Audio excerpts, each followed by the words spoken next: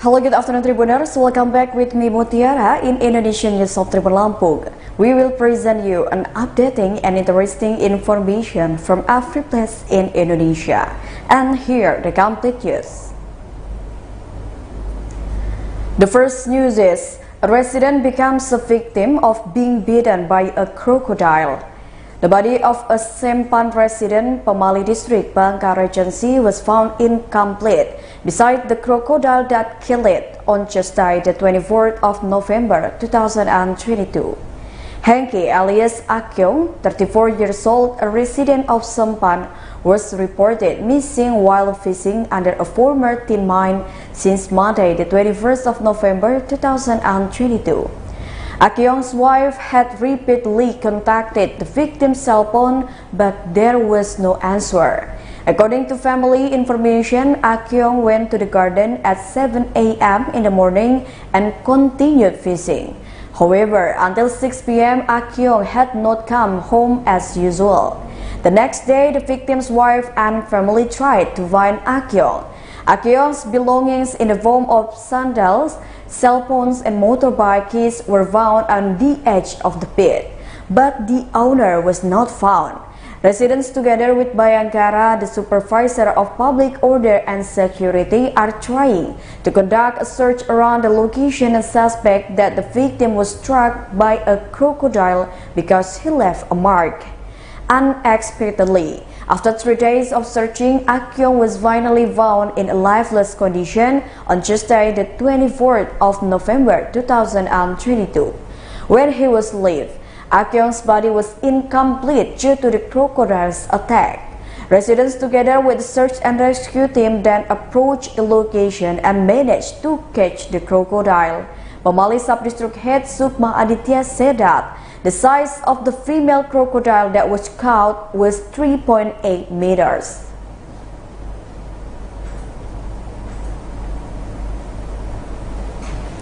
The next news is deadly accident on the Semarang-Solo toll route, leaving 3 people dead. 3 people died in a fatal accident on 490 meters Semarang-Solo kilometer toll route section A on Tuesday, the 24th of November 2022 in the morning. The exact location is in Duku Singit, Trayu Village, Banyudono District, Boyolali Regency, Central Java. The accident involving a Toyota Alphard with the number AD374Z with a Hino tractor head truck with a police number H1913AR occurred at 4 a.m. The car was carrying 5 people, namely 4 passengers and 1 driver. As a result of this incident, 3 passengers in the Toyota Alphard car were reported dead and 2 were slightly injured, while the condition of the car was badly damaged. Head of the Public Relations Section of the Boyolali Resort Police Commissioner Adjutant Dalmadi said that the accident started with a Toyota Alphard car driven by Jeffrey Fajar Rifai, a resident of Klepu Village, Ceper, Klaten, traveling from west to east or Semarang to Solo. Arriving at the scene, Toyota Alphard car collided with a Hino tractor truck driven by Gunawan, which was traveling in the same direction in front of it in lane 1. After hitting the Toyota Alphard, it then swerved to the right and hit the median. To find out the cause of the accident, the police conducted a crime scene investigation and examined witnesses. In the accident, the driver of the Toyota Alphard car suffered a forehead injury, was conscious and was being treated at the Boyolali Regional General Hospital. Then the car passenger named Febrian Arif suffered injuries to his right shoulder and right heel, conscious condition, currently being treated at the Boyolali Regional General Hospital, while 3 other car passengers who died due to injuries to the head.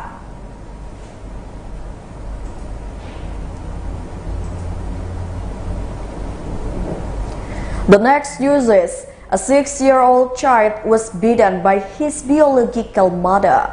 A 6-year-old boy with the initial AP from Bulak, Banteng, Surabaya died as a result of being beaten repeatedly. Confirmed via a text message application on Wednesday, the 23rd of November 2022, the head of the Criminal Investigation Unit of the Tanjung Perak Port Reserve Police Commissioner Adjutant Arif Rizky Wicaksana confirmed this information. According to him, the child who died had many wounds and bruises on his body. Because of his unnatural death, from there his party immediately conducted an investigation. The police, he continued, had arrested the victim's biological mother with the initial U and one friend with the initial L, who were suspected of helping to persecute the victim.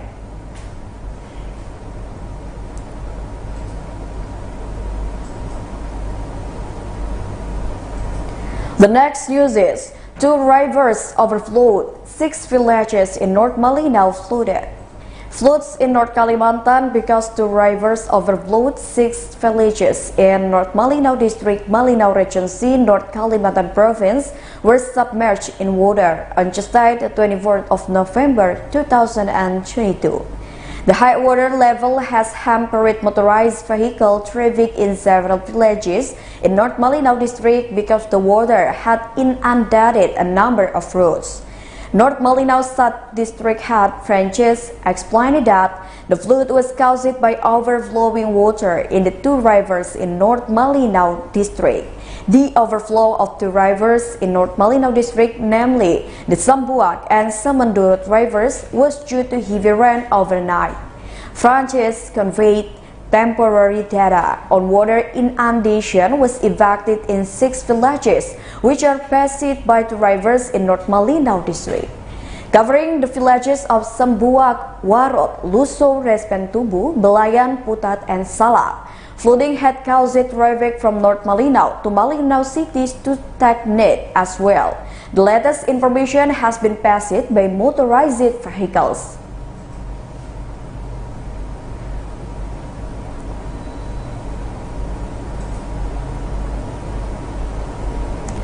The next news is, 20 school computers were stolen.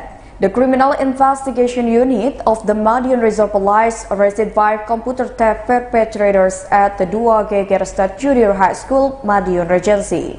The brain of the perpetrator, namely 28 years old CN, a resident of Central Maluku Regency, Maluku Province, invite 4 other perpetrators, namely 2 Central Maluku resident, 1 Bekasi Regency resident, and 1 Depok City resident to carry out the theft. Deputy Head of the Madiun Reserve Police Commissioner Ricky Tridharma said that the looting was carried out on the 27th of August 2022 in the morning. The 5 suspects were driving a white Daihatsu Xenia with police number B1067 KIQ, which was replaced with plate number B2989 TYY after exiting the Dampil toll exit so they would not be caught in theft. Meanwhile, head of the Criminal Investigation Unit for the Madiun Reserve Police Commissioner Adjutant Danang Eko Abrianto said the 4 perpetrators brought a number of equipment for the action, starting from 2 crowbars, 1 L key to 1 pair of pliers. The perpetrator then removed all the cables that were plugged into and lifted 20 computers and a projector one by one and took them out of the school through the sun fence. They returned to Bekasi until they found a buyer in Bogor area and sold it for 1.9 million rupiah for 1 unit and for a total of 34,200,000 rupiah.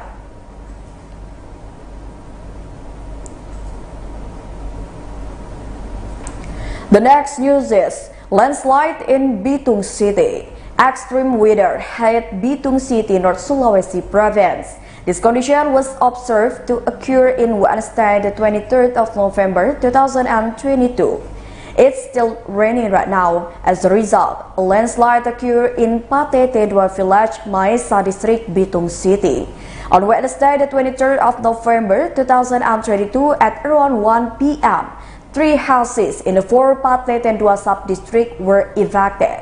One house has a hole in the back wall and the back of one house is filled with earth. In addition, the yard of one house was also damaged by the landslide. This information was confirmed by the head of the public relations section of the Bitung Resort Police, Second Police Iwan Setiabudi. Prior to the landslide, he said together with local government appealed to residents not to build houses in vulnerable locations. As for the 3 families evicted by the landslide disaster in the 4 neighborhoods of Pateten 2 village, Air Tembaga district, namely the Alelo Kasehung family, the Karen Dehe Tor family, and the Alelo Tuing family. Second Police Iwan Setiabudi again appealed to the surrounding community to remain vigilant because it is currently the rainy season which can cause disasters. His party also provided assistance in the form of tents and sacks that would be used to lift the soil that was burying people's yard. He explained that the landslide that occurred were caused by heavy and long rainfall in Bitung City.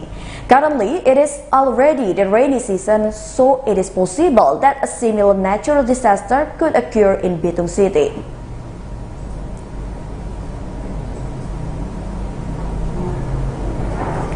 The last news is dissemination of parking policy implementation in Bangkalan. Socialization of the implementation of the public roadside subscription parking policy was carried out by the Bangkalan Regency Transportation Service to parking managers and attendants 2 years ago. However, in practice, the practice of collecting parking fees raises pros and cons. The situation sparked complaints from the public who use parking service because they often get into argument with parking attendants. Not wanting the polemic to prolong, the Bangkalan Transportation Service put up information boards at several points that read parking area subscription for motorized vehicles Bangkalan Police number is free of retribution. Regional Regulation of Bangkalan Regency number 9 of 2021. Not enough there. The Bangkalan Regency Transportation Service together with Civil Service Police Unit officers as enforcers of regional regulation, the police as criminal law and supported by a number of Sub-Denpom 5 for port personnel, held control and separations of officers in the area. On the 23rd Wednesday of November 2022, like a number of parking attendants on route Moh Kolil. Apart from being given guidance, several parking attendants also signed a stamped statement. In the active control and separation, the Bangkalan Transportation Service issued a warning letter in accordance with the rules and regulations that are under the authority of the regional government.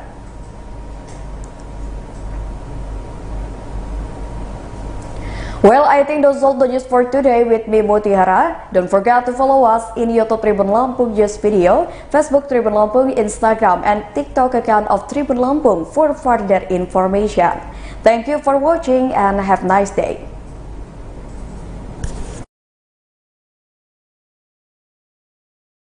Live Update. Tanggal 21. Selamat siang Tribuners, selamat sore Tribuners, selamat petang Tribuners, Anda sedang menyaksikan Live Update. Informasi teraktual dan terupdate dari siang hingga petang kami sajikan untuk Anda. Menewaskan 2 orang penumpang, yang mana kedua penumpang Kami perdalam dengan laporan langsung dari lokasi kejadian dan narasumber terpercaya.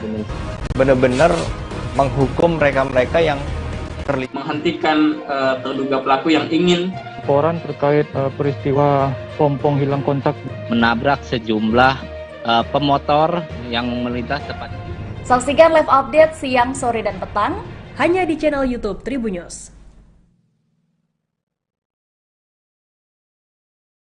Pemberontakan Partai Komunis Indonesia atau PKI sangat erat kaitannya dengan sosok Dipa Nusantara Aidit atau yang lebih dikenal dengan nama DN Aidit. DN Aidit menjadi tokoh utama dalam kegiatan-kegiatan PKI di dunia politik saat Soekarno masih menjabat sebagai Presiden RI.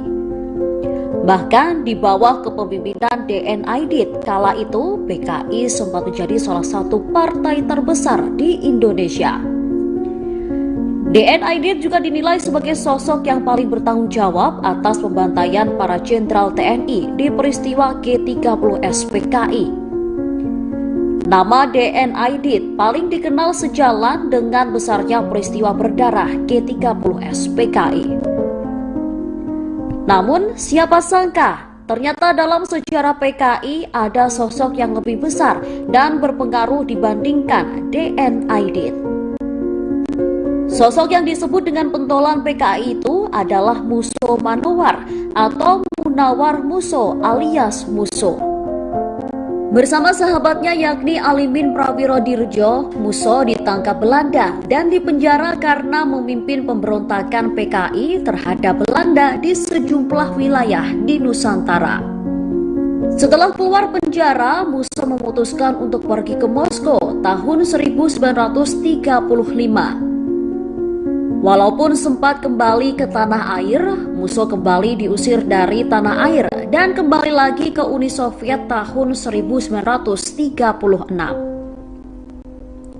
Hingga tanggal 11 Agustus 1948, Muso kembali ke Indonesia lewat Yogyakarta. Kembalinya Muso ke Indonesia yang telah merdeka dengan misi untuk menyamakan haluan kaum komunis di Indonesia dengan komunis internasional. Ia yang mendapat mandat dari Kominform untuk memimpin gerakan komunis di Indonesia berusaha semaksimal agar Republik Indonesia tidak jatuh ke dalam pengaruh Amerika. Mendapat mandat dan arahan langsung dari Joseph Stalin, Muso ingin Indonesia berada dalam pengaruh Uni Soviet, sehingga dirinya melakukan doktrin jalan baru untuk Indonesia. Doktrin tersebut digunakan untuk menguatkan kaum komunis yang ada di Indonesia. Hingga kemudian ia pun memimpin PKI untuk melakukan pemberontakan di Madiun. Pemberontakan PKI di Madiun tahun 1948 merupakan peristiwa berdarah yang merenggut ratusan nyawa. Muso dan pasukannya menyasar golongan kiai, tokoh masyarakat, dan aparat negara seperti bupati, polisi, hingga gubernur.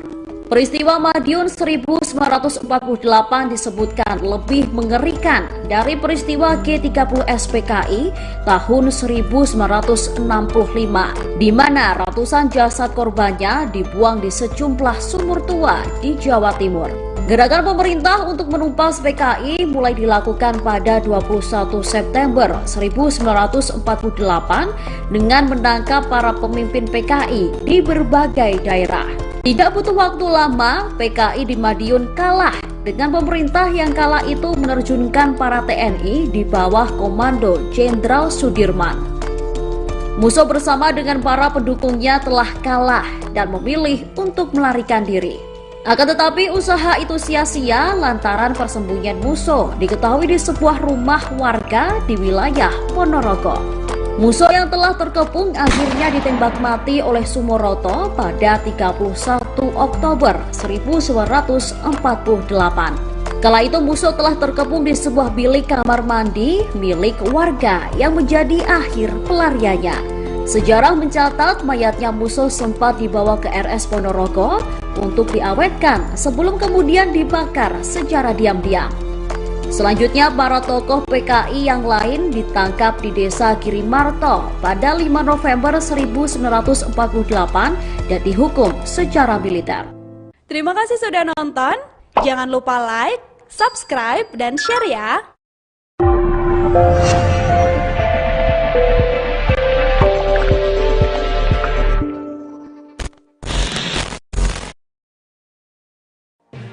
Tribun News Live Update. Tanggal 21. Selamat siang Tribuners, selamat sore Tribuners, selamat petang Tribuners, Anda sedang menyaksikan live update. Informasi teraktual dan terupdate dari siang hingga petang kami sajikan untuk Anda. Menewaskan 2 orang penumpang, yang mana kedua penumpang. Kami perdalam dengan laporan langsung dari lokasi kejadian dan narasumber terpercaya. Benar-benar menghukum mereka-mereka yang terlibat, menghentikan terduga pelaku yang ingin Laporan terkait peristiwa pompong hilang kontak menabrak sejumlah pemotor yang melintas tepat. Saksikan live update siang, sore, dan petang Hanya di channel YouTube Tribun News.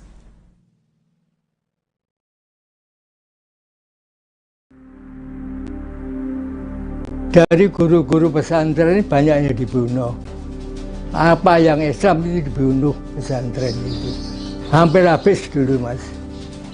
Itu ceritanya pada ya omong-omong dari teman-teman itu. Oh, PKI itu harus ngentakne pesantren.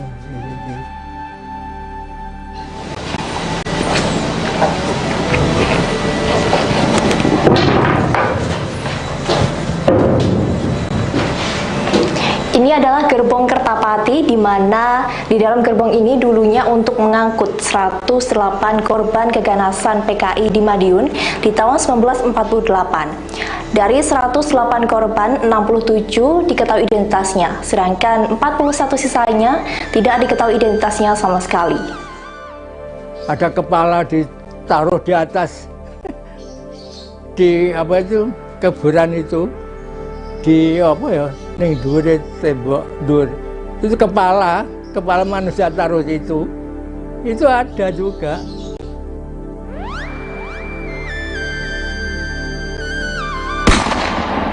Pada hari Sabtu Pon 18 September 1948 dini hari, terdengar suara tembakan di kota Madiun sebagai tanda dimulainya aksi kaum komunis mendirikan negara Soviet Indonesia.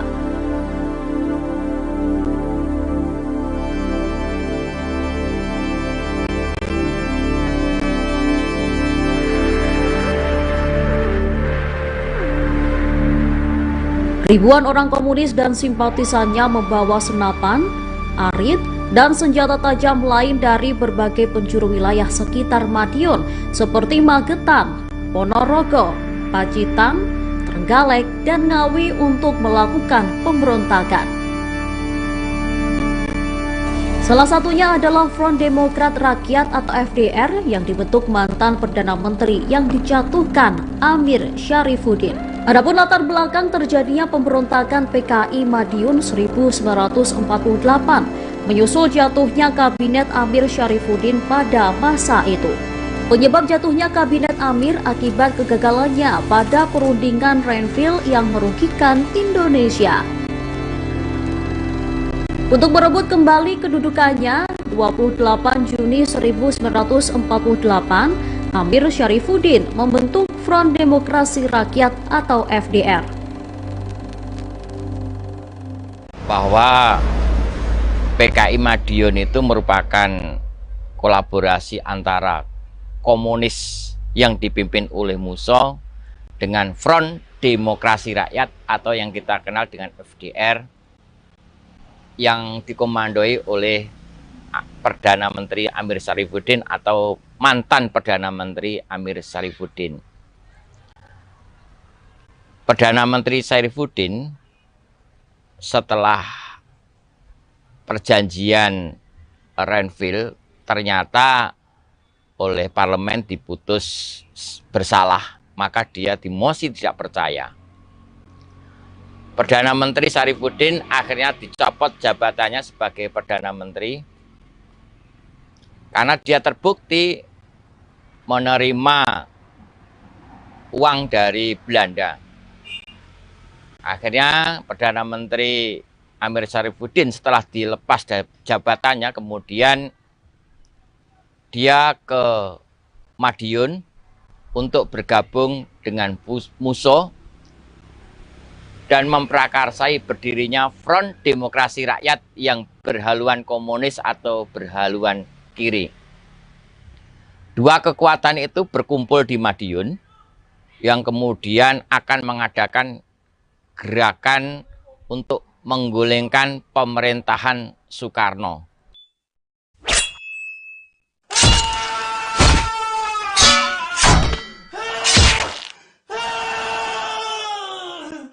Aksi pemberontakan yang dilakukan FDR dan pasukan PKI di Madiun berlangsung mengerikan dengan diwarnai aksi penculikan dan pembunuhan.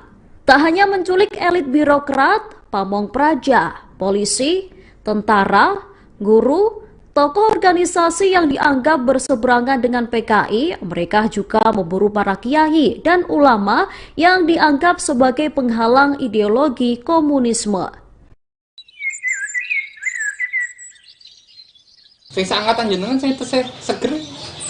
Ini di mana di jalan sini jalan semua itu pakai ireng itu.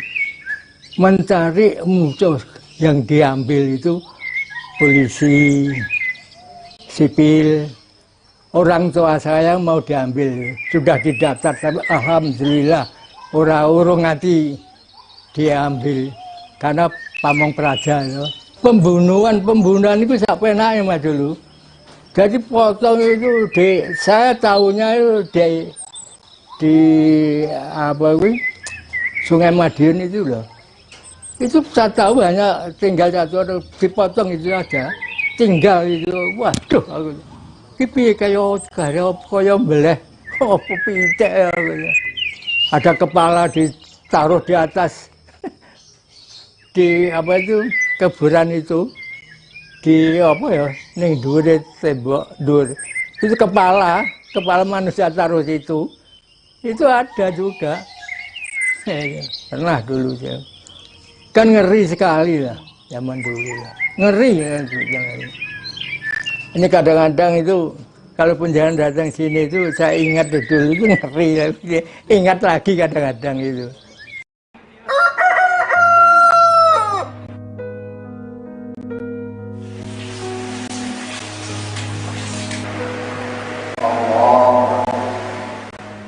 Bahkan dalam rangkaian pemberontakannya kala itu, PKI memiliki slogan Pondok Bobrok, langgar bubar, santri mati.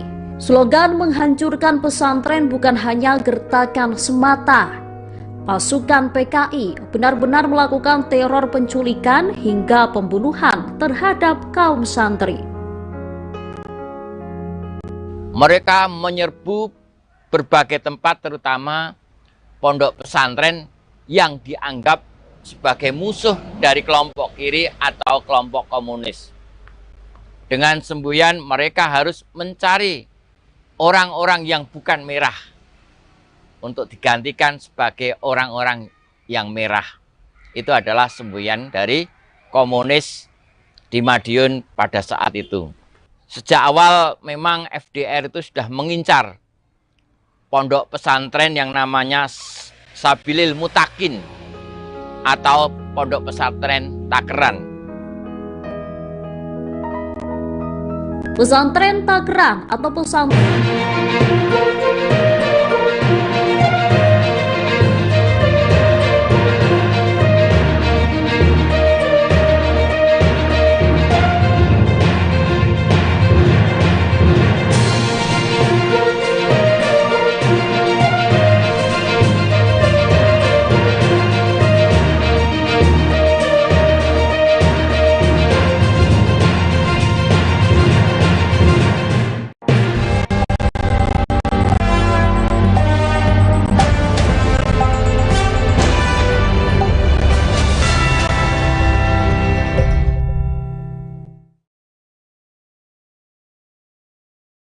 Selamat siang Tribuners, kembali hadir di hadapan Anda live update siang edisi Minggu 27 November 2022. Siang ini akan kami sajikan informasi teraktual dan terpercaya dari berbagai wilayah di Indonesia yang akan dilaporkan langsung oleh jurnalis kami di lapangan. Bersama saya Justina Kartika, inilah live update selengkapnya. Kita masuk berita pertama Tribuners. Tim SAR gabungan kembali melakukan proses pencarian terhadap korban longsor akibat gempa dengan magnitudo 5,6. Satu lokasi yang menjadi titik pencarian yakni di area warung sate Sinta di Cugenang, Cianjur, Jawa Barat. Menurut pantauan Tribun News, ratusan tim gabungan masih tampak terus melakukan pencarian yang dipusatkan di lokasi yang diduga adanya korban tertimbun. Dalam operasi di area warung Sinta, memang ada 500 personel tim SAR gabungan yang beroperasi. Informasi lengkap akan dilaporkan secara langsung oleh rekan Iqman Ibrahim, reporter Tribun News. Silakan laporannya rekan Iqman Ibrahim.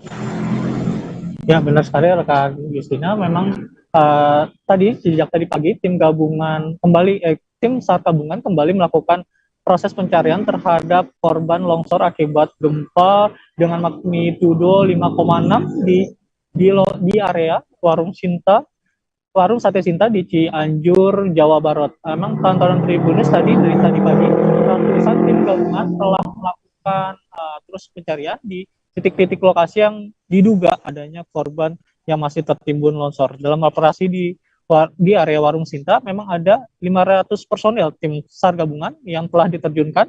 Memang personel tersebut dibagi menjadi 2 tim, yakni tim pagi hingga siang dan tim siang hingga malam. Sayangnya memang kerja keras tim gabungan masih belum membuahkan hasil sejak siang hari ini.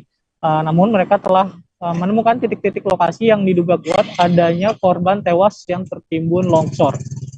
Hal itu diketahui karena adanya bau menyengat di sekitar titik-titik lokasi yang diduga kuat ada lokasi korban yang tertimbun longsor. Salah satu titiknya diduga korban tertimbun di bawah kasur dalam sebuah rumah. Tim gabungan mengalami kesulitan karena korban terhimpit di bawah kasur yang terhimpit tembok beton. Memang hingga saat ini diduga kuat masih ada 12 korban yang masih tertimbun longsor di area Warung Sate Sinta Cianjur. Hal itu diperkuat masih adanya keluarga korban yang masih terus berdatangan ke lokasi. Tak hanya itu, memang tadi pihak PUPR juga masih melakukan pengerukan bekas longsor gitu, memakai eskavator. Hal itu untuk mencegah adanya longsor susulan yang dapat menimbulkan atau membahayakan pengendara yang melintas di jalan raya Puncak menuju Cianjur. Demikian rekan Justina. Baik, terima kasih atas laporannya rekan Ikman Ibrahim, reporter Tribun News. Selamat bertugas kembali. Kita ke berita selanjutnya, Tribuners.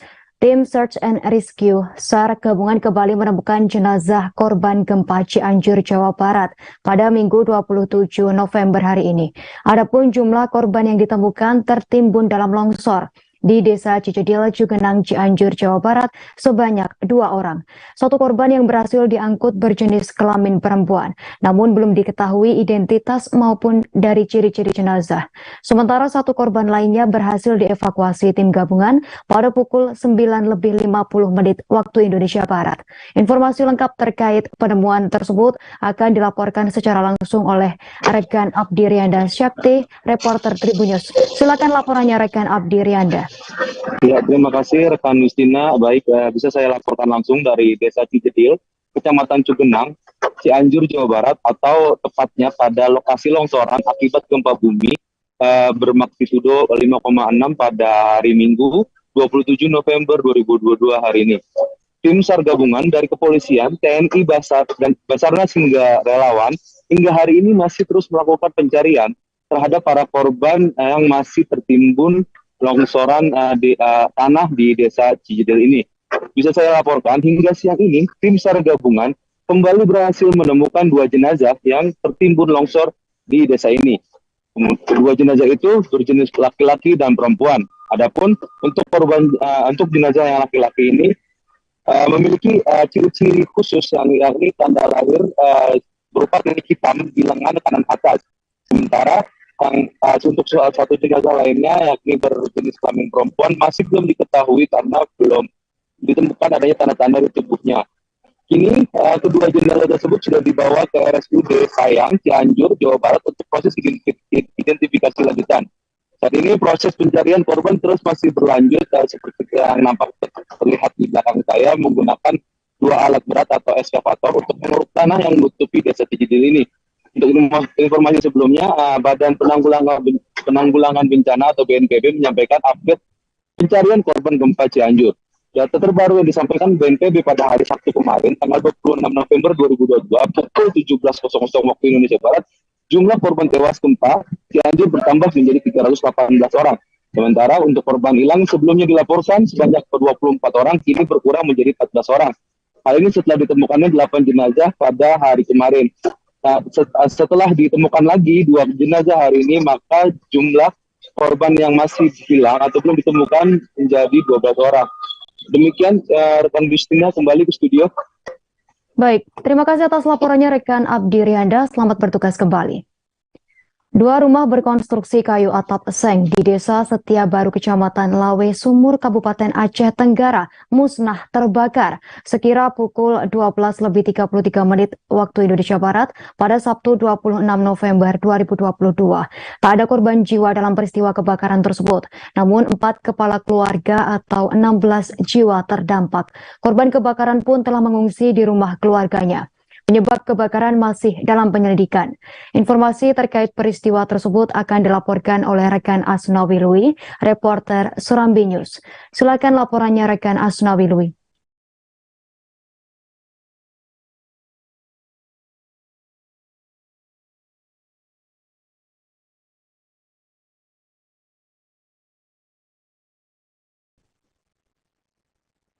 Silakan laporannya rekan Asnawi. Baik, rekan saya Justina, dapat kami laporkan bahwa 2 unit rumah di Desa Setiabaru, Kecamatan Lawe Sumur, Kabupaten Aceh Tenggara, Sabtu tanggal 26 November 2022 sekira pukul 12.30 musnah dilalap si jago merah. Dalam musibah kebakaran ini tidak ada korban jiwa dan kasus kebakaran ini dalam penyelidikan. BPBD Kabupaten Aceh Tenggara melalui Kalaksa BPBD Aceh Tenggara nanti menyampaikan bahwa dalam musibah kebakaran ini menyebabkan 2 rumah musnah dilalap jago merah. Dalam musibah kebakaran ini terdampak sekitar 4 kepala keluarga atau 16 jiwa terpaksa mengungsi. Dalam musibah kebakaran ini juga pihak pemadam kebakaran menurunkan 4 unit damkar untuk memadamkan api. Namun api baru bisa dipadamkan sekitar pukul 13.08 WIB. Nah, saudara, dapat juga kami sampaikan bahwa dalam musibah kebakaran ini juga pihak Dinas Sosial Kabupaten Aceh Tenggara dan BPBD Kabupaten Aceh Tenggara telah menyerahkan bantuan secara simbolis yang diserahkan langsung oleh PJ Bupati Aceh Tenggara Dr. Andus Syakir MSI. Bantuan masa panik ini langsung diberikan kepada korban kebakaran yang berjumlah 16 jiwa. Demikian Justina. Baik, terima kasih atas laporannya rekan Asnawi Lui dari Serambi News. Selamat bertugas kembali. Beralih ke berita selanjutnya. Tribuners, Presiden Joko Widodo mengungkapkan ciri-ciri calon pemimpin Indonesia 2024 mendatang saat hadir dalam acara Nusantara Bersatu di GBK pada Sabtu 26 November 2022. Presiden Jokowi bahkan sampai 2 kali meneriakkan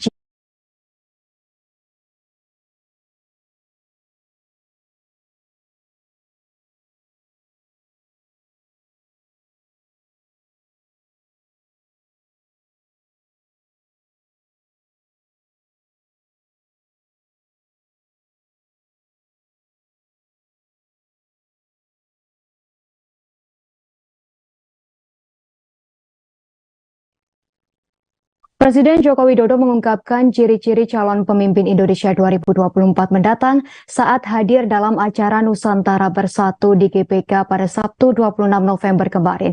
Presiden Jokowi bahkan sampai 2 kali meneriakkan ciri pemimpin tersebut di hadapan relawan. Ia menyinggung sosok berambut putih dan wajah berkerut yang layak menjadi pemimpin Indonesia mendatang.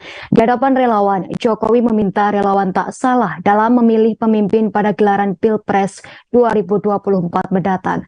Menurut Jokowi, ada beberapa ciri calon pemimpin yang cocok memimpin Indonesia kelak, yakni pemimpin yang memikirkan rakyat. Menurut Jokowi, pemimpin yang memikirkan rakyat bisa dilihat dari penampilan fisiknya. Ia menyebut pemimpin yang memikirkan rakyat bahkan bisa dilihat dari warna rambutnya. Orang nomor 1 di Indonesia ini lantas menyinggung soal sosok rambut putih yang disebutnya sebagai pemimpin yang memikirkan rakyat. Presiden lantas menyebut ciri kedua adalah pemimpin yang wajahnya ada kerutan.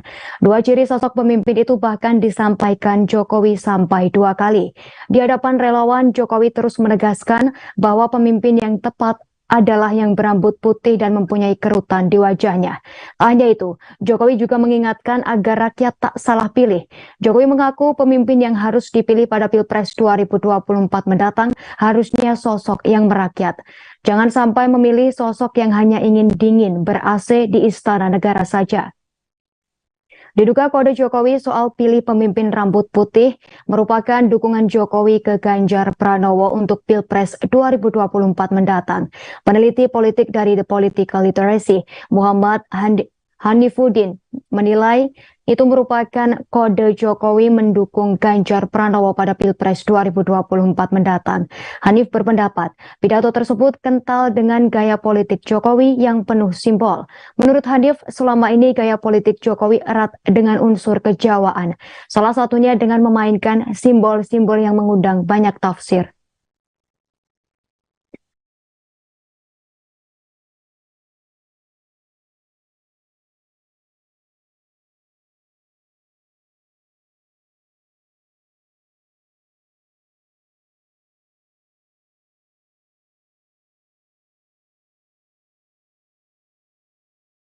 Ulul Albab El Ibrahim atau akrab disapa Bro menjadi player e-sport asal Indonesia dalam Piala Dunia 2022 Qatar. Kesempatan menjadi player e-sport didapatkan Bro bermula dari tawaran dari sekolahnya Al Khor International School. Bro pun kemudian berdiskusi dengan kedua orang tuanya, Budi Prasetyo dan Afida Suswanti. Lantaran hal ini merupakan pengalaman pertama bagi Bro menjadi player e-sport. Afida menuturkan Bro sempat galau dengan tawaran player e-sport Piala Dunia 2022 yang didapatkannya. Informasi lengkap terkait berita ini akan disampaikan oleh rekan Adi Surya Samutra dari tribunsolo.com. Silakan laporannya rekan Adi Surya. Ya baik, rekan Justina, seperti yang disampaikan sebelumnya, memang Ibrahim sendiri sempat galau setelah mendapatkan tawaran dari sekolahnya untuk menjadi salah satu bagian di Piala Dunia 2022 Qatar, yakni sebagai player e-sport. Memang Bro sendiri memang sempat melakukan diskusi dengan kedua orang tuanya sebelum akhirnya dia mendapatkan dorongan yang positif dari kedua orang tuanya untuk mencoba kesempatan yang diberikan oleh sekolahnya tersebut. Dan Bro sendiri juga memerlukan waktu yang bisa dibilang cukup lama, yakni antara 1,5 bulan sampai 2 bulan sebelum akhirnya dia mendapatkan pengumuman bahwa dia terlibat dalam Piala Dunia 2022 Qatar sebagai player e-sport. Dan di awal sendiri, Bro sendiri belum mengetahui bahwa dirinya akan menjadi player e-sport dari Cristiano Ronaldo di laga Portugal versus Ghana. Dan itu baru diketahuinya pada saat di stadion. Bro sendiri juga sempat gugup pada saat berada di stadion, dan dia juga sempat mendapatkan dukungan dari Ronaldo dengan kepalanya sempat diusap-usap oleh Ronaldo sebelum masuk ke lapangan. Dan Bro sendiri juga sampai ke lapangan hingga pemutaran lagu kebangsaan dari Portugal dan Ghana. Demikian yang bisa saya sampaikan, kembali ke rekan Justina. Baik, terima kasih atas laporannya rekan Adi Surya Samutra, reporter Tribun Solo. Selamat bertugas kembali. Seorang bocah yang diketahui bernama Rafa berusia 7 tahun asal desa Cianjo hilang di Sungai Lai Cinendang, Kecamatan Gunung Meriah, Aceh Singkil. Berdasarkan informasi, korban diduga tenggelam saat sedang mandi bersama teman-temannya di dekat jembatan Handel yang masuk dalam wilayah Desa Rimo, Gunung Meriah pada Sabtu 26 November sore. Korban disinyalir terseret arus sungai saat mandi lantaran tak mahir berenang. Informasi lengkap terkait peristiwa tersebut akan disampaikan oleh reporter Surambi News, rekan Dede Risadi. Silakan laporannya rekan Dede Siradi. Ya, Justina, dapat saya laporkan bahwa proses pencarian sampai saat ini terus dilakukan sejak dinyatakan hilang kemarin sore.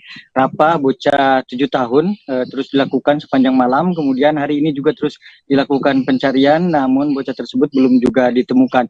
Rafa, bocah usia 7 tahun asal desa Cianjo ini tenggelam di Sungai Lai Cinendang, tepatnya di bawah atau kolong jembatan Handel di Desa Rimo, tidak jauh memang dengan rumahnya, hanya sekitar 200 meteran. Jadi Desa Rimo dengan Desa Handel ini bertetangga. Nah, Rafa kemarin sore itu mandi bersama teman-temannya di bawah kolong jembatan, kemudian saat mandi itulah korban terseret arus karena memang menurut informasi Rafa ini tidak begitu mahir berenang, apalagi dia masih bocah berusia 7 tahun, sementara arus Sungai Lai Cinendang cukup deras.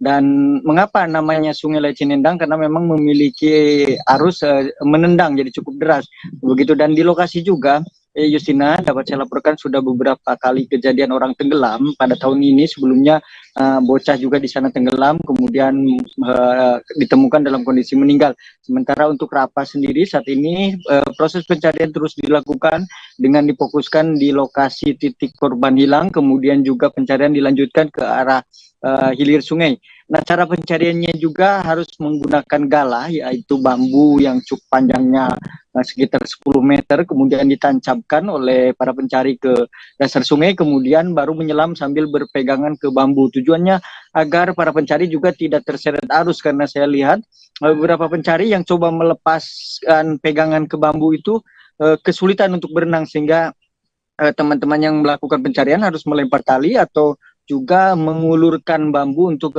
jadi pegangan para pencari. Jadi memang arusnya cukup deras, namun karena di lokasi itu banyak sedang ada pembangunan jembatan, jadi di bawahnya itu banyak material berupa pohon kelapa yang ditancapkan di sana untuk bekas dari proses pembangunan. Jadi warga memfokuskan di situ kemungkinan untuk mencari korban itu bisa jadi tersangkut di daerah situ di bawah tiang-tiang jembatan.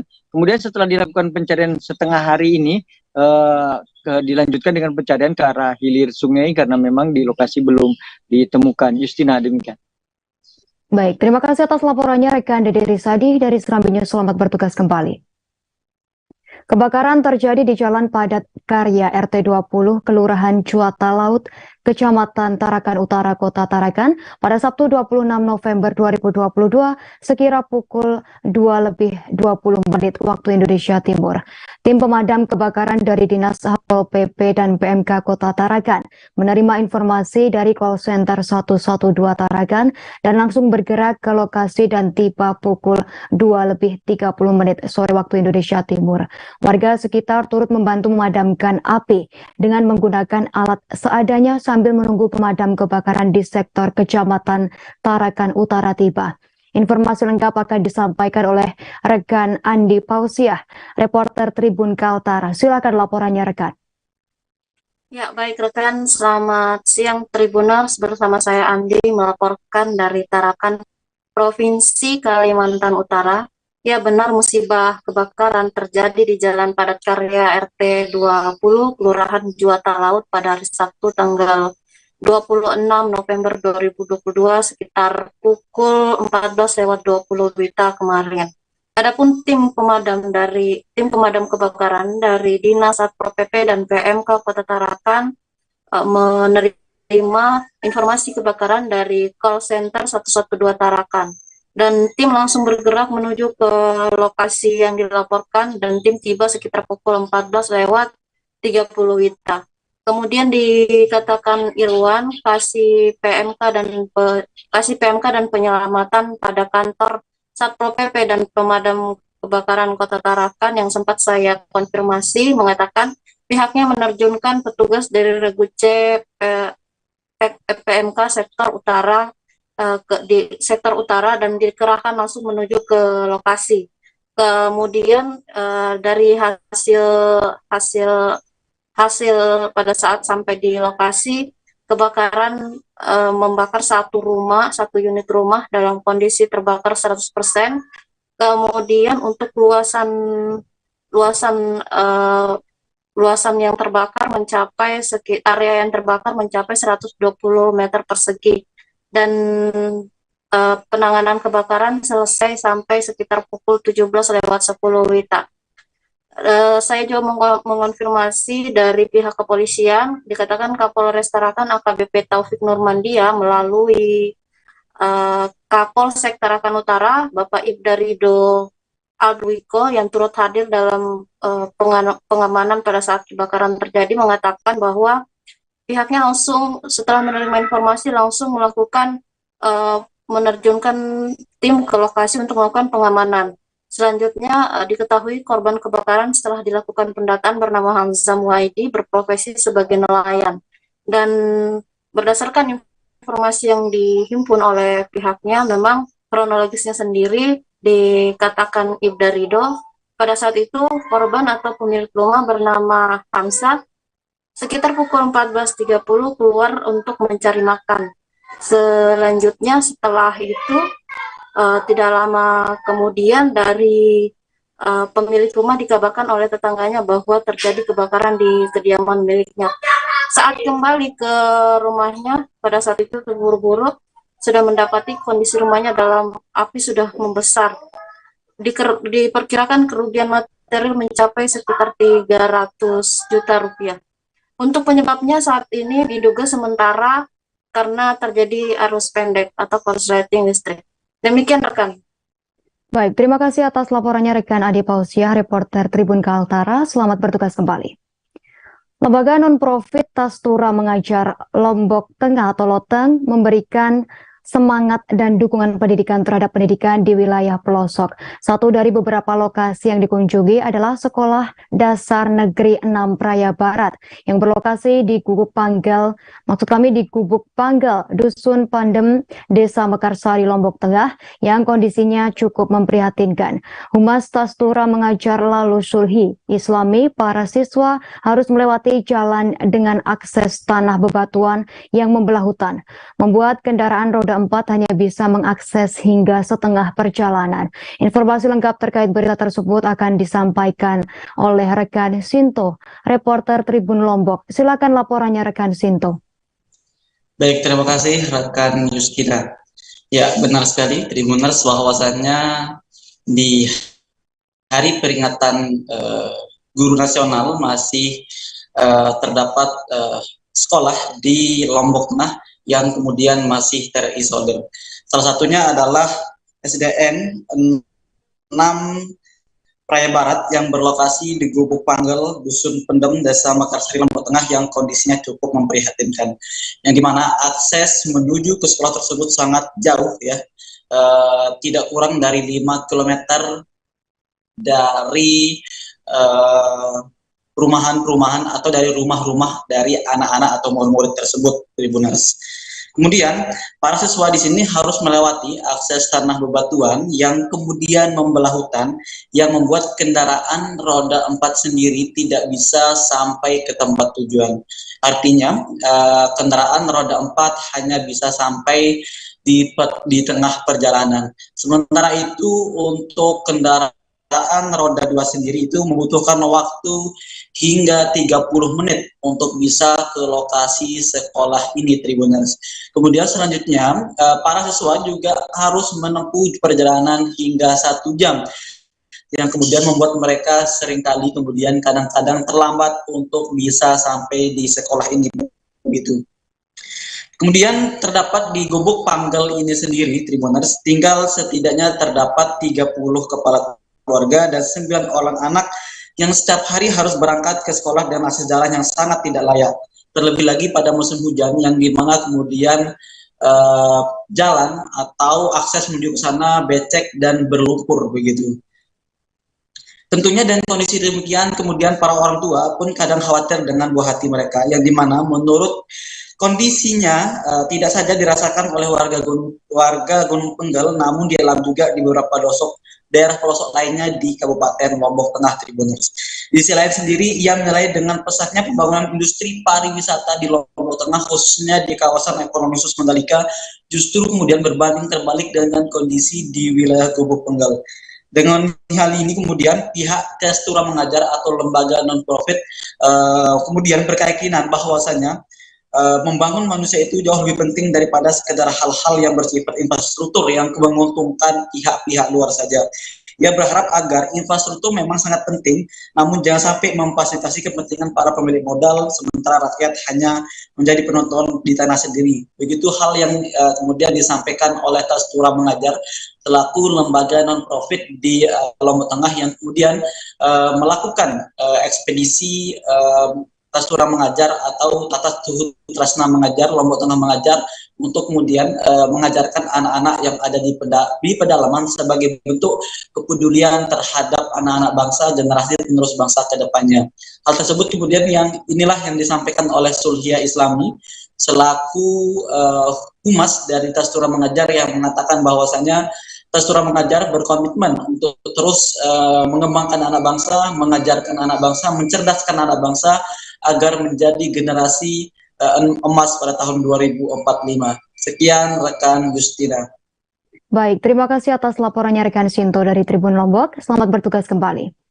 Kabupaten Empat Lawang memiliki banyak sungai, mulai dari sungai-sungai kecil hingga sungai terbesar. Di antaranya yakni Sungai Lintang, Sungai Musi, Sungai Bayau, Sungai Degas hingga Sungai Pinang. Di mana sungai-sungai tersebut semuanya bertemu dan mengalir ke Sungai Musi yang ada di Kota Palembang, pusat pemerintah Provinsi Sumatera Selatan. Sungai Bayau tak memiliki biota atau kehidupan sama sekali, lantaran memang sungai mengandung belerang yang berasal dari Gunung Dempo. Informasi lengkap terkait berita tersebut akan disampaikan oleh reporter Tribun Sumsel, rekan Sahri. Silakan laporannya rekan Sahri. Baik, terima kasih rekan Justina dan juga Tribuners dimanapun berada. Sungai Bayau sendiri termasuk salah satu sungai unik yang ada di Kabupaten Empat Lawang, yang mana memang sungai ini mengalir langsung dari Gunung Dempo, Kota Pagar Alam, hingga ke Kabupaten Empat Lawang. Nah, keunikan dari sungai ini sendiri, pemirsa, begitu lumayan banyak, mulai dari warnanya yang cenderung keorenan ataupun ke kuning-kuningan, agak sedikit kuning begitu, karena memang sungai ini mengandung belerang ataupun sulfur yang berasal dari kaki Gunung Dempo. Nah, selain kondisinya yang oranye, pemirsa, di sungai ini juga dipastikan tidak ada kehidupan ataupun biota, karena memang airnya mengandung belerang, di mana sifat airnya itu hampir sama seperti air laut. Jika terkena mata itu akan terasa perih dan juga akan terasa pahit keasaman di mulut. Walaupun secara resmi tidak menjadi objek wisata ataupun belum terlalu banyak diketahui ataupun dikunjungi oleh orang baik dari Empat Lawang ataupun dari luar Empat Lawang, akan tetapi sesekali ada saja warga yang ingin berkunjung ke sini, ingin melihat keunikan dari Sungai Bayau ini sendiri. Bahkan warga lokal percaya, pemirsa, jika sungai ini bisa dijadikan obat penyakit kulit begitu. Walaupun belum terbukti secara medis bisa mengobati penyakit kulit, di mana ada saja warga yang percaya jika terkena gatal-gatal ataupun apapun semacam penyakit jenis kulit lainnya, ada warga yang suka berendam di sini, dikatakan akan sembuh begitu, pemirsa. Untuk lokasinya, pemirsa, sungai ini lumayan jauh dari perkampungan, akan tetapi untuk jalan menuju ke sana sudah relatif bagus, karena memang tidak seperti dulu jalannya harus berlumpur seperti itu. Sekarang sudah diaspal. Untuk perjalanan mungkin hanya sekitar 15 hingga 20 menit dari perkampungan warga sudah bisa melihat langsung Sungai Bayau ini.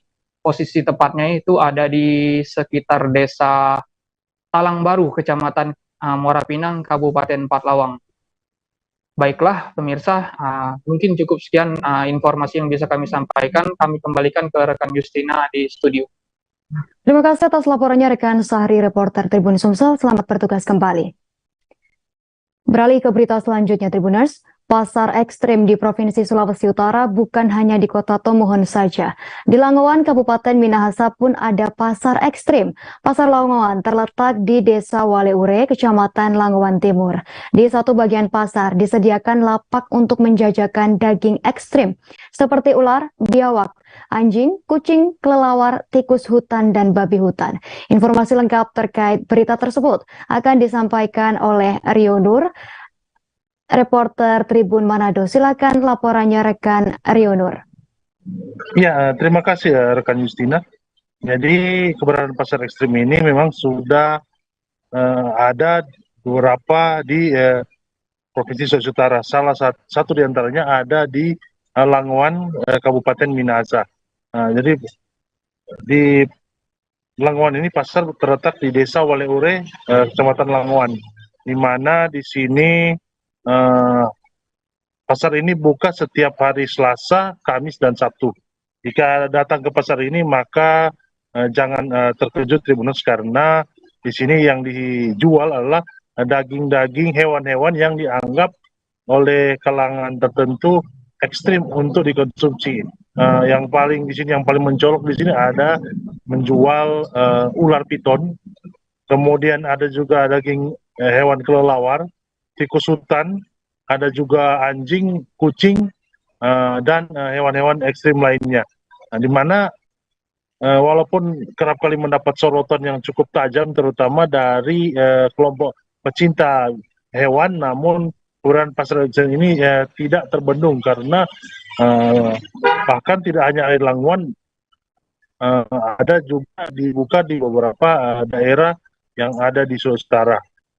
Kalau melihat situasi pasarnya, jangan heran memang situasinya cukup ramai, apalagi di akhir pekan, karena orang-orang Minahasa, sebagian kalangan orang Minahasa itu suka mengkonsumsi hewan-hewan yang dinilai ekstrim ini, sehingga keberadaan pasar ekstrim ini selalu ramai pengunjung. Heran juga pedagang selalu rutin menjajakan daging-daging ekstrim ini. Namun untuk pasokannya sendiri, daging-daging ekstrim, hewan-hewan ekstrim ini biasanya tidak hanya dicukupi dari dalam daerah, melainkan juga dipasok dari luar daerah seperti provinsi tetangga Gorontalo, Sulawesi Tengah, bahkan sampai ke Sulawesi Selatan. Jika di daerah lain memang kurang diminati, tapi itu di Sulawesi Utara hewan-hewan ekstrim ini cukup diminati. Bahkan ada rumah makan yang dibuka khusus menjual hewan-hewan yang ekstrim yang sudah diolah menjadi makanan khas dari Minahasa. Demikian rekan Justina. Baik, terima kasih atas laporannya rekan Rio Nur, reporter Tribun Manado. Selamat bertugas kembali. Tribuners, sebanyak 23 pelajar dari berbagai SMP dan MTS di Kota Barabai, Kabupaten Hulu, Sungai Tengah berkumpul di halaman Gedung Balai Rakyat pada Sabtu 26 November kemarin. Selepas salat asar, mereka memiliki aktivitas rutin mingguan, belajar bersama bahasa Inggris. Sembari menunggu guru pengajarnya datang, mereka pun bercakap-cakap dalam bahasa asing. Mereka adalah anak-anak yang meminati belajar bahasa Inggris dari berbagai sekolah SMP sederajat yang tergabung dalam English Club. Informasi lengkap terkait berita tersebut akan disampaikan oleh rekan Hanani. Reporter Banjarmasin Pos, silakan laporannya rekan Hanani.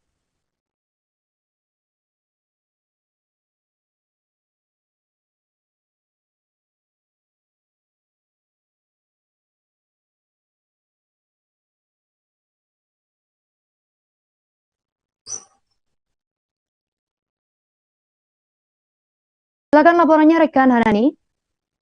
Baik rekan Justina dan selamat siang Tribuners. Hadirnya English Club di wilayah Kabupaten Sungai Tengah Kalimantan Selatan ini disambut oleh masyarakat, di mana kegiatan ini diprakarsai oleh Megalitikum Institute bekerjasama dengan para guru bahasa Inggris dari berbagai SMP maupun madrasah sanawiyah yang ada di Kabupaten Hulu Sungai Tengah. Nah, kegiatan English Club ini belajar bahasa Inggrisnya gratis, khusus untuk pelajar SMP dan sanawiyah. Itu digelar tiap Sabtu sore selepas waktu salat asar dengan tempat di ruang terbuka, yaitu di halaman Balai Rakyat di Kota Barabai. Nah, admin Megalitikum Institute, Dina Marlina dan Rifatul Hasanah, saat memberikan keterangan itu mengatakan bahwa English Club ini terbuka bagi para pelajar SMP maupun sanawiyah yang ingin bergabung tanpa dipungut bayaran. Sedangkan untuk kelas SD, kedepannya jika memungkinkan juga akan dibuka. Dijelaskan pula untuk English Club ini idenya merupakan dari Sekda Kabupaten Hulu Sungai Tengah, yaitu Bapak Muhammad Yani, yang bertujuan untuk memfasilitasi anak-anak SMP atau MTS tadi yang ingin belajar bahasa asing secara gembira di luar ruang kelas. Kemudian diharapkan para pelajar di kabupaten ini sejak dini sudah menguasai percakapan salah satu bahasa internasional tersebut. Nah, sore hari kemarin adalah pekan kelima pertemuan dari anggota English Club. Diharapkan makin banyak lagi yang bergabung, dan jika nanti anggotanya lebih dari 50 orang, jumlah gurunya pun akan menyesuaikan kebutuhan. Sementara itu, Norliani, salah satu guru bahasa Inggris yang juga kepala sekolah di SMPT Al Khair Barabai mengatakan senang bisa bergabung dan mengajar di English Club karena dia juga berupaya membuat proses belajar dengan lebih menyenangkan melalui sejumlah game dengan kemarin itu dengan tema like dan dislike ya. Melalui permainan itu dia berinteraksi dengan para siswa menggunakan bahasa Inggris. Kemudian para siswa terlihat antusias mengikuti kegiatan tersebut. Demikian rekan Justina yang dapat saya laporkan, kembali ke studio. Baik, terima kasih atas laporannya rekan Hanani dari Banjarmasin Pos. Selamat bertugas kembali. Ratusan pendukung tim nasional Argentina turun ke jalan melakukan konvoi, merayakan kemenangan tim kesayangan mereka atas Meksiko dengan skor 2-0 pagi ini pada Minggu 27 November 2022. Menurut pantauan Tribun Ambon, di lapangan suasana kota Masohi tampak meriah dengan kegiatan menonton bareng di berbagai kawasan pemukiman warga. Pada beberapa pusat perbelanjaan, rumah makan maupun warung kopi juga masih dibuka bagi warga yang ingin makan dan ngopi sambil nonton bareng event sepak bola akbar di dunia itu melalui layar lebar yang disediakan. Informasi lengkap akan dilaporkan oleh rekan Lukman Mukadar, reporter Tribun Ambon. Silakan laporannya rekan Lukman Mukadar. Baik, rekan Yustin dan juga Tribuners, dapat kami laporkan dari Kota Masohi, Kabupaten Maluku Tengah bahwa tadi sudah sama-sama kita saksikan kemenangan Argentina atas Meksiko 2-0 di Lusail Stadium Qatar, Tribuners, dan gagap gempita, geriang gembira para pendukung Argentina di seluruh penjuru dunia, salah satunya di Kota Masohi, Kabupaten Maluku Tengah, sangat euforia, Tribuners. Euforia dari pendukung Argentina Kota Masohi ini diperlihatkan dengan aksi turun ke jalan dan melakukan pawai keliling Kota Masohi, Tribuners.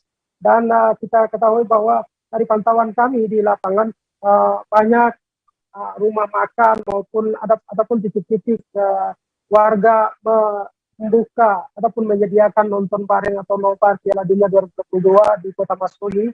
Ada mulai dari rumah makan, rumah kopi, hingga ada perumahan warga dan juga fasilitas-fasilitas umum yang lainnya membuka nonton bareng di Kota Masohi. Dan tentunya banyaknya titik nonton bareng ini membuat sorak-sorak gembira warga ataupun pendukung timnas Argentina di Piala Dunia 2022 ini tampak keriang, tampak sorak suara-suara ribut dari warga Kota Masohi sendiri saat setelah wasit meniup peluit terakhir tanda berakhirnya pertandingan, Tribuners.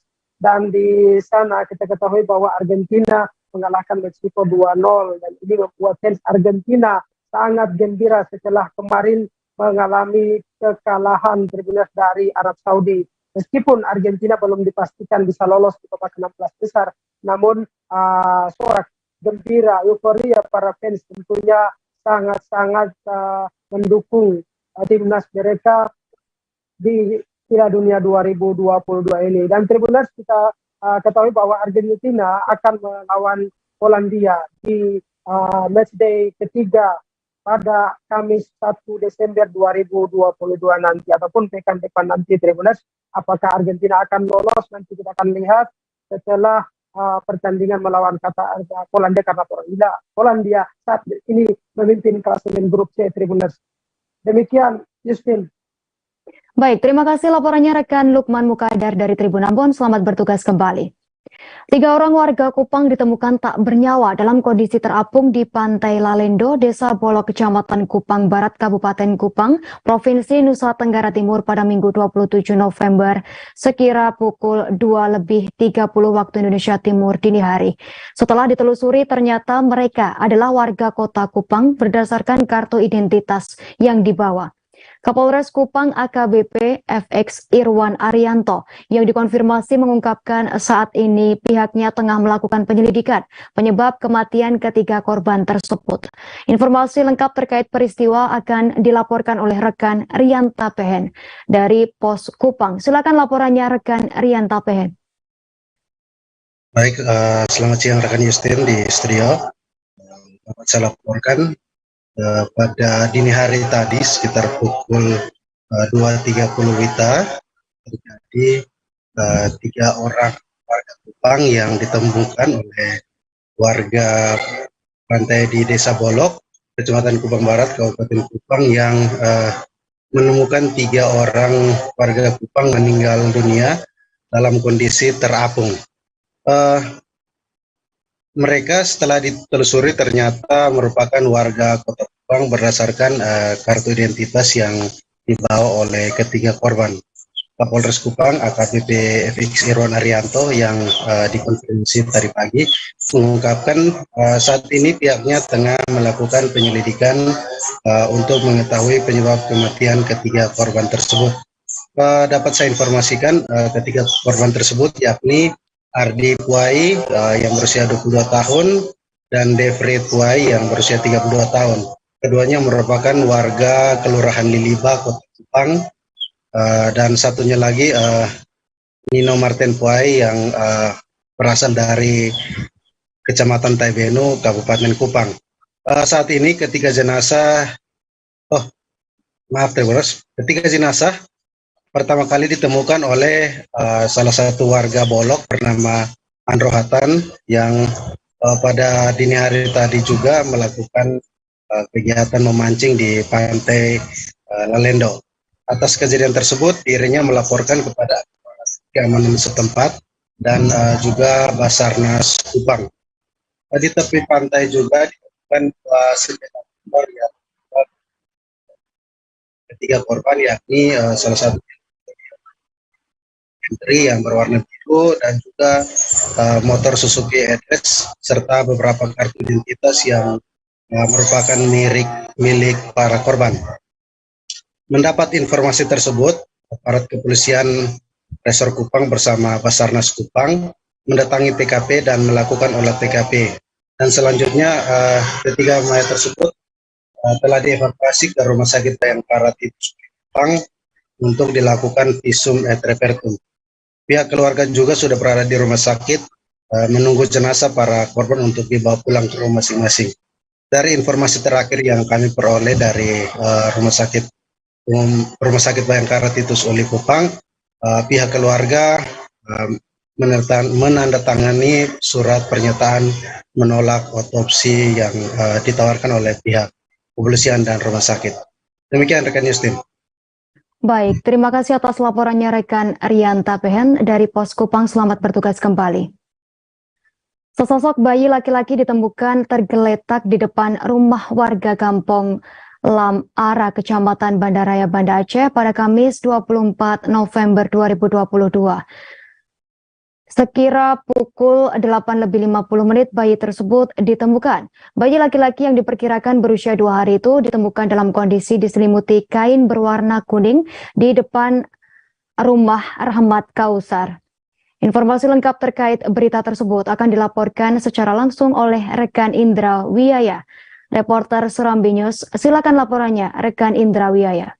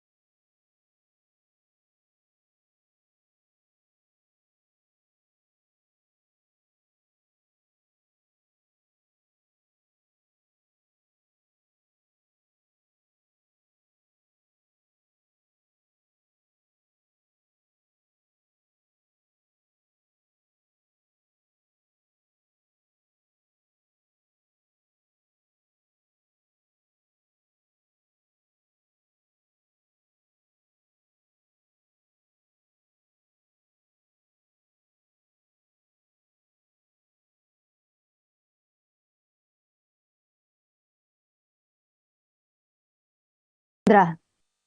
Baik, terima kasih rekan Yustina dapat kami sampaikan pada maksud kami pada Kamis malam kemarin atau sekitar tanggal 27 kemarin warga Lam Arah di Banda Aceh digegerkan dengan temuan mayat yang berada di depan rumah milik kepala dusun atas nama Kausar di desa setempat. Penemuan itu berawal dari saksi mata atas nama Siti Masita yang sedang melewati area rumah kepala dusun tersebut dan mendengar suara tangisan bayi. Nah, setelah mendengar suara tangisan bayi kecil itu, kemudian ia menghampiri sumber suara dan benar saja ia melihat sesosok bayi mungil yang masih diperkirakan berumur 2 hari, dia terbungkus dengan selimut warna kuning di depan rumah milik Kausar atau kepala dusun desa setempat. Menurut keterangan yang kami terima dari Kasat Reskrim Polresta Banda Aceh, AKP maksud kami Kompol Fadila Pratama mengatakan atas temuan tersebut pihaknya saat ini sedang melakukan penyelidikan dan penyidikan terkait adanya temuan bayi bungil yang diperkirakan masih berumur 2 hari tersebut. Nah, atas temuan tersebut juga menurut keterangan yang kami terima dari Kompol Fadila bahwa kemudian para warga di sana setelah menemukan bayi tersebut langsung menghubungi personel Polsek setempat untuk dilakukan untuk membantu membawa bayi tersebut ke fasilitas kesehatan terdekat dengan guna dilakukan pemeriksaan kepada bayi tersebut. Saat dilakukan pemeriksaan, bayi itu tampak sudah sedikit lemas karena berada di cuaca dingin tengah malam.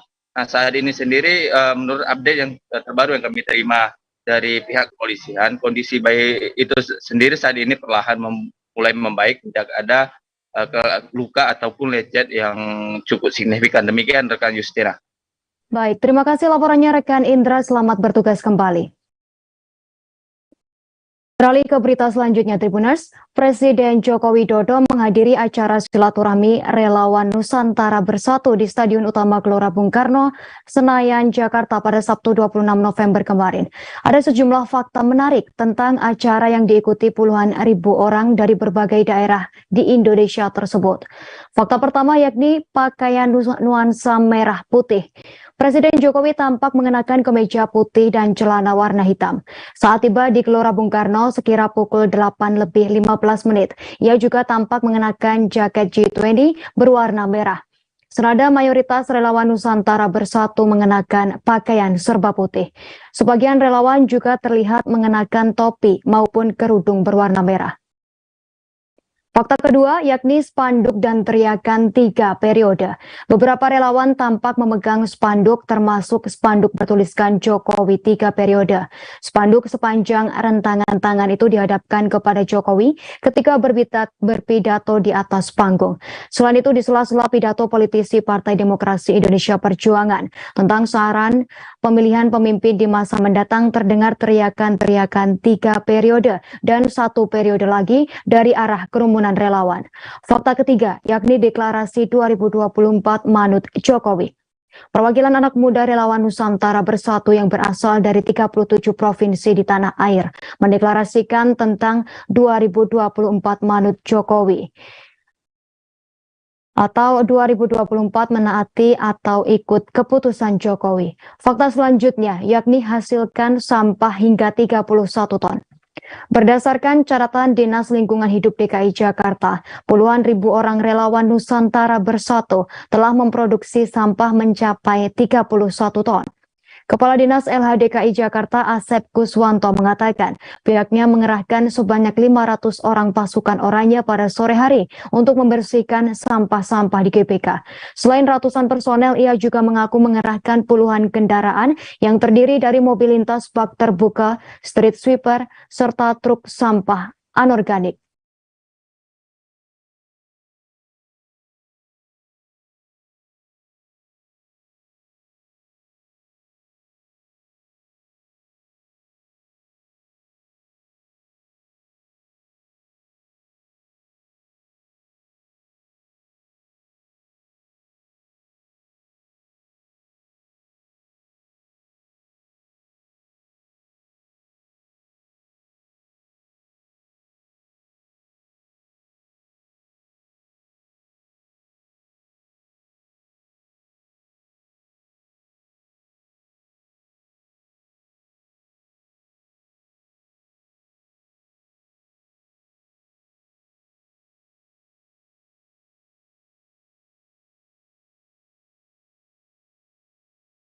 Hasil survei menunjukkan bahwa pandemi COVID-19 mengakibatkan UMKM terkendala, baik terkait modal, bahan baku, biaya-biaya hingga akhirnya berujung PHK. Padahal sejatinya UMKM memiliki kontribusi besar terhadap PDB sebesar 61,97% dari total PDB nasional atau setara dengan 8.500 triliun pada tahun 2020. UMKM juga menyerap tenaga kerja yang besar, yakni 97% dari daya serap dunia usaha pada tahun 2020 di Indonesia. Hal ini perlu menjadi perhatian seluruh pihak agar UMKM bisa kembali maju untuk mengembangkan negara. Laporan terkait berita tersebut akan disampaikan oleh rekan Putu Yunia Andriani, reporter Tribun Bali. Silakan laporannya rekan Putu Yunia Andriani.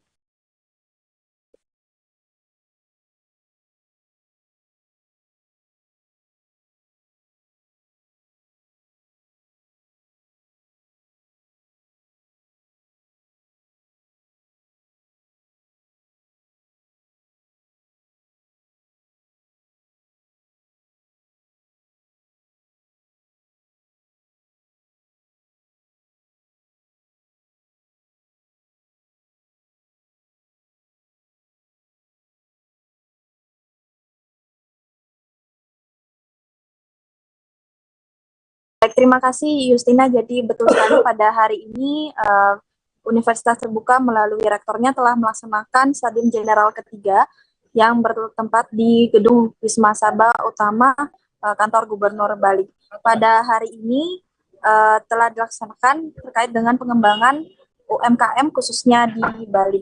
Dan Stadium General yang ketiga ini sudah dilaksanakan sebanyak 3 kali dengan mengangkat topik peran UMKM dalam menghadapi persaingan global pasca pandemi.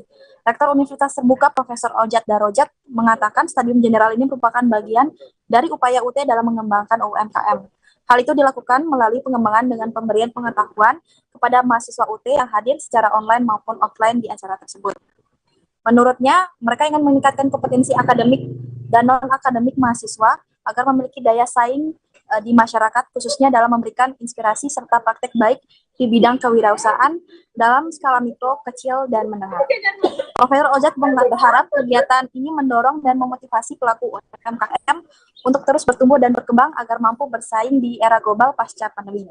Berbicara tentang UMKM atau dunia usaha, Ketua MPR RI Haji Bambang Susatyo mengatakan hal ini sebetulnya bisa dibilang susah-susah gampang karena masyarakat selalu diterjang dengan keraguan dan rasa malas, sementara gampang karena semua ruang terbuka untuk usaha, terutama di era digitalisasi.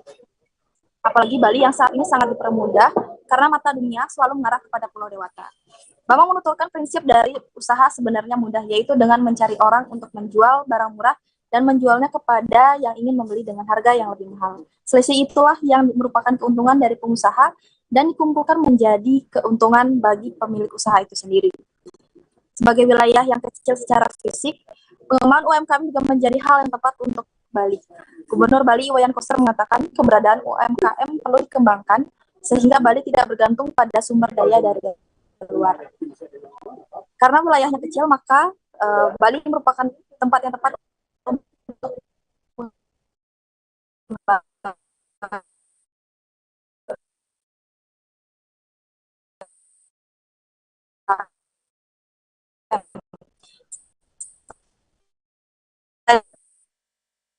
itu sebagai bukti penggunaan dan dukungan dari semua stakeholder di UMKM menjadi tanda untuk upaya kemandirian bangsa yang juga menandakan kemajuan dari bangsa Indonesia itu sendiri. Kembali ke Justina. Baik, terima kasih atas laporannya rekan Putu Yunia Andriani dari Tribun Bali. Selamat bertugas kembali. Beralih berita selanjutnya, Tribuners. Badri alias Apih Badi berusia 62 tahun menjadi saksi detik-detik rumah tetangga di depannya rusak akibat gempa Cianjur pada Senin 26 November 2022. Saat ditemui, ia hanya duduk terdiam di depan rumahnya di Kampung Cisarua, Desa Sarampat, Kecamatan Cugenang, Kabupaten Cianjur. Pada Sabtu 26 November kemarin, pria yang disapa Api itu menceritakan bagaimana detik-detik saat gempa bumi terjadi pada Senin lalu. Api mengaku ketika itu sedang berbaring di kamarnya. Spontan Api langsung lari keluar rumah. Ia mengaku bahkan hampir terjungkal menabrak tembok lantaran panik saat menyelamatkan diri. Setelah selamat sampai di halaman rumah, Api menyelamatkan sang istri yang terkena material bangunan yang jatuh dari atas dapur rumahnya. Api lalu berkumpul bersama istri, anak, dan cucunya di halaman depan rumah. Sesaat kemudian, ia melihat bangunan 2 lantai milik pesantren Al-Mubarak yang berada di depan rumahnya ambruk.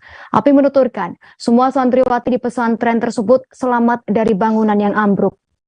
Belum hilang rasa keterkejutan melihat pesantren ambruk. Api melihat rumah tetangganya yang berada di sebelah pesantren Al-Mubarak terangkat hingga fondasinya.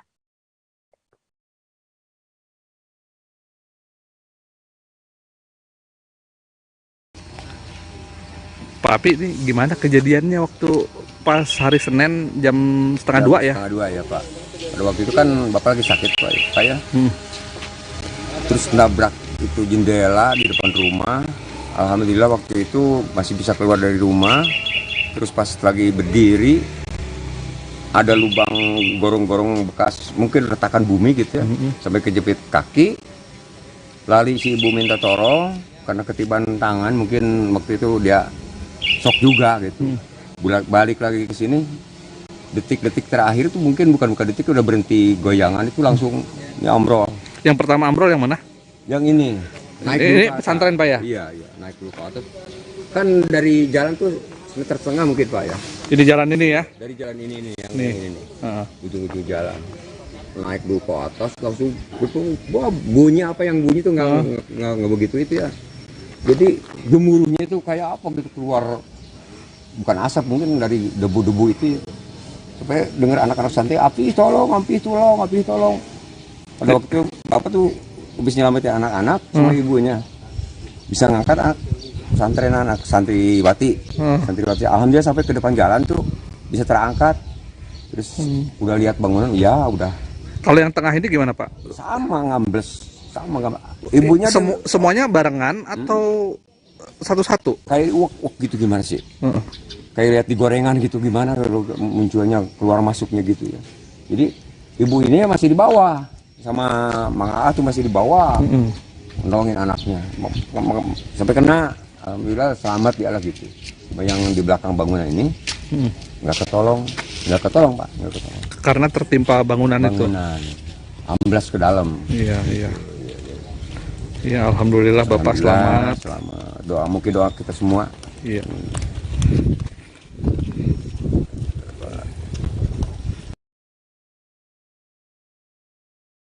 Paguyuban Sosial Marga Tionghoa Indonesia PSMTI Sulawesi Utara akhirnya sah dikukuhkan dan dilantik oleh Ketua Umum Willianto Tanta. Dalam kepengurusan ini, Dr. Johnny Like ditetapkan sebagai Ketua PSMTI Sulut periode 2022 hingga 2026. Mereka pun dilantik di Swiss Bell Hotel Kota Manado pada Sabtu 26 November 2022.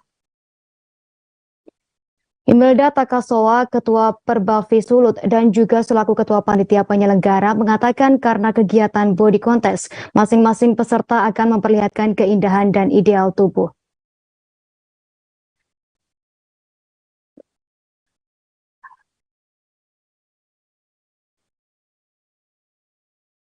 Imelda mengungkapkan tujuan dari kegiatan Perbavi ingin mempromosikan gaya hidup sehat dengan rajin berolahraga dan menjaga pola makan. Imelda berkata harapannya sebagai panitia penyelenggara kegiatan Perbavi bisa berjalan dengan baik dan bisa membawa manfaat bagi banyak orang. Selama berlomba untuk semua peserta diberikan yang terbaik tentunya dan paling penting acara bermanfaat bagi masyarakat Sulawesi Utara. Diketahui kejurnas terbuka Perbavi Series 14 bagi pemenang masing-masing peserta berhak mendapatkan hadiah. Hadiah tersebut yakni juara 1 sebesar 3 juta dengan trofi dan sertifikat.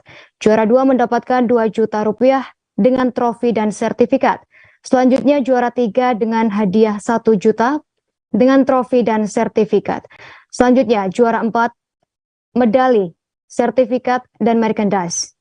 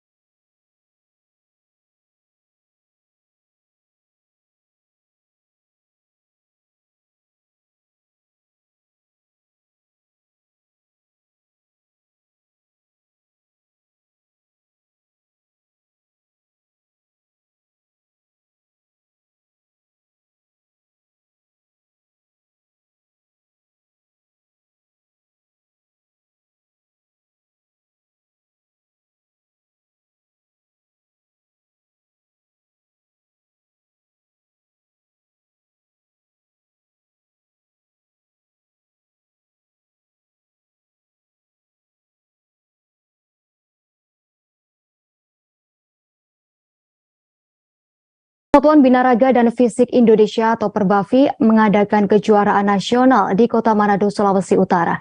Kejurnas diikuti kurang lebih 200 atlet se-Indonesia, mulai dari Gorontalo, Makassar, Manado, dan Ternate. Kegiatan ini bertempat di Atrium Mantos 3, Kota Manado, Sulawesi Utara pada Sabtu 26 November 2022.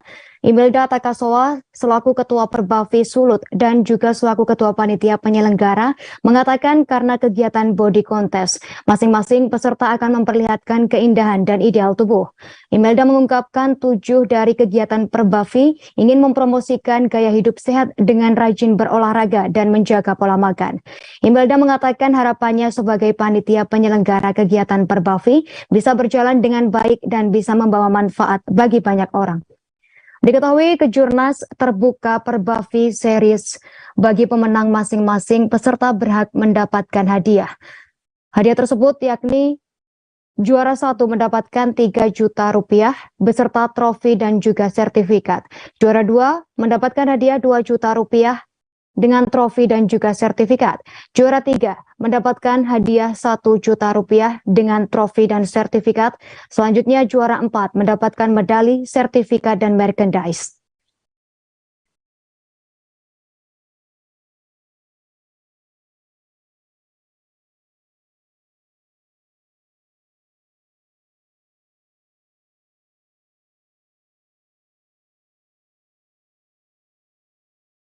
Paguyuban Sosial Marga Tionghoa Indonesia PSMTI Sulawesi Utara akhirnya sah dikukuhkan dan dilantik oleh Ketua Umum Wilianto Tanta. Dalam kepengurusan ini, Dr. Johnny Like ditetapkan sebagai Ketua PSMTI Sulut periode 2022 hingga 2026. Mereka pun dilantik di Swiss Bell Hotel Kota Manado pada Sabtu 26 November 2022. Kegiatan ini diawali dengan menyanyikan lagu Indonesia Raya dan serta membacakan ikrar janji menjadi pengurus PSMTI. Informasi lengkap terkait berita tersebut akan disampaikan oleh rekan Randy Umar, reporter Tribun Manado. Silakan laporannya, rekan.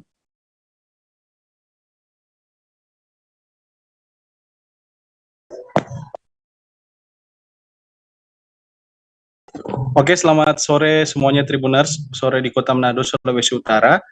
Jadi saya dari Kota Manado melaporkan hasil liputan saya pada hari kemarin, di mana pada hari Sabtu malam sekitar dari pukul 6 sore sampai jam 9 di Kota Manado, Sulawesi Utara telah dilantik PSMTI, kepanjangannya dari Paguyuban Sosial Marga Tionghoa Indonesia, dan ini khusus untuk Sulawesi Utara.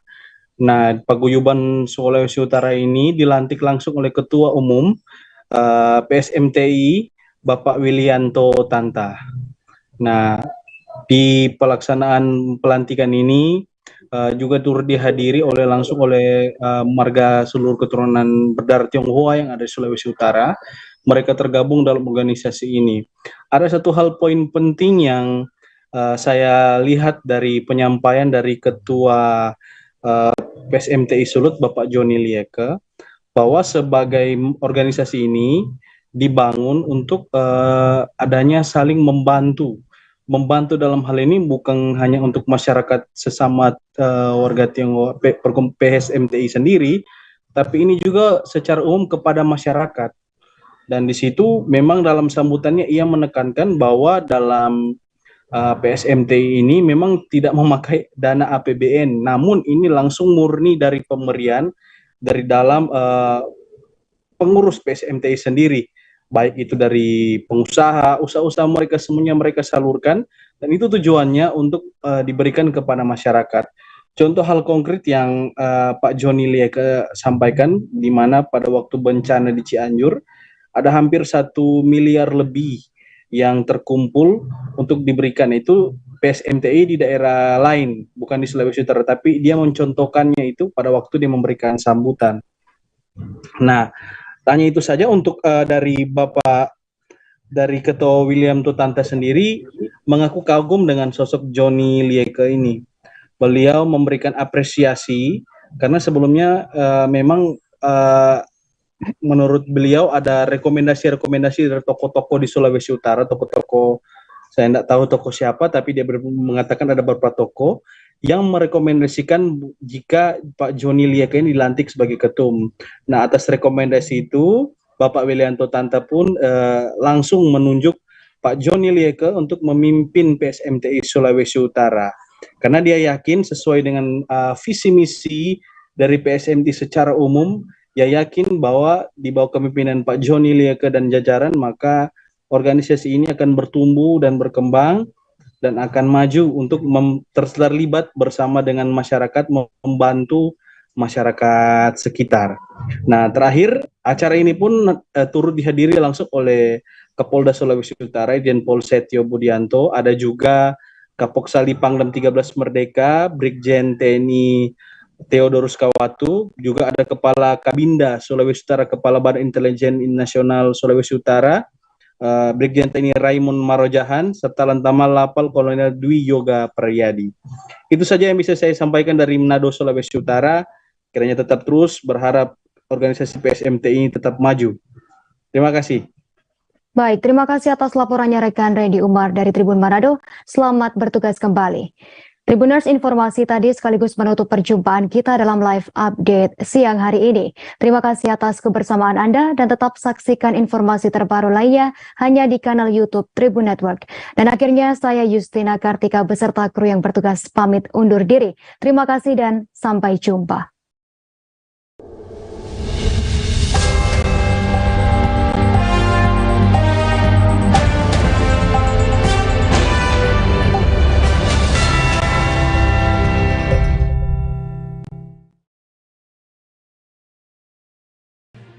Tribun News Live Update. Tanggal 21. Selamat siang Tribuners, selamat sore Tribuners, selamat petang Tribuners, Anda sedang menyaksikan live update. Informasi teraktual dan terupdate dari siang hingga petang kami sajikan untuk Anda. Menewaskan 2 orang penumpang, yang mana kedua penumpang. Kami perdalam dengan laporan langsung dari lokasi kejadian dan narasumber terpercaya. Benar-benar menghukum mereka-mereka yang menghentikan terduga pelaku yang ingin laporan terkait peristiwa pompong hilang kontak menabrak sejumlah pemotor yang melintas tepat. Saksikan live update siang, sore, dan petang hanya di channel YouTube Tribun News.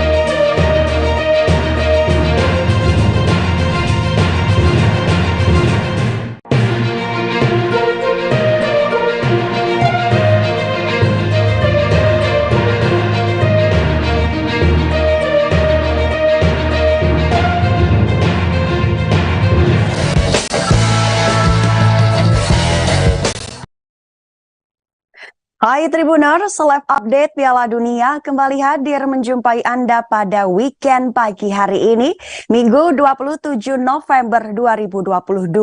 Dalam beberapa waktu ke depan, ada sejumlah berita Piala Dunia terkini yang akan kami sampaikan untuk Anda. Bersama saya, Yesi Winata, kita jelang Live Update Piala Dunia selengkapnya.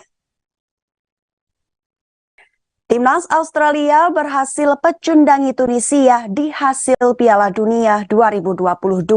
Skor tipis 0-1 menjadi hasil akhir Tunisia melawan Australia di Piala Dunia 2022 Sabtu 26 November sore waktu Indonesia Barat. Gol sematawayang dari Timnas Australia dicetak oleh Mitchell Duke menit ke-23. Hasil kemenangan itu membuat Australia memiliki asa berebut tiket lolos ke babak 16 besar. Tidak hanya itu, Australia juga bisa semakin mengharumkan wajah sepak bola Asia di Piala Dunia 2022. Kini Australia menjadi tim keempat asal Asia yang sukses meraih kemenangan perdana di Piala Dunia 2022. Sebelumnya sudah ada Arab Saudi, Jepang, dan Iran yang terlebih dahulu meraih kemenangan. Masuk pada jalannya pertandingan secara singkat. Di awal laga, timnas Australia tampil cukup menekan, tapi Tunisia masih mampu mengimbangi. Kedua kubu lumayan sengit dalam menjaga kedalaman skuad hingga peluang dari kedua tim masih mentah dan tak berbuah gol. Hingga pada akhirnya timnas Australia membuat supporter bergemuruh setelah Duke mencetak gol di menit 23. Duke mendapatkan umpan manis dari Goodwin dengan posisinya yang sangat terbuka. Duke menyambut umpan dari Goodwin dengan sundulan di kepalanya. Perhitungan yang apik hingga membuat Duke sukses menanduk bola masuk ke gawang Tunisia. Berkat gol tandukan Duke, Australia berhasil memimpin dengan skor 1-0. Beberapa waktu setelah gol Duke, ia sempat bersih tegang dengan pemain Tunisia. Uniknya, pemain yang sempat menyulut emosi Duke adalah pemain Tunisia yang berada di bangku cadangan.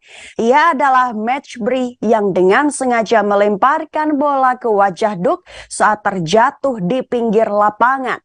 Dari situ kedua pemain sempat adu mulut sebelum akhirnya berdamai. Tunisia belum menyerah di penghujung babak pertama hingga pasukan lini depan sukses menerobos benteng pertahanan Australia. Kemudian Mohamed Dilger mendapat kesempatan untuk menendang keras ke gawang tim dari negeri Kanguru. Tetapi sepakan Dilger masih bisa diblok oleh pemain belakang Australia. Hingga peluit panjang dibunyikan di babak pertama, skor masih 1-0 untuk keunggulan Australia. Dan lanjut ke babak kedua, justru timnas Australia berada dalam kondisi tertekan. Dan hal itu tidak membuat Tunisia mengendurkan serangan hingga menjelang akhir laga. Bahkan lini pertahanan Australia kerap kecolongan yang mengakibatkan Tunisia mendapat kesempatan mencetak gol. Beruntung di menit ke-87 blunder asal Australia tidak bisa dimanfaatkan dengan baik oleh Naim Sliti. Australia bak menyalahkan mode bertahan di menit-menit terakhir. Pasalnya Tunisia begitu nafsu untuk mencetak gol. Tapi sayang hingga laga berakhir Tunisia tak mampu mencetak gol. Sehingga kemenangan di Piala Dunia 2022 kali ini akhirnya diamankan oleh Australia dengan skor tipis 1-0 atas Tunisia.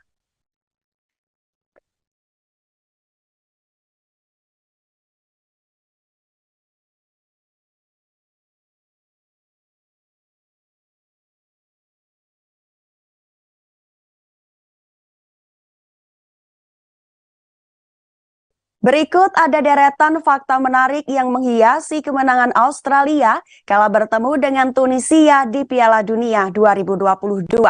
Hasil Australia versus Tunisia di Piala Dunia 2022 dimenangkan oleh Socceroos dengan skor tipis 1-0 Sabtu 26 November 2022. Di balik kemenangan tersebut, tim berjuluk The Socceroos itu sukses mengharumkan wajah sepak bola Asia di Piala Dunia 2022 Qatar. Tidak hanya itu, anak asuh pelatih Graham Arnold juga berpeluang lolos ke babak 16 besar. Apabila Australia mampu mengamankan tiket ke 16 besar, sejarah kembali terjadi. Pasalnya, timnas Australia terakhir lolos babak 16 besar Piala Dunia, yaitu di tahun 2006 silam. Berikut ada fakta menarik hasil Tunisia versus Australia di Piala Dunia 2022. Pertama, timnas Australia harumkan wajah sepak bola Asia. Kejutan kembali terjadi di Piala Dunia 2022 Qatar. Timnas Australia sukses mengamankan kemenangan pertamanya saat berhadapan dengan Tunisia. Skor tipis 1-0 diamankan Australia melalui gol dari Mitchell Duke menit 23. Kemenangan itulah yang membuat Australia semakin mengharumkan wajah sepak bola Asia. Pasalnya, beberapa tim Asia yang bermain di Piala Dunia 2022 Qatar tampil cukup mengejutkan. Sebut saja Arab Saudi, Iran hingga Jepang yang lebih awal amankan kemenangan. Dan kini ditambah timnas Australia yang turut mengamankan kemenangan, Asia semakin moncer. 2. Kans Australia lolos ke 16 besar. Bukan hanya turut mengharumkan wajah sepak bola Asia, Australia juga berpeluang kembali mencetak sejarah dengan lolos ke babak 16 besar. Setelah tekuk Tunisia, Duke dan kolega membawa timnya naik ke posisi 2 klasemen. Tentu kemenangan itu cukup berarti lantaran memperpanjang nafas Australia di Qatar. Peluang lolos ke 16 besar juga masih terbuka. Apabila peluang itu bisa dimanfaatkan oleh Australia, sejarah di tahun 2006 kembali tercipta. Terakhir, Australia lolos ke babak 16 besar Piala Dunia tahun 2006 silam. Apabila edisi 2022 ini kembali lolos, sejarah kembali tercipta setelah 16 tahun lamanya.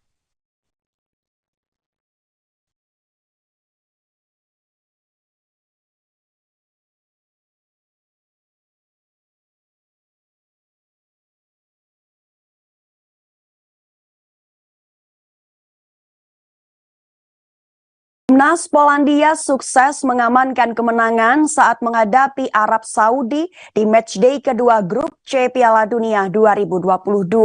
Digelar pada Sabtu 26 November 2022 di Education City Stadium malam waktu Indonesia Barat. Skor 2-0 yang menjadi hasil akhir Polandia versus Arab Saudi menjadi tanda kemenangan berharga. Kedua gol Polandia dicetak oleh Peter Zelinski menit 3.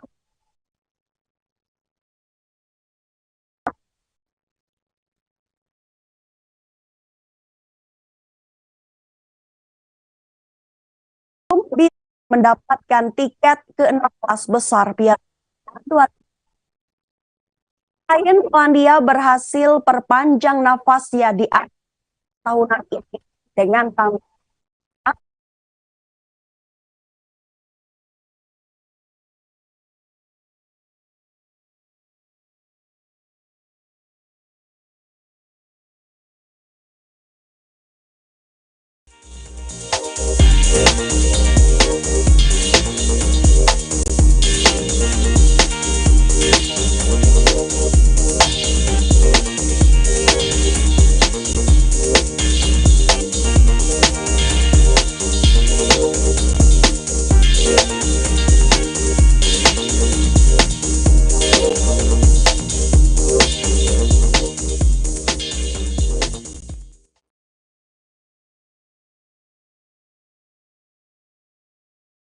Timnas Polandia sukses mengamankan kemenangan saat menghadapi Arab Saudi di matchday kedua grup C Piala Dunia 2022. Digelar pada Sabtu 26 November 2022 di Education City Stadium malam waktu Indonesia Barat. Skor 2-0 yang menjadi hasil akhir Polandia versus Arab Saudi menjadi tanda kemenangan berharga. Kedua gol Polandia dicetak oleh Peter Zelinski menit menit 39 dan Robert Lewandowski menit 82.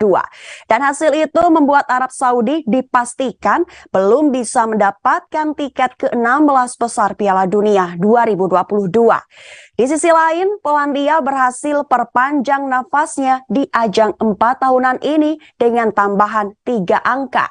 Dengan kata lain, semua tim yang ada di grup C masih berpeluang lolos ke babak 16 besar. Masuk pada jalannya laga secara singkat. Sejak menit awal, pertandingan antara Polandia dan Arab Saudi berlangsung sengit. Arab Saudi lebih banyak mengambil inisiatif serangan, sedangkan Polandia memilih untuk menunggu sembari melakukan pressing ketat. Arab Saudi mengancam melalui pemain terbaiknya Salim Al-Dawsari. Ia memiliki kebebasan untuk bergerak di sekitar area kotak penalti. Shot on target pertama di laga ini lahir dari upaya pemain Arab Saudi. Mohamed Kano berdiri di tempat yang tepat untuk menyambut umpan cutback dari sisi kanan. Ia memilih langsung melepas tendangan keras ke gawang Polandia. Namun tendangan Kano berhasil dimentahkan oleh Szczesny dan hanya menghasilkan sepak pojok di menit 13. Tekanan dari Arab Saudi pun tidak menurun setelahnya. Mereka justru semakin menikmati permainan dengan perpindahan bola dari sisi ke sisi dengan nyaman. Polandia sejauh ini belum bisa menjawab tekanan dari wakil Asia tersebut. Mereka justru tampil cukup ceroboh dengan melakukan pelanggaran-pelanggaran keras. Hasilnya, Lewandowski CS sudah mengantongi 3 kartu kuning saat pertandingan belum genap berumur 20 menit. Polandia mendapatkan peluang matang di menit 26. Berawal dari skema sepak pojok, Christian Bilek memenangkan duel udara dan menanduk bola. Tundukannya keras dan langsung mengarah ke gawang Saudi, namun laju bola berhasil ditahan. Memasuki setengah jam laga berjalan, tempo pertandingan sedikit menurun. Tak ada tekanan-tekanan berarti yang tampak dari kedua tim. Polandia yang sering tertekan justru mencetak gol lebih dahulu. Robert Lewandowski memenangkan duel 1 lawan 1 dengan pemain belakang Saudi. Ia lantas mengirim umpan kepada Peter Zielinski yang berdiri cukup bebas. Pemain Napoli itu menendang bola dengan keras dan tak bisa diantisipasi oleh kiper lawan dan skor menjadi 1-0 bagi Polandia. Arab Saudi sejatinya memiliki peluang untuk menyamakan kedudukan pada menit 43 dari hadiah penalti. Salim Al-Dawsari yang menjadi algojo justru gagal memanfaatkan peluang tersebut. Tendangannya ditepis Szczesny, begitupun dengan upaya Mohamed Al-Breik yang menendang bola rebound. Tendangannya masih bisa ditepis dengan gemilang oleh kiper Polandia tersebut. Alhasil skor 1-0 menjadi kedudukan kedua tim di babak pertama. Masuk babak kedua, Arab Saudi semakin gencar menekan lawan. Tapi justru Polandia yang 2 kali hampir menjebol jala Arab Saudi. Robert Lewandowski dan Arkadiusz Milik hampir menambah keunggulan. Di tengah usaha Arab Saudi menyamakan skor, justru Polandia yang menambah keunggulan. Al-Maliki melakukan blunder fatal dengan gagal mengontrol bola dengan baik. Lewandowski yang ada di dekatnya langsung memanfaatkan bola yang bergulir liar dengan merebutnya. Ia yang tidak berhadapan 1 lawan 1 dengan kiper Saudi pun tidak membuang peluang tersebut. Lewandowski akhirnya membuka keran golnya di Piala Dunia 2022 menit 82 dan skor menjadi 2-0 bagi keunggulan Polandia. Sebagai informasi, pelatih Arab Saudi sempat mencoba memasukkan pemain-pemain baru untuk mengubah peruntungan. Tapi sayang hal itu tidak banyak membantu. Arab Saudi tetap kalah dari Polandia dengan skor 0-2 dan harus menunda kelolosan ke babak 16 besar Piala Dunia 2022.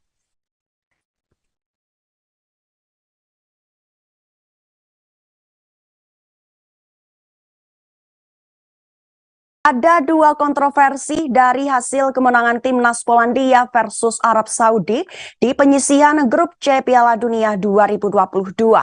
Timnas Arab Saudi menelan kekalahan 2 gol tanpa balas atas timnas Polandia di Piala Dunia 2022 Sabtu 26 November malam waktu Indonesia Barat. Sebenarnya timnas Arab Saudi mampu tampil dominan dengan menguasai 59% ball possession dan melakukan 5 shot on target. Namun Dewi Fortuna dan keputusan sang pengadil lapangan Wilton Sampaio seakan menjadi mimpi buruk bagi Arab Saudi yang digelar di Education City Stadium itu. Sebenarnya di menit 45 Arab Saudi mendapat hadiah penalti dari wasit. Sayangnya berangkat menjadi eksekutor, sepakan Salim Al-Dawsari berhasil ditepis oleh kiper timnas Polandia Wojciech Szczesny. Namun ada hal yang perlu disorot dari gagalnya penalti kapten timnas Arab Saudi itu. Posisi Szczesny yang sukses menepis bola terlihat maju melebihi garis gawang sebelum bola ditendang oleh Al-Dawsari. Menurut aturan FIFA, posisi tubuh kiper saat menjaga gawangnya dari penalti tidak boleh maju melebihi garis gawang sebelum bola disepak. Jika hal tersebut terjadi, maka penalti harus diulang kembali dan kiper yang melanggar aturan tersebut mendapatkan kartu kuning. Namun anehnya wasit dalam laga itu memutuskan untuk tidak melihat VAR setelah gol disahkan. Lalu kontroversial yang kedua adalah tidak beraninya wasit Wilton Sampaio memberi kartu kuning kedua kepada fullback timnas Polandia Matty Cash. Di menit 19 Matty Cash terlihat dengan jelas menyikut pemain Arab Saudi saat melakukan duel di udara. Sayangnya seolah-olah wasit asal Brazil itu tidak melihat kejadian tersebut dan pelanggaran pun tidak diberikan. Matty Cash yang sebelumnya sudah mendapat kartu kuning di menit 16 selamat dari hukuman kartu merah.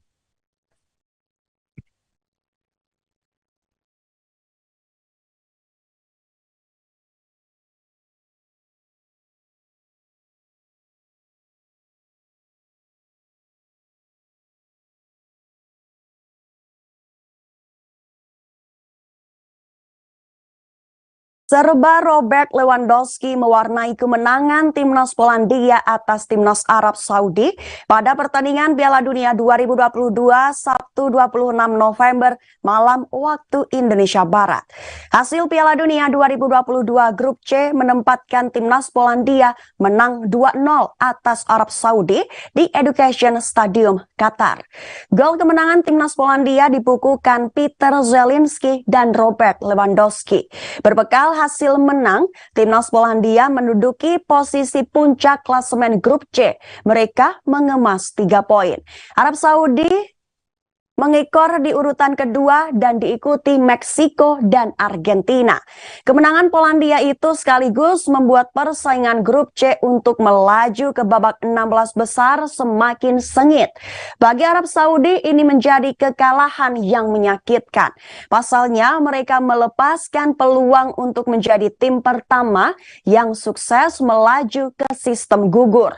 Terlepas dari itu, berikut sejumlah catatan serba Lewandowski yang mewarnai hasil timnas Polandia versus Arab Saudi yang dirangkum dari beberapa sumber. Pertama, gol pertama Robert Lewandowski di Piala Dunia. Robert Lewandowski telah mencetak gol di Piala Dunia untuk pertama kali dalam karirnya. Ini menjadi fakta yang tergolong mencengangkan lantaran kualitas seorang Robert Lewandowski tidak perlu disangsikan lagi. Soal bergol yang ia bukukan sejak moncer bersama Borussia Dortmund, Bayern Munchen, dan kini Barcelona. Lesakan ke gawang Arab Saudi menjadi gol pertama Lewi di turnamen 4 tahunan ini. 2. Masuk golongan Pele. 1 golnya itu membuat Robert Lewandowski menjajarkan dirinya dengan legenda Brazil Pele. Robert Lewandowski masuk dalam golongan Pele dan masuk dalam 10 pencetak gol internasional pria terbanyak sepanjang masa. 3. inisiator kemenangan perdana Polandia. Bisa dibilang 2 gol yang merobek gawang Arab Saudi merupakan sumbangsih Robert Lewandowski. Selain 1 gol, penyerang Barcelona itu menjadi inisiator gol pembuka Polandia. Peter Zielinski menorehkan namanya di papan skor setelah menerima assist dari Robert Lewandowski. Dan itu menjadi assist pertama Lewi di Piala Dunia 2022.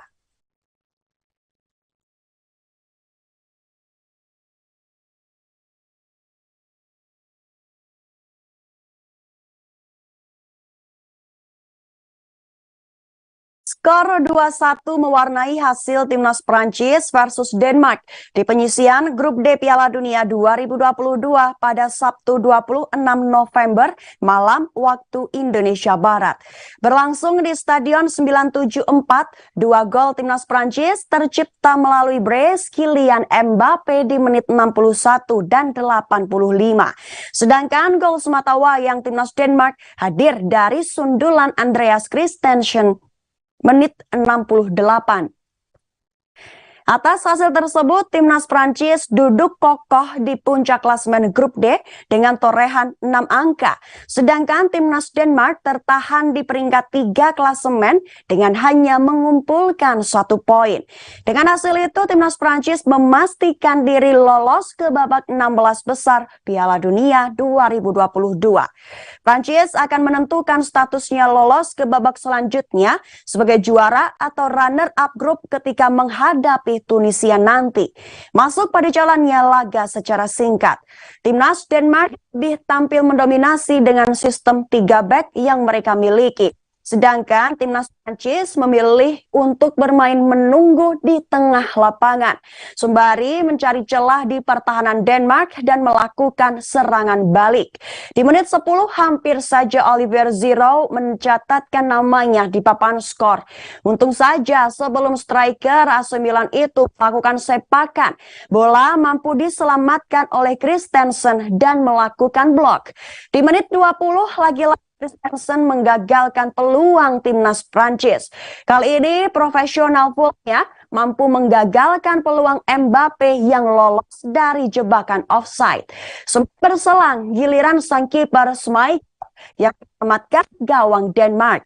Sundulan dari Rabiot mampu ia tepis dengan spektakuler. Jelang memasuki menit 3 pertandingan berjalan alot. Kubu tampak bermain hati-hati terhindar dari kebobolan. 30 pergerakan Kylian Mbappe membuat pertahanan Denmark kocar-kacir. Umpannya kepada Jules Koundé hampir saja membuat gawang Schmeichel kebobolan. Pada menit 32 Prancis mendapat 2 peluang beruntun melalui kaki Griezmann dan Dembele. Namun lagi-lagi penampilan cemerlang Schmeichel membuat anak asuh Deschamps itu gagal mencetak gol. 4 menit berselang giliran Denmark yang menebar ancaman. Sepakan Cornelius memaksa Loris berjibaku mengamankan bola. Peluang tersebut menjadi peluang emas terakhir yang tercipta di 45 menit pertama. Hingga babak pertama selesai, skor imbang 0 bertahan. Di babak kedua, kubu Denmark melakukan perubahan dengan memasukkan striker Espanyol Martin Braithwaite. Ex-striker Barcelona itu masuk menggantikan penyerang Denmark lainnya, Cornelius. Di menit 56, aksi individu Kylian Mbappe hampir saja memecah kebuntuan timnas Prancis. Tapi untung, sepakan kaki kiri pemain milik PSG itu mampu diamankan Schmeichel. 3 menit berselang, giliran Antonio Griezmann yang mendapat peluang emas. Menyambut umpan dari Rabiot, striker purna Atletico Madrid itu mampu mengontrol bola dengan apik, namun masih bisa melambung dari gawang Denmark. Akhirnya di menit 61, gol yang ditunggu-tunggu Prancis datang. Ia adalah Kylian Mbappe. Menyambut umpan dari Theo Hernandez, pemain berusia 23 tahun itu mampu menjebol gawang timnas Denmark. Tapi tak berselang lama timnas Denmark mampu samakan kedudukan. Tepat di menit 68, Andreas Christensen mampu menjebol gawang Hugo Lloris. Menyambut umpan dari Andersen, pemain milik Barcelona itu langsung menyambutnya dengan sundulan. Timnas Prancis 1-1 dengan timnas Denmark. 5 menit berselang hampir saja Denmark berbalik unggul. Tapi untung sepakan kaki kiri Brad White mampu diamankan Lloris dengan apik. Di 10 menit terakhir, timnas Prancis mengambil penuh kendali serangan. Tepat menit 85, Kylian Mbappe mampu membawa timnas Prancis kembali unggul. Menyambut umpan Griezmann, pemain PSG itu berada di posisi yang tepat untuk menyodor bola. Dan skor timnas Prancis unggul 2-1 atas timnas Denmark. Gol Mbappe menjadi gol penutup dalam laga lanjutan grup C Piala Dunia edisi 2022.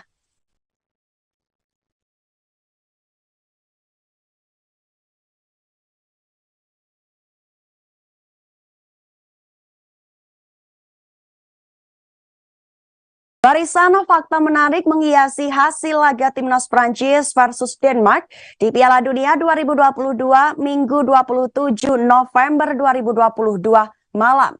Berlangsung di Stadion 974, 2 gol timnas Prancis tercipta melalui brace Kylian Mbappe di menit 61 dan 85. Sedangkan satu-satunya gol timnas Denmark hadir dari sundulan Andreas Christensen menit 68. Dengan hasil itu, timnas Prancis memastikan diri lolos ke 16 besar Piala Dunia 2022. Prancis akan menentukan statusnya lolos ke babak selanjutnya sebagai juara atau runner grup ketika menjamu Tunisia.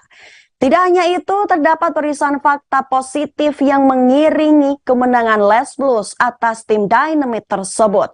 Pertama, Kylian Mbappe selevel Lionel Messi.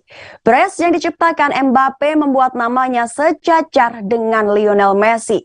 Atas tambahan 2 gol, pemain milik PSG itu total telah menciptakan 7 gol di Piala Dunia.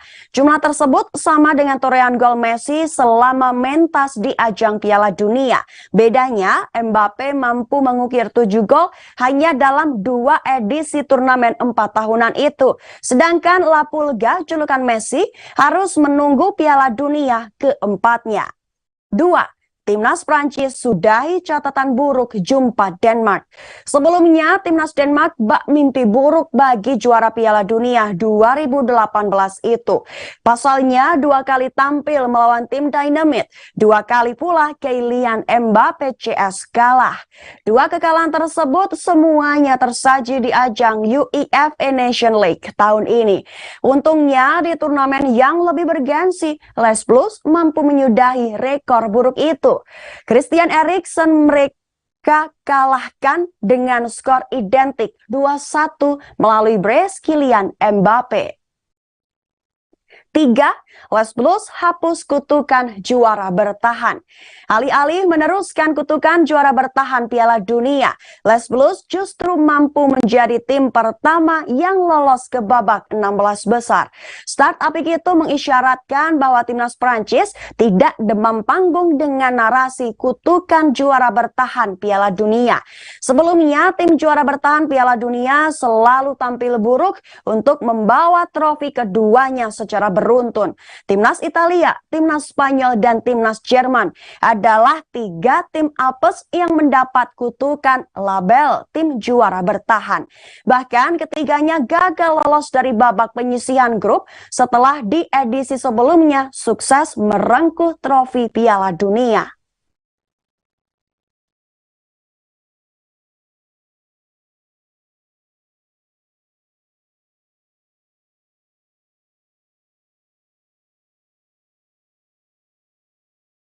Timnas Argentina mampu tandukkan Meksiko dengan skor 2-0 di Piala Dunia 2022 Grup C Minggu 27 November dini hari waktu Indonesia Barat.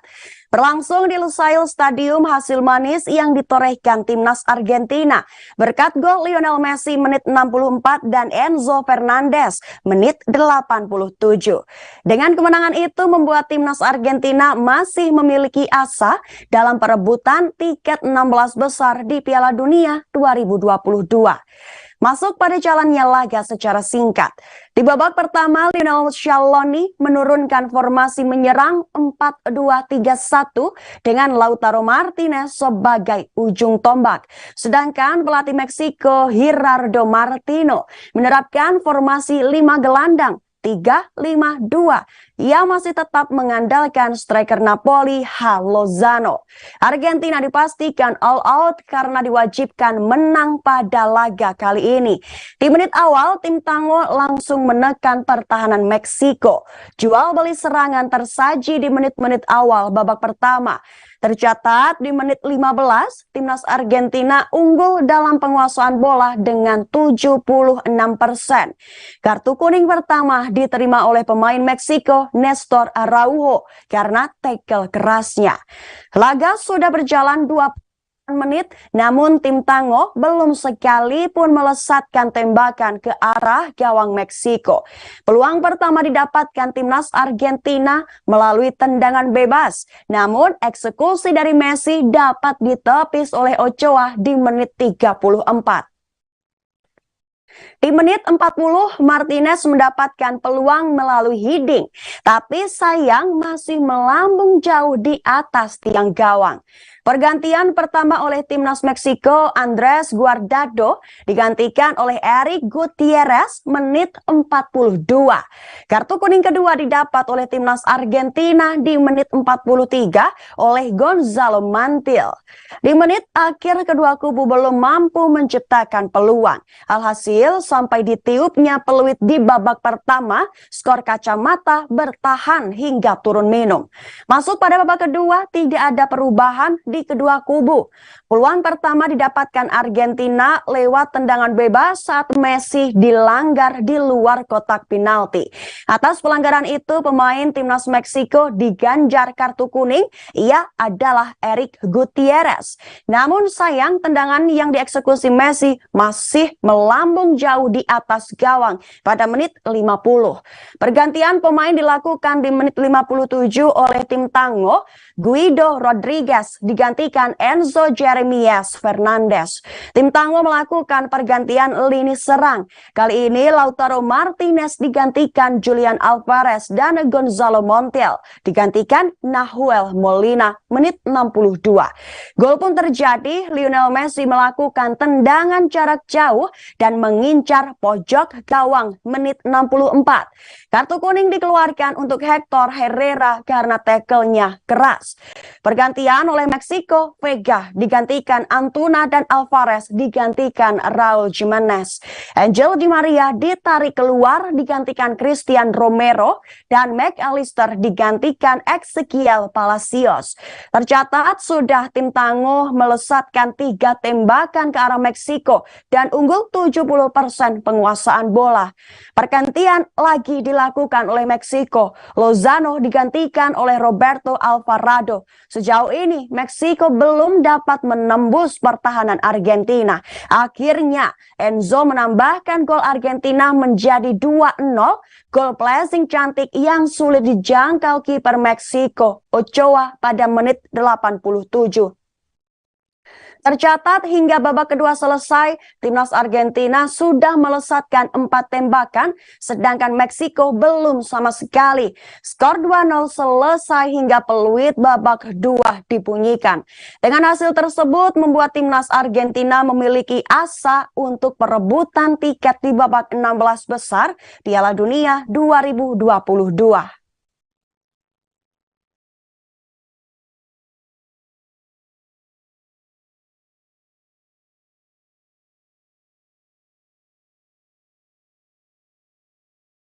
Laga kedua grup C Piala Dunia 2022 yang mempertemukan timnas Argentina versus Meksiko menempatkan Lionel Messi sebagai man of the match. Tergelar pada Minggu 27 November 2022 di Lusail Stadium, akhirnya Messi berhasil membukukan gol. Hasil akhir laga Piala Dunia 2022 antara Argentina versus Meksiko terhias dengan skor 2-0. Lionel Messi mencetak gol dari tendangan jarak jauh di menit 64. Pemain PSG itu juga mengukir assist untuk gol yang dicetak Enzo Fernandez di menit 87. Lionel Messi dinobatkan sebagai man of the match berkat mencetak 1 gol dan 1 assist. Dan Lionel Messi tercatat sudah melesakkan 2 tembakan ke gawang Meksiko. Ia juga memberi assist kepada Enzo Fernandez yang dikonversi menjadi gol di menit 87. Di level timnas, Lionel Messi telah mencatatkan 166 caps bersama timnas Argentina dan mampu mencetak 92 gol dan 52 assist.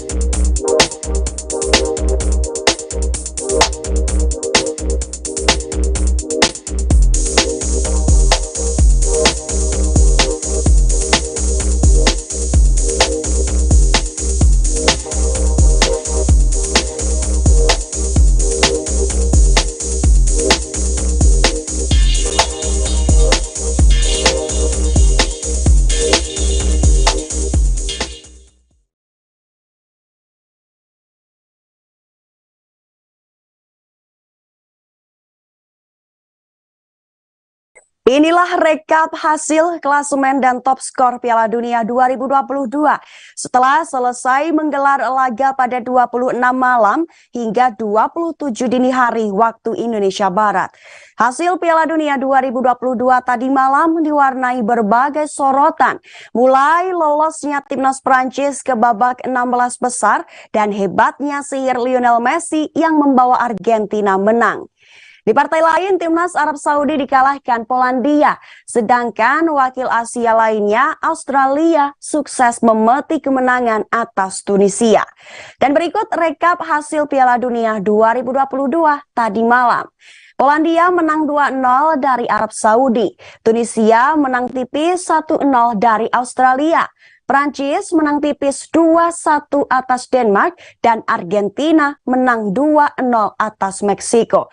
Dan berikut klasemen sementara grup A hingga H di Piala Dunia 2022. Klasemen grup A, Belanda dan Ekuador berada di posisi pertama dan kedua sebanyak 4 poin. Sedangkan Senegal di posisi 3 dengan 3 poin dan Qatar di posisi 4 dengan 0 poin. Klasemen grup B, Inggris di posisi pertama dengan 4 poin, Iran di posisi 2 dengan 3 poin. Di posisi 3 ada Amerika Serikat 2 poin dan 1 poin untuk Wales di posisi 4.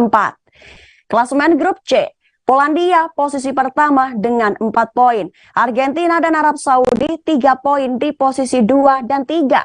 Lalu di posisi 4 ada Meksiko dengan 1 poin saja.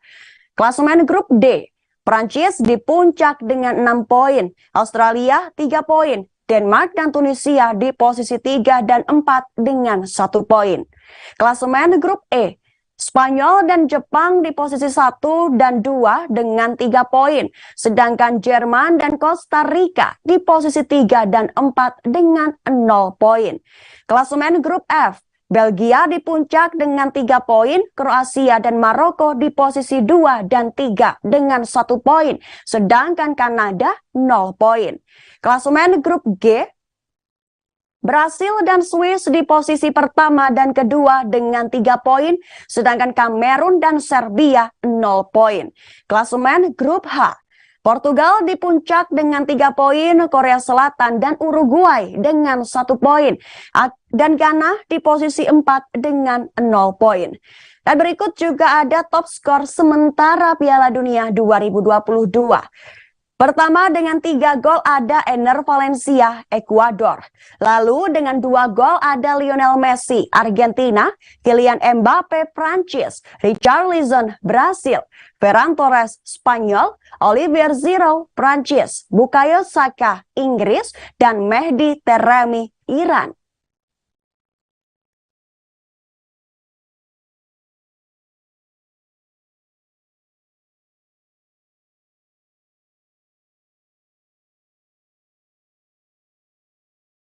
Daftar negara lolos ke babak 16 besar Piala Dunia 2022, di mana timnas Prancis menjadi yang pertama dan satu-satunya pada Minggu 27 November 2022. Timnas Prancis sukses ke babak 16 besar Piala Dunia 2022 setelah mengalahkan Denmark dengan skor 2-1 di Stadion 974 Sabtu 26 November malam.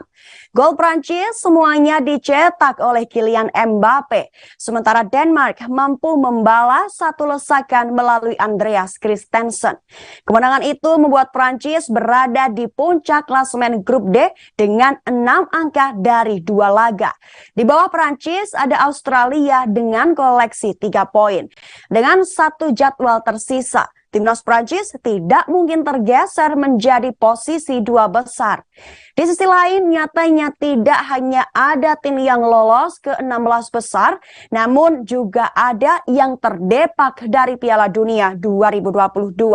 Mereka adalah timnas Qatar, menjadi negara pertama yang angkat koper dari turnamen mayor 4 tahunan ini. Tuan rumah Piala Dunia 2022 tersebut dipastikan tersingkir setelah menelan kekalahan 1-3 dari Senegal Jumat 25 November kemarin. Berikut adalah daftar tim lolos 16 besar Piala Dunia 2022, the one and only Prancis. Dan berikut daftar tim tersingkir dari Piala Dunia 2022, Qatar. Dan ada juga deretan fakta seputar Mbappe yang membawa Prancis ke 16 besar Piala Dunia 2022. Pertama, pencetak gol terbanyak kedua Prancis di Piala Dunia. Kylian Mbappe adalah pencetak gol terbanyak kedua timnas Prancis dalam sejarah Piala Dunia dengan 7 gol. Hebatnya lagi, ini baru turnamen Piala Dunia kedua bagi Kylian Mbappe. Striker PSG itu tertinggal dari Jas Fontaine yang memegang rekor 13 gol hanya di 1 edisi Piala Dunia. Fontaine mencetak 13 gol dalam 6 pertandingan pada Piala Dunia tahun 58. Kedua, selevel dengan legenda Real Madrid. Kylian Mbappe menyamai level legenda timnas Prancis dan Real Madrid Zinedine Zidane. Mantan pemain AS Monaco tersebut menjadi pencetak gol terbanyak ke-7 di Prancis. Ia memiliki jumlah gol yang sama dengan Zinedine Zidane, 31 lesakan. Ketiga, lewati gol legenda Arsenal Thierry Henry. Brace yang diukir Kylian Mbappe membuat namanya kini melewati rekor legenda timnas Prancis lainnya Thierry Henry. Bersama Prancis, Henry mengemas 6 gol di ajang Piala Dunia, 1 lebih sedikit dari rekening gol Kylian Mbappe. Keempat, masuk bursa top skor. Total Mbappe telah mengemas 3 gol di ajang Piala Dunia 2022. 1 lesakan lainnya diukir saat membantu Prancis menggulung Australia 4-1. Kylian Mbappe berbagi posisi sebagai pencetak gol terbanyak sementara Piala Dunia 2022 dengan Ener Valencia dari timnas Ekuador.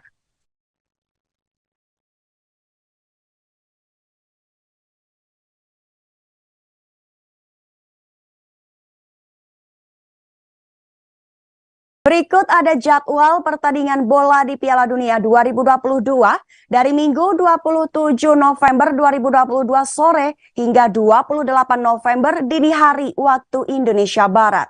Duel-duel seru akan disajikan oleh 2 grup di Piala Dunia 2022.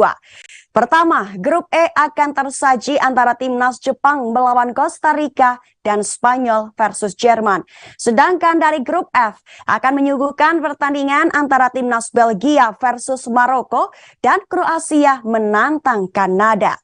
Timnas Jepang yang melawan Costa Rica akan digelar di Stadion Ahmad bin Ali Al Rayyan 27 November mulai pukul 17 waktu Indonesia Barat.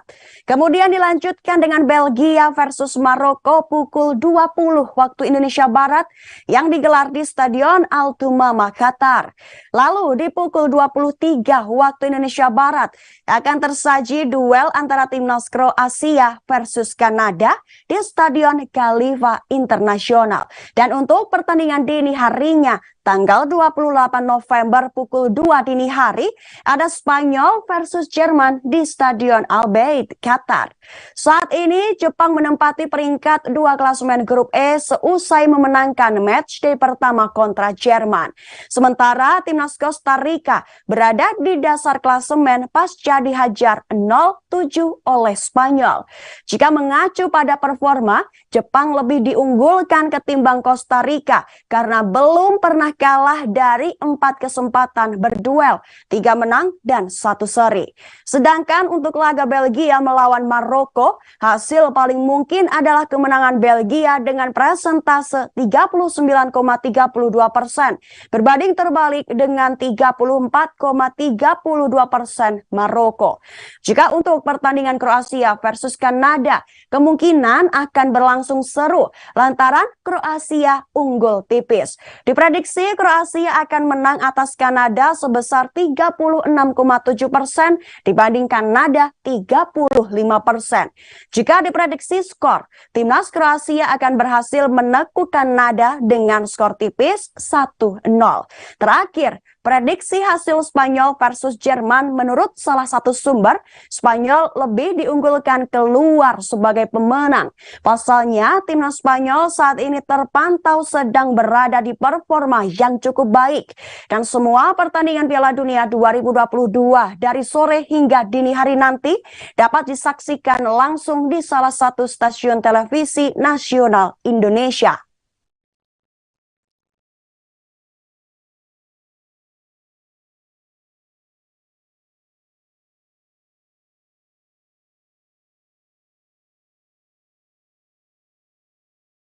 Kabar tadi sekaligus menjadi penutup jumpa kita hari ini dalam live update Piala Dunia. Jangan lupa untuk saksikan live update Piala Dunia hanya di kanal YouTube Tribun Network. Saya Yesi Winata beserta kru yang bertugas pamit. Terima kasih dan sampai jumpa.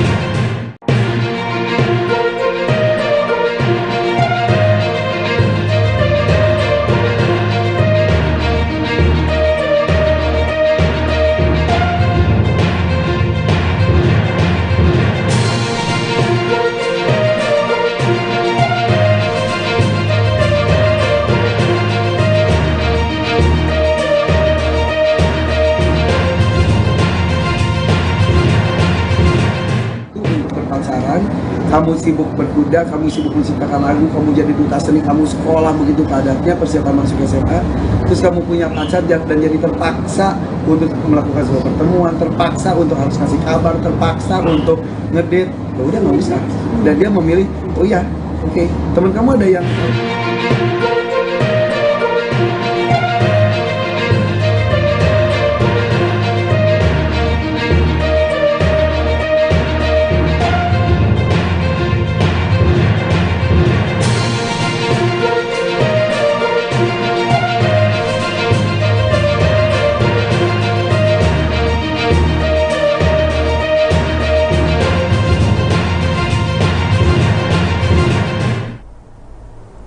Halo, selamat siang Tribuners. Jumpa lagi bersama dengan saya, Kusnola Syaifa, dalam tayangan berita selebritis di Tribun Lampung. Kami akan menyajikan informasi yang menarik seputar selebritis tanah air untuk Anda. Dan inilah berita selebritis selengkapnya.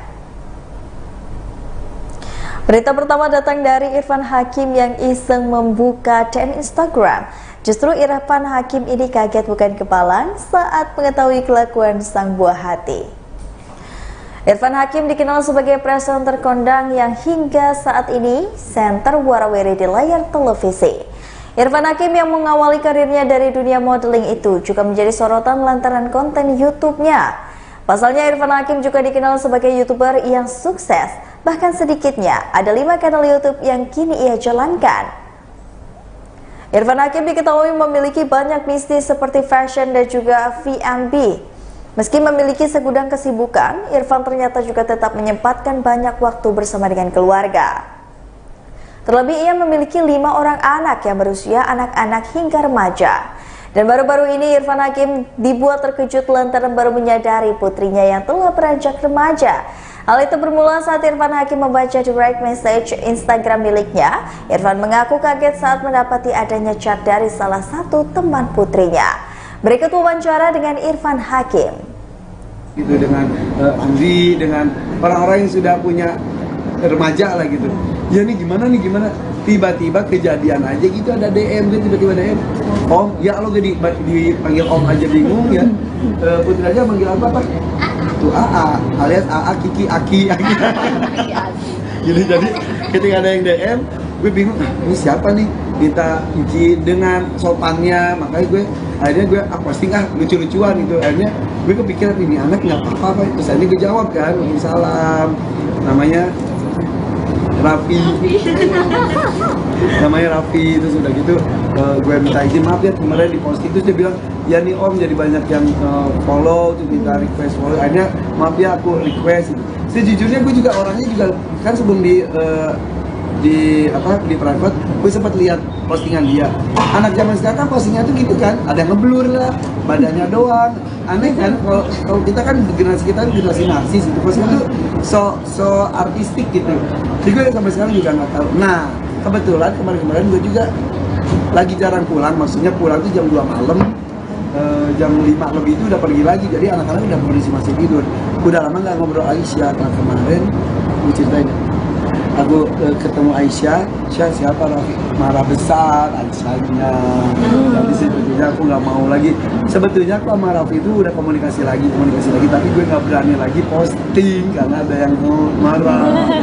Gitu. Tapi Raffi mendapatkan perhatian banyak, katanya Raffi itu sosoknya, oh ini calon mantu Irfan Hakim, sopan banget, tata keramanya bagus gitu. Ya tapi kan. Heboh dikabarkan selingkuh. Ini jawaban Reza Arab soal isu kedekatannya dengan Rosa. Perceraian Reza Arab sempat digadang-gadang karena perselingkuhan yang dilakukannya. Bahkan sempat muncul nama penyanyi Rosa yang disebut sedang dekat dengan Reza Arab. Nama Rosa terseret lantaran masyarakat banyak menilai dari gelagat Reza Arab di saat sisi Rosa. Misalnya ketika di sebuah program yang menghadirkan member boyband Korea Selatan Super Junior, Kyuhyun, diketahui Rosa dan Super Junior berada dalam satu manajemen yang sama, yaitu SM Entertainment. Di program itu gelagat Reza Arab dikatakan dengan kedekatannya dengan Rosa, dan Reza Arab terlihat tidak ramah dengan Kyuhyun yang juga memasang wajah muram. Apalagi saat Rosa terlihat sedang asyik bercengkrama dengan Kyuhyun Super Junior. Dikonfirmasi lagi soal kedekatannya dengan Rosa, Reza Arab buru-buru memberi berbantahan. Reza Arab mengibaratkan kedekatannya dengan Rosaba, kakak dan juga adik. Berikut wawancara dengan Reza Arab. Kan pada haters dan para fans mungkin melalui. Halo. Mau apa lagi? Enggak. Sorry soal kamu yang diserahkan sama Rosa. Oh, sama Teocha ya? Dulu kan awal-awal. Iya. Ini bagus sih, nggak apa-apa nih, boleh ya berarti ya.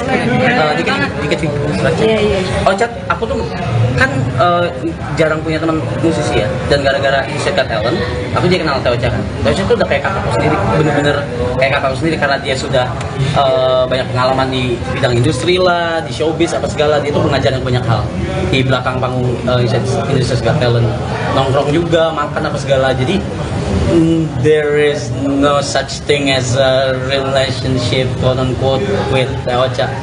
I mean, I love her as a friend. I love her as a friend. Awalnya tak berniat mengajak Mayang, Diki Tirta beberkan alasan tiba-tiba geret adik Vanessa Angel untuk lagu Di Hati. Diki Tirta menggandeng Mayang Fitri, adik kandung Vanessa Angel, sebagai rekan duet dalam single Di Hati. Diki Tirta pun mengaku awalnya tak memiliki niat menggandeng Mayang Fitri, adik kandung dari Vanessa Angel, menjadi rekan duetnya. Hal itu mengingat Diki Tirta sendiri sudah memiliki proyek mini album yang siap diluarkan. Akan tetapi suatu ketika, Diki Tirta melihat perkembangan Mayang di dunia musik yang terbilang pesat. Diki Tirta berniat hanya mengajak Mayang untuk bergabung di labelnya. Bahkan karena saat itu pertimbangan single duet Diki Tirta dan Mayang dikeluarkan lebih dulu dibandingkan mini album solonya. Berikut wawancara dengan Diki Tirta.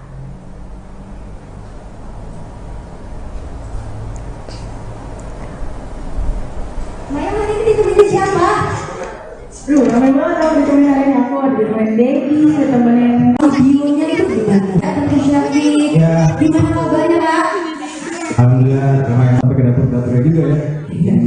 Klipnya dan lain-lain, kadang-kadang ngebantu juga sampai pagi gitu di dapur studio musiknya gitu. Sampai sebegitu jauhnya itu pertamanya karena almarhumah gitu. Dan kenapa enggak kalau aku bisa ngasih kontribusi baik untuk orang yang paling dia sayang. Mungkin aku nggak bisa ngasih kontribusi langsung ke dia sekarang, mungkin nggak mungkin gitu. Tapi sekarang aku bisa ngasih kontribusi baik buat orang yang paling dia sayang. Kalau tadi Kak Niki bilang, Kak Niki juga ikut terjun langsung di proses pembuatan kayak video klip. Boleh dong diceritain proses pembuatan video klip dari single terbarunya ini yang judulnya Di Hati? Berita selanjutnya datang dari Ricky Harun dan juga Faiz Saad yang meramaikan Piala Dunia 2022 dengan bermain game FIFA. Kemeriahan Piala Dunia 2022 turut dirasakan oleh Ricky Harun bersama dengan YouTuber Faiz Saad. Baru-baru ini, keduanya ikut meramaikan ajang Piala Dunia Qatar 2022 lewat tanding game FIFA bersama dengan acara Roadneck TikTok Super Brand Day. Dalam permainan tersebut, Ricky Harun memilih timnas Jerman untuk bertanding melawan Faiz Saad yang optimis meraih kemenangan lewat timnas Argentina. Berlangsung sengit, pertandingan yang bergulir dua babak ini berhasil dimenangkan oleh Faiz Saad. Sebagai informasi, Roadneck 1991 merupakan merek fashion lokal yang menjadi official license produk untuk Piala Dunia 2022. Dalam rangka kolaborasi tersebut, Roadneck meluncurkan 5 koleksi baru mereka dengan edisi Piala Dunia. Berikut wawancara dengan Ricky Harun. Pertanding FIFA PS ya, lawan Faiz gitu. Terus dalam rangka Roadneck nih kolaborasi sama FIFA gitu. Jadi kita ikut support tadi main dan hasilnya Faiz yang menang. Karena gue juga udah lama nggak main ya, gue terakhir punya PS itu adalah pada saat gue nikah. Gue nikah 2013. Udah berapa lama tuh, ya kan gak pernah main PS. Pernah sih, tapi di rumah juga gak punya PS. Main bola sendiri? Main bola ada setiap minggu, kita setiap hari Selasa main.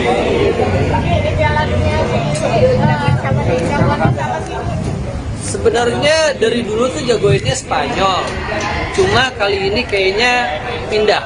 Kalau nggak Jerman, Prancis. Kenapa? Kenapa juga? Ya. Karena kalau menurut gua ini soto-sotoyan aja ya. Di Spanyol itu walaupun mereka kemarin menangnya 7-0 ya, tapi pemainnya masih muda-muda semua gitu. Jadi kalau menurut gua mentalnya nanti pas udah di semifinal, udah ya 4 besar gitu, kayak semifinal, udah ya 4 besar gitu, kayak mental untuk main di kompetisi yang besar banget kayaknya belum kuat gitu. Nah, sedangkan Jerman skuadnya udah terbiasa dengan kompetisi-kompetisi besar gitu kayak. Berita terakhir datang dari Clara Bernard, Poppy Sofia dan juga Asmara Abigail yang menjadi mantan napi di series Dapur Napi. Aktris Clara Bernard, Poppy Sofia dan juga Asmara Abigail beradu akting sebagai mantan narapidana dalam series berjudul Dapur Napi.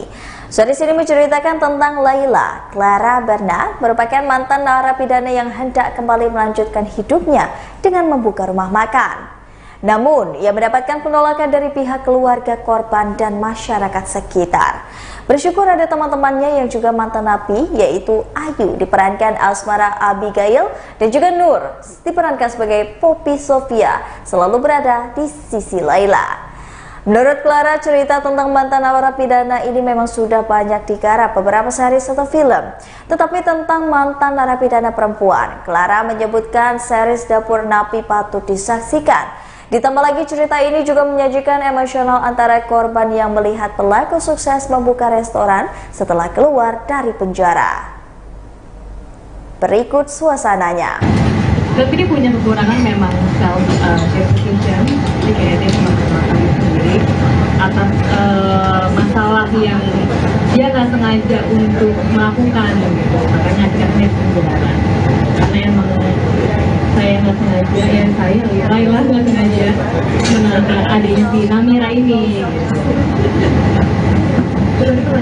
Nah, dia bisa terima ini. Dari 1 sampai 5. Lo merasa dia nggak deserve banget sebenarnya Laila digini. Sebenarnya kalau dilihat dari 1 sampai 5 banyak banget korbannya Laila sih. Banyak banget yang bikin Laila itu menderita, rasa sedih, terpuruk gitu. Karena itu benar-benar terpuruk banget lah kalau melihat Laila gitu. Apalagi mantan napi yang keluar dan kembali ke komplek yang ada korban gitu. Jadi dia benar-benar merasa nggak deserve untuk balik ke tempat itu lagi gitu. Tapi kalau kalian nonton nanti ada salah satu adegan yang memang aku ngerasa tuh pedes banget ya. Pedes sama dulu ya. Kayaknya pedesnya salah gitu. Karena salah satunya si Laila ini ada scene dia mau mencoba minta maaf kepada keluarga korban. Dia akhirnya berusaha memberanikan diri dan itu kan sahabatnya dari yang Laila ya. Baiklah Tribuners, setelah tadi berita selebritis bersama dengan saya Kusnala Syaifa, jangan lupa untuk terus saksikan video selengkapnya di YouTube Tribun Lampung News Video, Facebook Tribun Lampung, Instagram Tribun Lampung, dan juga TikTok Tribun Lampung untuk bisa mendapatkan informasi terupdate lainnya. Selamat siang dan sampai jumpa.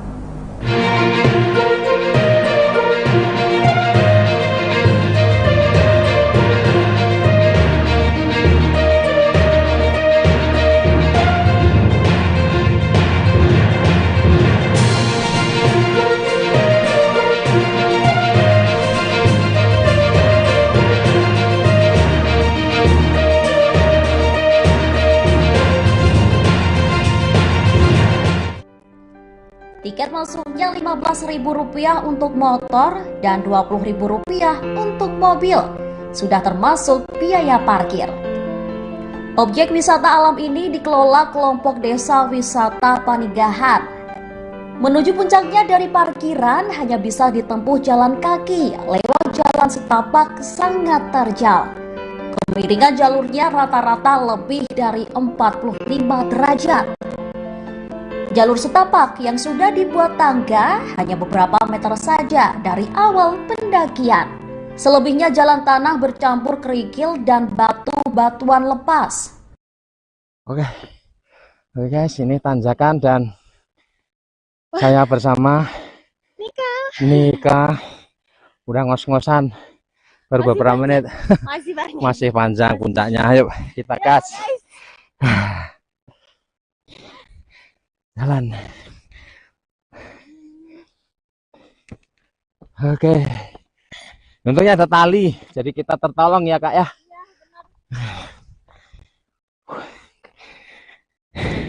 Jalurnya ini bagus, tetapi harus hati-hati karena banyak serpian batu, kerikil-kerikil, bisa bikin tergelincir. Dan beberapa tiang pegangan untuk jalannya ini pagar gitu, itu sudah lepas.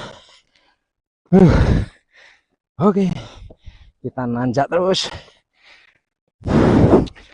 Dari beberapa spot yang pernah saya lewati, pernah saya jelajahi, ada Sabana Dang Daun, ada Gunung Tambora.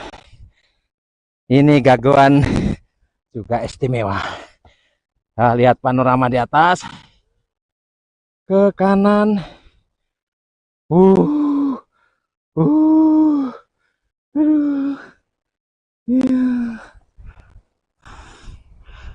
Ya, Danau Singkara ada di sana.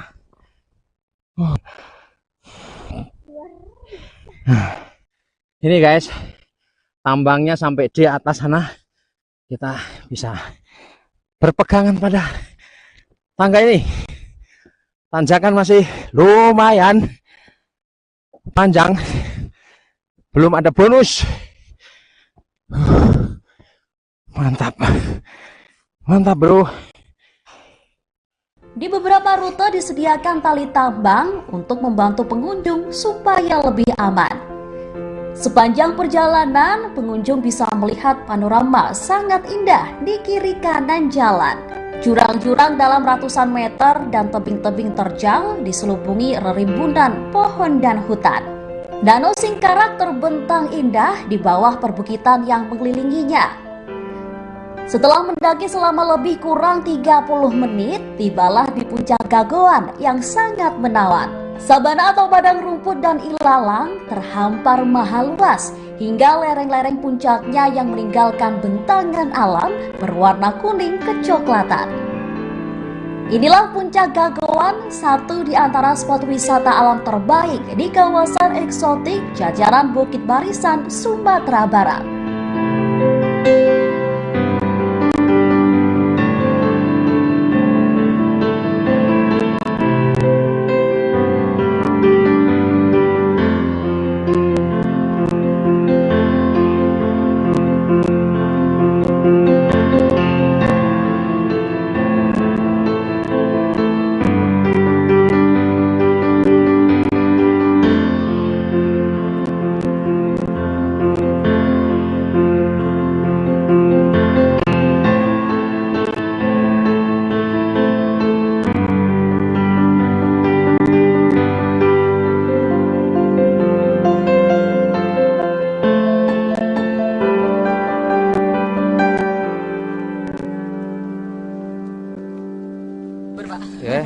Oh, ini nih.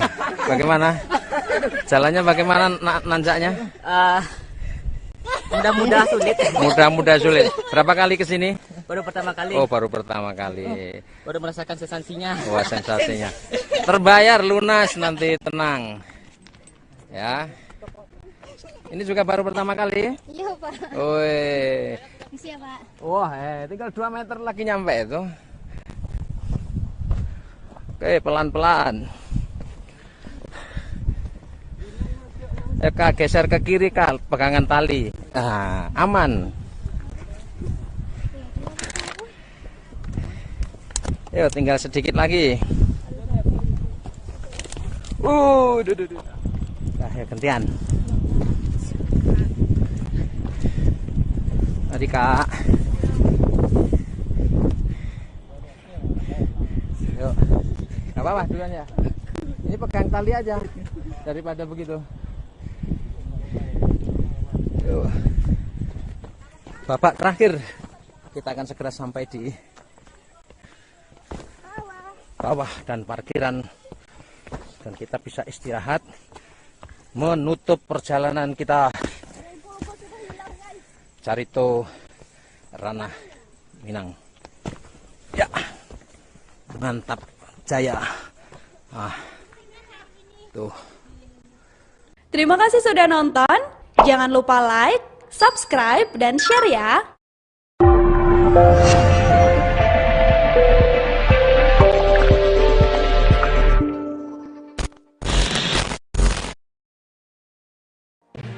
Tribun News Live Update.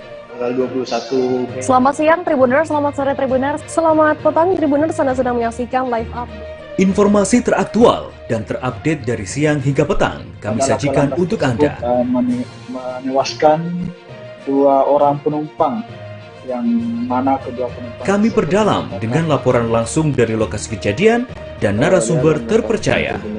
Benar-benar menghukum mereka-mereka yang terlibat. Menghentikan terduga pelaku yang ingin Laporan terkait peristiwa pompong hilang kontak menabrak sejumlah pemotor yang melintas tepat. Saksikan live update siang, sore, dan petang hanya di channel YouTube Tribun News.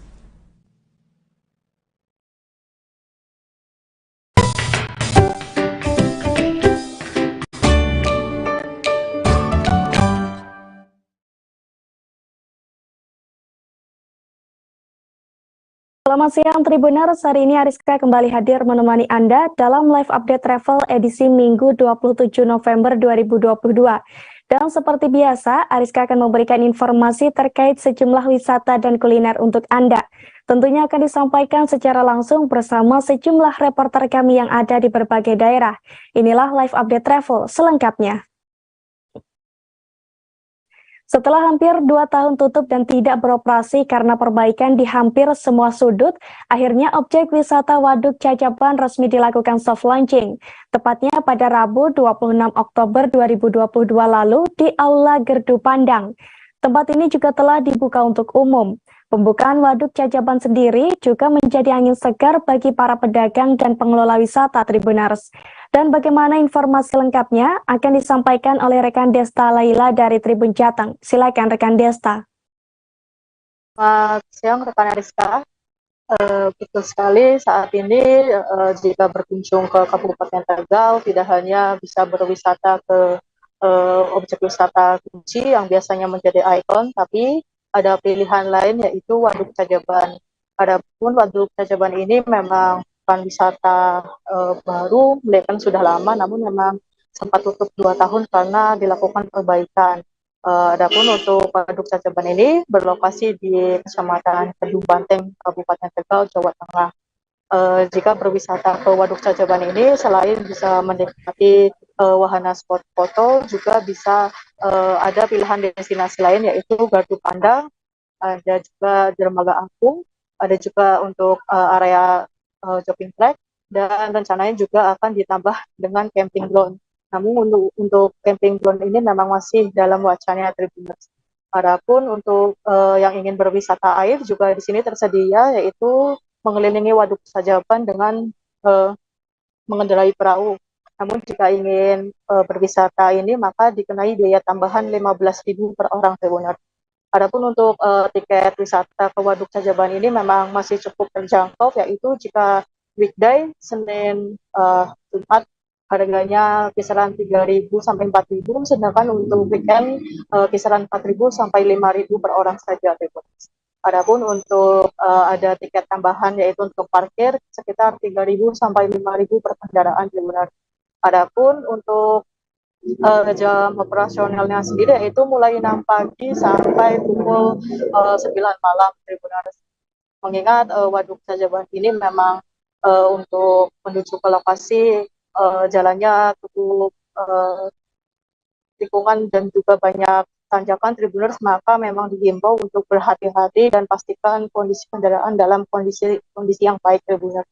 Selain itu, saya rekomendasikan untuk datang ke lokasi pada waktu pagi atau sore hari, Tribuners, mengingat untuk siang hari memang cuacanya biasanya cukup panas, Tribuners. Sehingga memang bagi Tribuners yang ingin berkunjung maka harus di waktu pagi atau malam, sore malam hari saja, Tribuners. Mungkin sekian laporan dari saya mengenai wisata Waduk Cacaban ini.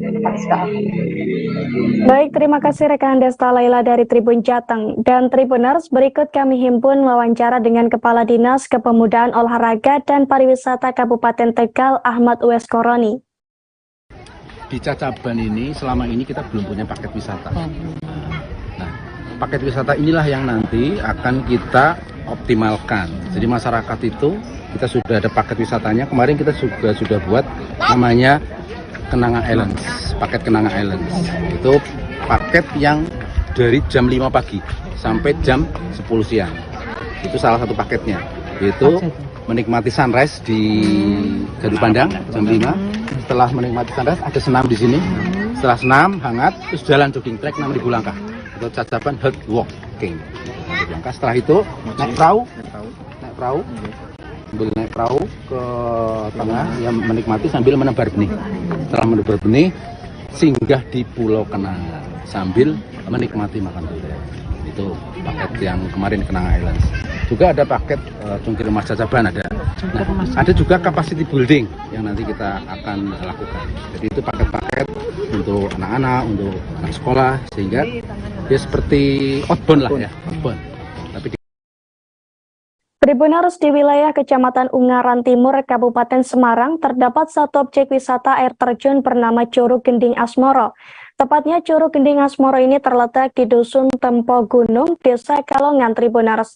Adanya air terjun di tempat ini menjadi hal yang unik, karena wilayah Ungaran Timur sendiri terkenal dengan kawasan industri serta perumahan.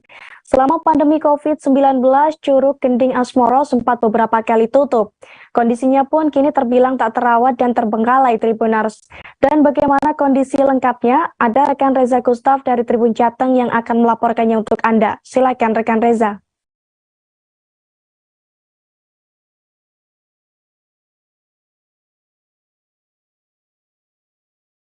Rekan Ariska, yang bisa disampaikan dari tempat wisata Curug Gending Asmoro ya, atau tempat wisata air terjun di Dusun Tompo Gunung, Desa Kalongan, Kecamatan Ungaran Timur, Kabupaten Semarang. Jadi kami menelusuri salah satu objek wisata ini yang cukup tersembunyi ya, yang ada di Desa Kalongan. Lokasinya sendiri berada di tengah permukiman warga dan menuruni ratusan anak tangga, melewati hutan bambu, tanah perkebunan, hutan-hutan, hingga akhirnya sampai ke sebuah air terjun yang dimana airnya mengalir di sungai yang sering disebut sebagai Sungai Kresek. Nah, di air terjun tersebut terbanyak-banyak bebatuan besar, kemudian ada pohon bambu, tentunya dikelilingi pohon bambu, dan kemudian warga setempat membuka tempat tersebut menjadi tempat wisata yang akhirnya dikomersilkan ya pada 2018 lalu. Saat itu jembatannya masih jembatan kayu ya, jembatan bambu. Kemudian karena adanya pandemi COVID-19, kemudian seluruh tempat wisata ditutup, pergerakan warga dibatasi, adanya pemberlakuan PPKM ya, pemberlakuan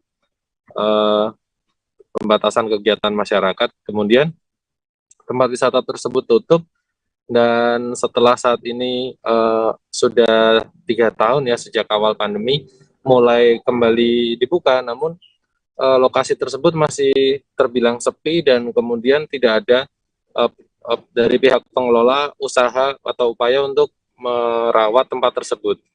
Jadi waktu beberapa hari lalu kami mengunjungi lokasi tersebut, untuk anak tangga ya, waktu kami mengakses lokasi tersebut banyak ilalang-ilalang, kemudian hewan-hewan serangga yang memenuhi tempat-tempat akses jalan setapak itu. Kemudian di tangganya sendiri juga terlihat sedikit kurang terawat, seperti kotor dan sedikit rapuh. Kemudian juga adanya bangunan yang roboh juga yang menutupi akses. Kemudian kata warga setempat, tempat wisata itu masih ditutup untuk sementara saat ini. Untuk biaya tiketnya sendiri sebenarnya sekitar 5.000 ya, yang kami tahu. Lalu waktu kami wawancara kepala desa setempat, kepala desa Kalongan, Yarmuji, beliau mengatakan bahwa saat ini memang sepi dan pihaknya tengah melakukan berbagai upaya untuk kembali menghidupkan lokasi tersebut.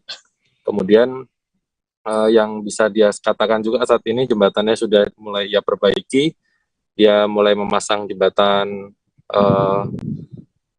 besi ya, dari besi sudah tidak kayu lagi, dan kemudian dia berharap juga nanti tempat wisata yang ada di Ungaran tersebut bisa kembali hidup dan sukses ramai dikunjungi oleh pengunjung, karena air terjun di Ungaran cukup jarang orang tahu, dan tidak banyak yang tidak menyangka adanya air terjun di Ungaran ini gitu, karena lokasinya kebanyakan industri, kemudian permukiman dan lain-lainnya ya, ada perkantoran. Jadi ini termasuk tempat wisata tersembunyi yang sebenarnya banyak potensi indah yang bisa digali dari situ. Begitu Ariska yang bisa disampaikan dari Kabupaten Semarang. Baik, terima kasih atas informasi Anda rekan Reza Gustaf dari Tribun Jateng. Tribuners, seorang pemuda asal Batang, Jawa Tengah berhasil menyulap limbah kayu menjadi berbagai macam produk bernilai, seperti tas dan sandal yang diberi merek BCO Tribuners. Produk-produk yang terbuat dari limbah kayu ini pun telah menarik minat konsumen di Bali dan Jogja. Tak hanya itu, produk ini juga sudah tembus ke pasar luar negeri seperti Singapura dan Malaysia. Dan untuk mengetahui bagaimana kisah lengkapnya, kita sudah tersambung dengan rekan Dina Indriani dari Tribun Jateng. Silakan rekan Dina. Ya, terima kasih Ariska.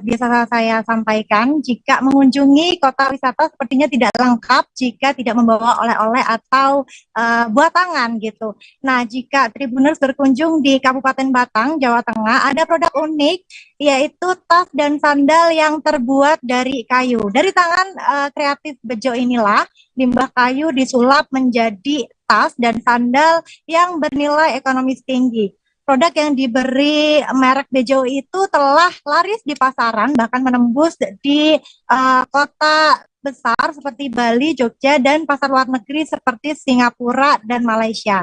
Pemuda asli Batang itu biasanya mengolah limbah kayu atau memproduksinya di Dekadeko Create yang terletak di Duku Dembia, Desa Bejo, Boja, Kecamatan Tersono. Nah, kelebihannya dari tas dan sandal kayu yang terbuat dari limbah kayu ini mengutamakan dari sisi keindahan, keunikan, dan keawetannya. Dalam sehari, Bejo bisa memproduksi 50 pasang sandal kayu dan 5 tas kayu bersama rekan-rekan kerjanya. Untuk harganya sendiri, Tribuners, satu pasang sandal kayu ini biasa dibanderol dengan harga Rp100.000, sedangkan tasnya yaitu dibanderol mulai dari Rp500.000 hingga jutaan rupiah bergantung ukuran dan desainnya. Nah, untuk Tribuners yang tertarik tidak perlu khawatir, bisa langsung mengintip di akun sosial BJO Furface atau karena di sana ada berbagai macam limbahan kayu unik karya Bejo dan bisa dibeli secara online. Baik, begitu Ariska. Baik, terima kasih atas laporan Anda rekan Dina Indriani dari Tribun Jateng. Dan Tribuners, ada pula wawancara dengan Bejo, pengrajin tas dan sandal dari limbah kayu. Berikut liputannya untuk Anda. Ini awal tuh dari saya lihat limbah kayu yang nggak kepakai ya, kayak banyaknya kayu jati di desa saya. Itu kan saya yang kebanyakan biasanya para pengrajin kayu dibuat kayak furniture, lemari, karena saya pengen buat yang beda gitu, kayak sandal kayu, tas kayu, dan ada produk-produk seni yang lain. Untuk tingkat kesulitannya apa? Untuk tingkat kesulitannya tuh kayak bahan aksesoris tuh. Ya. Kalau aksesoris soalnya di daerah saya di Batang tuh jarang. Untuk aksesoris tuh lebih saya ambilnya di Jogja sama di Semarang.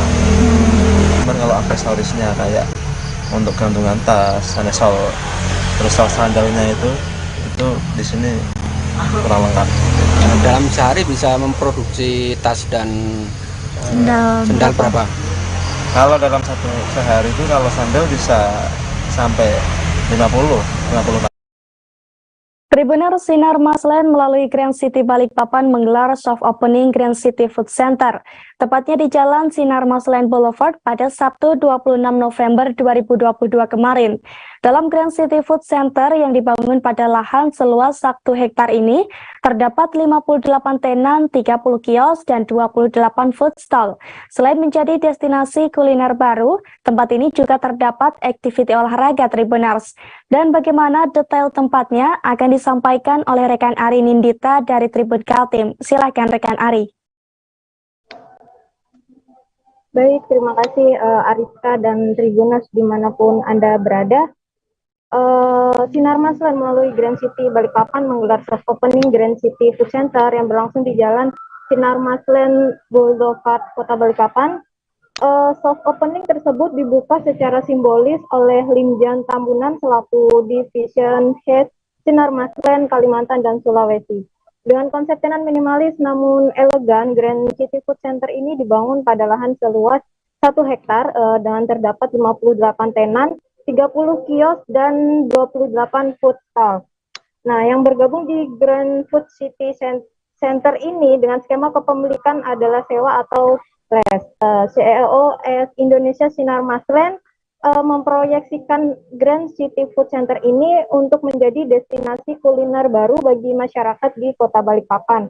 Selain itu juga terdapat aktiviti olahraga yakni lapangan basket, terdapat plaza di antara tenan untuk berbagai event serta view danau.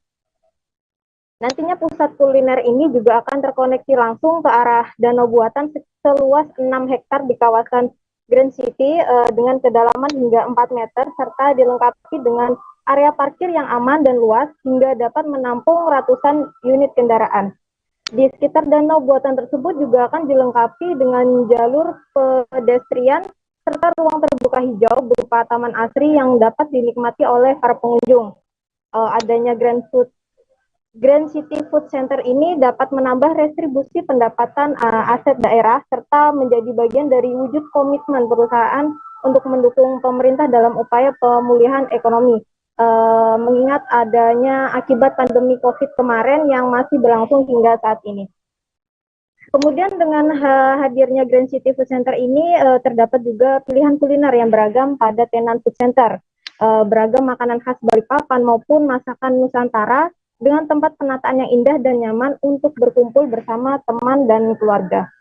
Kemudian pada Desember mendatang akan dilakukan grand opening pada Grand City Food Center ini mengingat pembangunan belum selesai sehingga akan ada pengembangan fasilitas di area food court ini. Oleh sebab itu saat ini baru soft opening, Desember mendatang baru diadakan grand openingnya. Demikian Ariska, terima kasih.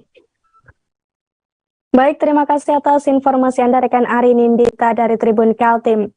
Tribuners, untuk menyemarakan gelaran Piala Dunia 2022, Hotel Blue Sky Balikpapan mengadakan nobar, tepatnya di Color Beat Pub and Lodge pada Jumat 25 November 2022. Nobar di tempat ini pun sangat nyaman dan lebih private Tribuners, sebab dibuat dengan kapasitas sebanyak 70 hingga 80 orang saja. Selain 2 layar lebar yang disediakan lengkap dengan sound systemnya, tempat ini juga dihiasi oleh pernak-pernik khas Piala Dunia 2022. Dan seperti apa keseruan nobar di sana akan disampaikan oleh rekan Ardiana Kinan dari Tribun Kaltim. Silakan rekan Ardiana. Baik, terima kasih rekan Ariska. Dalam menggemakan euforia FIFA World Cup 2022, Hotel Blue Sky Balikpapan mengadakan nobar atau nonton bersama di Color Beat atau CB Pub and Lounge. Untuk melengkapi sensasi pesta bola tersebut, 2 layar disediakan lengkap dengan sound system yang mendukung. Juga tempat yang lebih privat dengan kapasitas 70 hingga 80 orang, yang membuat kawasan tersebut nyaman digunakan nobar bersama kerabat maupun teman sejawat. Selain itu terdapat pula pernak-pernik khas Piala Dunia 2022 seperti banner besar yang menampilkan jadwal pertandingan, umbul-umbul bendera negara yang turut andil dalam pertandingan tersebut, hingga patung dua pemain bola terkenal di dunia, yaitu Lionel Messi dan juga Cristiano Ronaldo. Pengunjung juga disuguhkan permainan biliar untuk mengisi waktu sembari menunggu pertandingan dimulai ataupun jeda iklan. Dan untuk merasakan keseruan nobar tersebut, pengunjung hanya membayar Rp80.000 lengkap dengan beberapa paket makanan dan juga minumannya. Selain itu, customer loyal yang berbelanja di beberapa outlet cabang Hotel Bistro Balikpapan minimal Rp200.000 akan mendapatkan kesempatan untuk ikut menonton bersama di kawasan tersebut. Juga untuk memasuki 16 besar nanti Piala Dunia 2022, pihak hotel juga akan menyuguhkan banyak hiburan dan kuis dengan hadiah-hadiah menarik.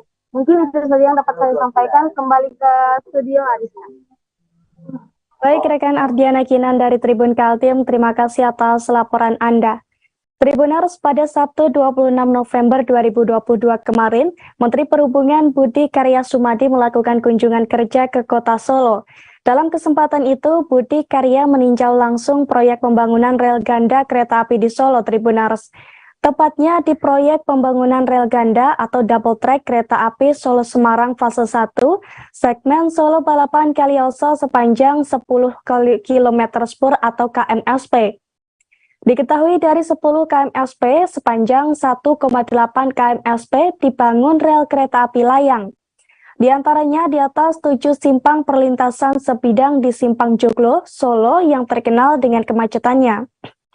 Dilansir dari tribuntravel.com, rel layang ini dibangun untuk mengurangi kemacetan yang selama ini terjadi. Pada bulan Agustus 2022 lalu, pembangunan rel ganda kereta api Solo Balapan Kadipiro Kalioso sendiri telah memasuki tahap kedua, yakni pengerjaan substruktur jembatan dengan rangka baja atau pondasi dan tiang penyangga jembatan utama sepanjang 270 meter. Pasalnya pengerjaan ini diperkirakan akan memakan waktu 6 bulan, mulai dari Agustus 2022 hingga Februari 2023 mendatang. Adapun proses pekerjaan tahap 2 pada 25 November 2022 kemarin sudah mencapai 38,52%. Kemudian untuk tahap ketiga akan dilakukan pembangunan berupa erection bantang dengan rangka baja. Tahap ketiga ini rencananya akan dikerjakan mulai bulan Februari hingga Juli 2023 dan dilanjutkan dengan erection bentang utama pada Agustus hingga Oktober 2023. Selain pembangunan rel ganda, rencananya juga akan ada pembangunan viaduk Gilingan, Tribuners, yakni di Jalan Ahmad Yani Solo yang dilakukan oleh Kementerian Perhubungan. Di mana dalam mewujudkan pembangunan ini, Kemenhub bekerja sama dengan Kementerian Pekerjaan Umum dan Perumahan Rakyat. Untuk pembangunan ini, nantinya akan ada penutupan sehingga bisa meningkatkan batas ketinggian maksimum kendaraan yang melintas. Dari semula hanya 3,7 meter menjadi 4,2 meter. Dengan ketinggian itu, viaduk Gilingan Solo dapat dilalui bus besar dan akan memperlancar lalu lintas, terutama dari dan ke menuju Sheikh Zayed Grand Mosque atau replika Masjid Mekah yang ada di Uni Emirat Arab yang dibangun di kota Solo. Terkait pekerjaan ini, Kemenhub bersama pemerintah kota Solo juga telah menyiapkan rekayasa lalu lintas. Hal ini dilakukan untuk mengantisipasi dampak kemacetan dari adanya pembangunan rel kereta api layang Solo Semarang di Simpang Joglo Solo. Secara keseluruhan, pembangunan jalur ganda kereta api Solo Balapan Kalioso ditargetkan selesai pada April 2024 mendatang.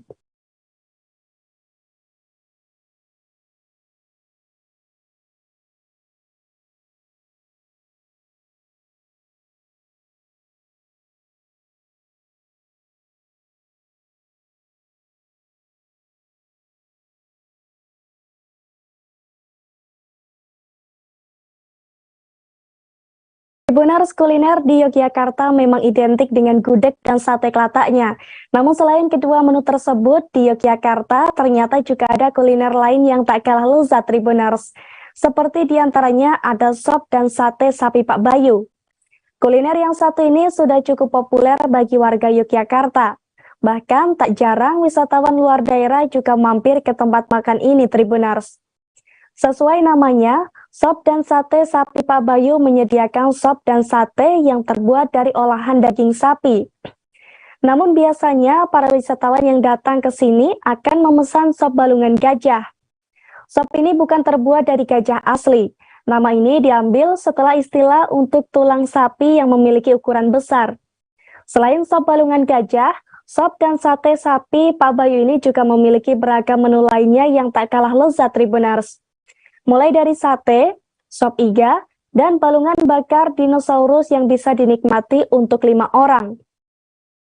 Tak hanya itu, warung sop dan sate sapi Pak Bayu ini juga menyediakan sate koyor. Untuk cita rasanya sendiri tak perlu diragukan lagi Tribuners. Dijamin lezat dan juga nikmat. Terlebih untuk olahan balungan dinosaurus yang bercita rasa manis dan gurih. Selain makanan, sop dan sate sapi Pak Bayu ini juga menyediakan berbagai minuman untuk melepas dahaga.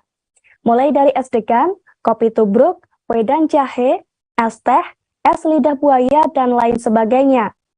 Menariknya lagi, di sop dan sate sapi Pak Bayu ini pelayanannya pun super cepat, sehingga Anda tak perlu khawatir jika harus menunggu lama Tribuners. Tempat yang disediakan pun juga cukup luas dan memiliki tempat outdoor. Begitu pula dengan lahan parkir yang disediakan Tribuners. Saking luasnya, lahan parkir di tempat makan ini juga bisa memuat sampai puluhan mobil. Saat menyantap kuliner di sini, Anda pun bisa menikmati pemandangan serta suasana desa yang asri dan sejuk. Lantaran cita rasa dan tempatnya yang nyaman ini, dalam sehari Pak Bayu bisa menjual lebih dari 500 porsi dan menghabiskan ratusan kilogram tulang sapi dan daging sapi. Ditambah beragam menu di tempat ini dibanderol dengan harga yang terjangkau Tribuners, yakni mulai dari 10.000 hingga 96.000 saja untuk makanannya. Sementara untuk menu minumannya tersedia dari harga 3.000 hingga 14.000 saja. Jadi jika tertarik langsung saja datang ke Jalan Yudhistira nomor 2, RT 5 RW 11, Palgading, Sidoarjo, Kecamatan Nyanglik, Kabupaten Sleman, Yogyakarta. Sop dan sate Pak Bayu ini buka dari Selasa hingga hari Minggu.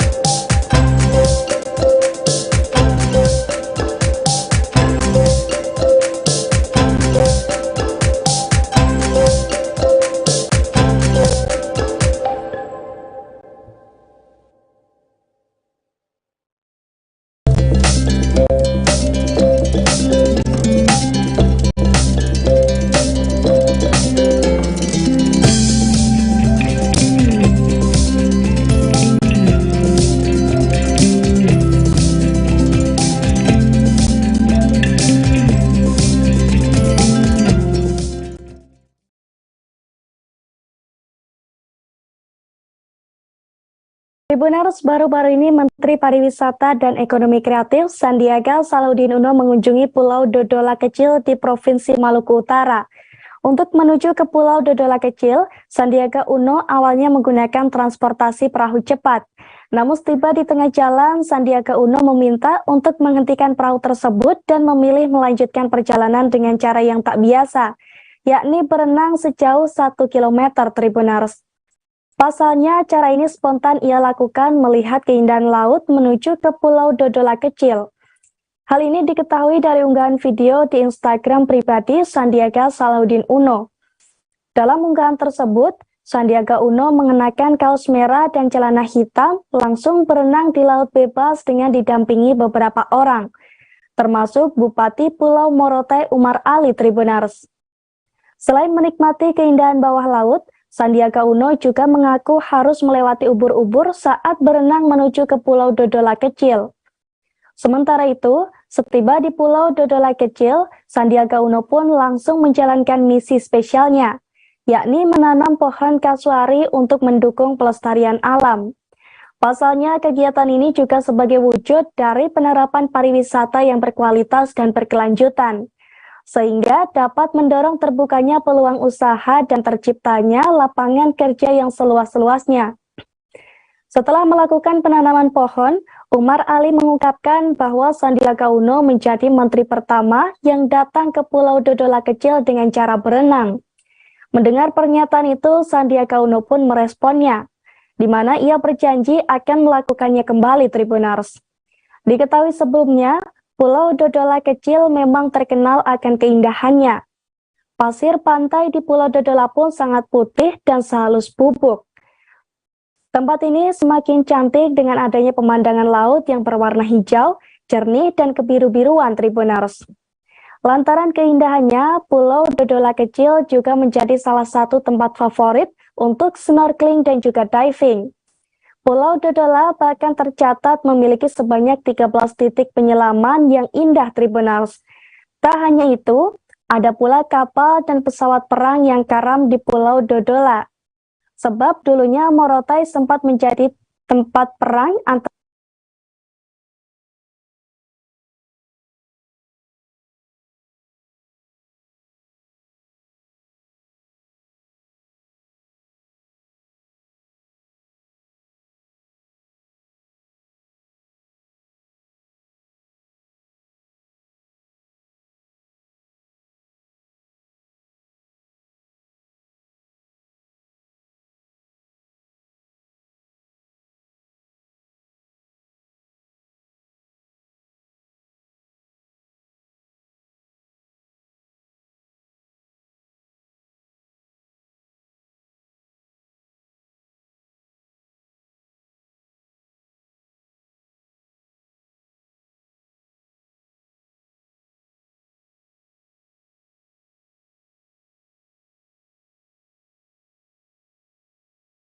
Pulau Dodola bahkan tercatat memiliki sebanyak 13 titik penyelaman yang indah. Tak hanya itu, ada pula kapal dan pesawat perang yang karam di Pulau Dodola. Sebab dulunya Morotai sempat menjadi tempat perang antara Jepang dan Sekutu pada Perang Dunia Kedua.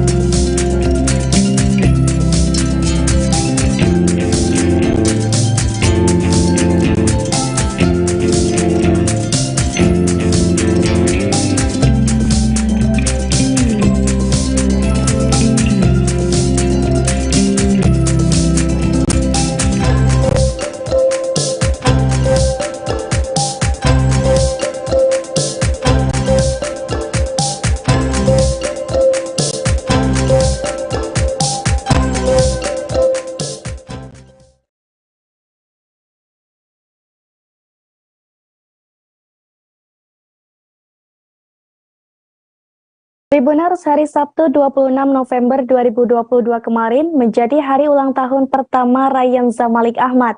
Untuk merayakan hari spesial putra keduanya tersebut, Raffi Ahmad dan Nakita Slavina pun menyiapkan acara menarik Tribuners. Bahkan acara ulang tahun pertama bayi yang dijuluki Cipung itu juga ditayangkan di salah satu stasiun televisi. Acara yang bertajuk Happy Cipung Day tersebut disiarkan secara langsung pada hari ini, Minggu 27 November pukul 13.55 waktu Indonesia Barat. Acara perayaan ulang tahun Batita kesayangan netizen Indonesia ini pun tak main-main Tribuners. Sebab untuk acara ini, Nakita Slavina mendatangkan seorang chef khusus dari Jepang. Ibu dua anak ini ingin chef tersebut memasak makanan spesial pada perayaan ulang tahun Cipung yang pertama. Sementara itu, sejak kemarin 26 November 2022, Rayanza juga telah mendapatkan banyak ucapan selamat dari para artis. Hal tersebut terlihat dari kolom komentar di akun media sosial Raffi Ahmad dan Nakita Slavina. Bahkan, nama Rayanza Malik Ahmad pun menjadi trending Twitter pada Sabtu 26 November 2022. Momen pertambahan usia Rayanza Malik Ahmad tersebut dibagikan dalam Instagram resmi Raffi Nakita 1717. Dalam unggahan itu, Rayanza tengah duduk dengan ekspresi sedikit menyernyitkan dahi. Unggahan terbaru yang berisi ucapan selamat ulang tahun itu pun sempat menjadi sorotan karena baju yang dikenakan oleh Rayanza Malik Ahmad, di mana Rayanza tampak memakai jaket berwarna oranye dengan merek sebuah e-commerce Tribuners. Unggahan tersebut juga mendapatkan ucapan selamat dari banyak rekan artis. Tak hanya itu, unggahan dalam Instagram Raffi Ahmad dan Nakita Slavina juga mendapatkan yang menampakkan kelucuan putra keduanya itu pun memang kerap mencuri perhatian. Termasuk saat Raffi Ahmad dan Nakita Slavina mengunggah potret keluarganya bersama Rafathar dan Rayanza ketika berada di padang pasir. Di mana dalam potret tersebut, Raffi, Nakita, dan kedua putranya kompak mengenakan pakaian putih. Sementara Rayanza semakin terlihat menggemaskan dengan sorban di kepala. Dalam unggahan tersebut, Rayanza pun mendapatkan banyak ucapan dan doa dari rekan artis.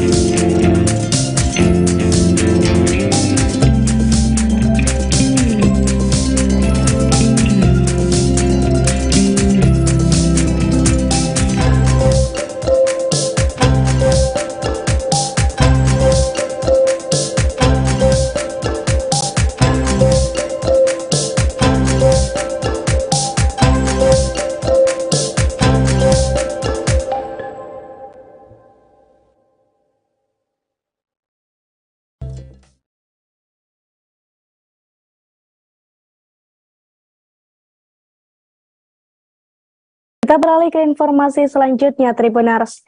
Pemandangan menarik terlihat saat pertandingan Timnas Argentina melawan Meksiko pada Minggu 26 November 2022, di mana supporter Timnas Argentina mengenakan beberapa properti unik saat mendukung tim kesayangannya itu. Para supporter tersebut tampak menghiasi beberapa kursi di tribun penonton Stadion Lusail. Di tempat tersebut, para supporter Argentina menyemarakan suasana dengan membawa bass drum untuk mendukung Lionel Messi, Tribuners. Beberapa di antaranya juga membawa gambar dari Lionel Messi. Spanduk bergambar Lionel Messi tersebut terlihat dipegang jelang pertandingan sepak bola grup C Piala Dunia 2022 Qatar. Bahkan ada pula supporter yang rela mengecat wajahnya demi mendukung timnas Argentina.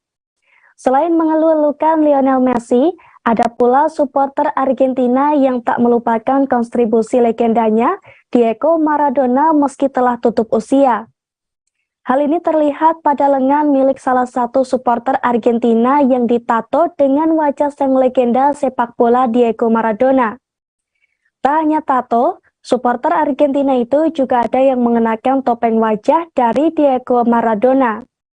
Sementara itu, properti unik lainnya yang terlihat dari supporter Argentina, yakni topi berbentuk kepala kuda yang dikenakan jelang pertandingan. Banyak pula yang membawa bendera, wig berwarna khas bendera negaranya, dan juga properti lainnya. Kedatangan supporter timnas Argentina itu rupanya selaras dengan hasil kemenangan 2-0 yang diamankan Lionel Messi CS atas Meksiko. Kemenangannya ini membuat timnas Argentina meraih 3 poin perdana pada gelaran Piala Dunia 2022 setelah kalah mengejutkan 1-2 dari Arab Saudi pada laga perdana. Dengan hasil tersebut, timnas Argentina menjaga peluang lolos ke knockout 16 besar Piala Dunia 2022. Diketahui sebelumnya dalam pertandingan antara timnas Argentina dan Meksiko ini, Lionel Messi menjadi pemegang rating terbaik pemain negaranya. Menurut laman Cult of Calcio, Lionel Messi pantas diberi rating sebesar 7,5 karena menyumbang gol dan assist. Messi mencetak gol ke gawang Meksiko pada menit 64 selesai menerima umpan matang Angel Di Maria. Kemudian pada penghujung laga menit 87, Messi menjadi kreator gol yang diciptakan oleh Enzo Fernandez. Penampilan heroik Messi membuat timnas Argentina meraih 3 poin perdana di Piala Dunia 2022.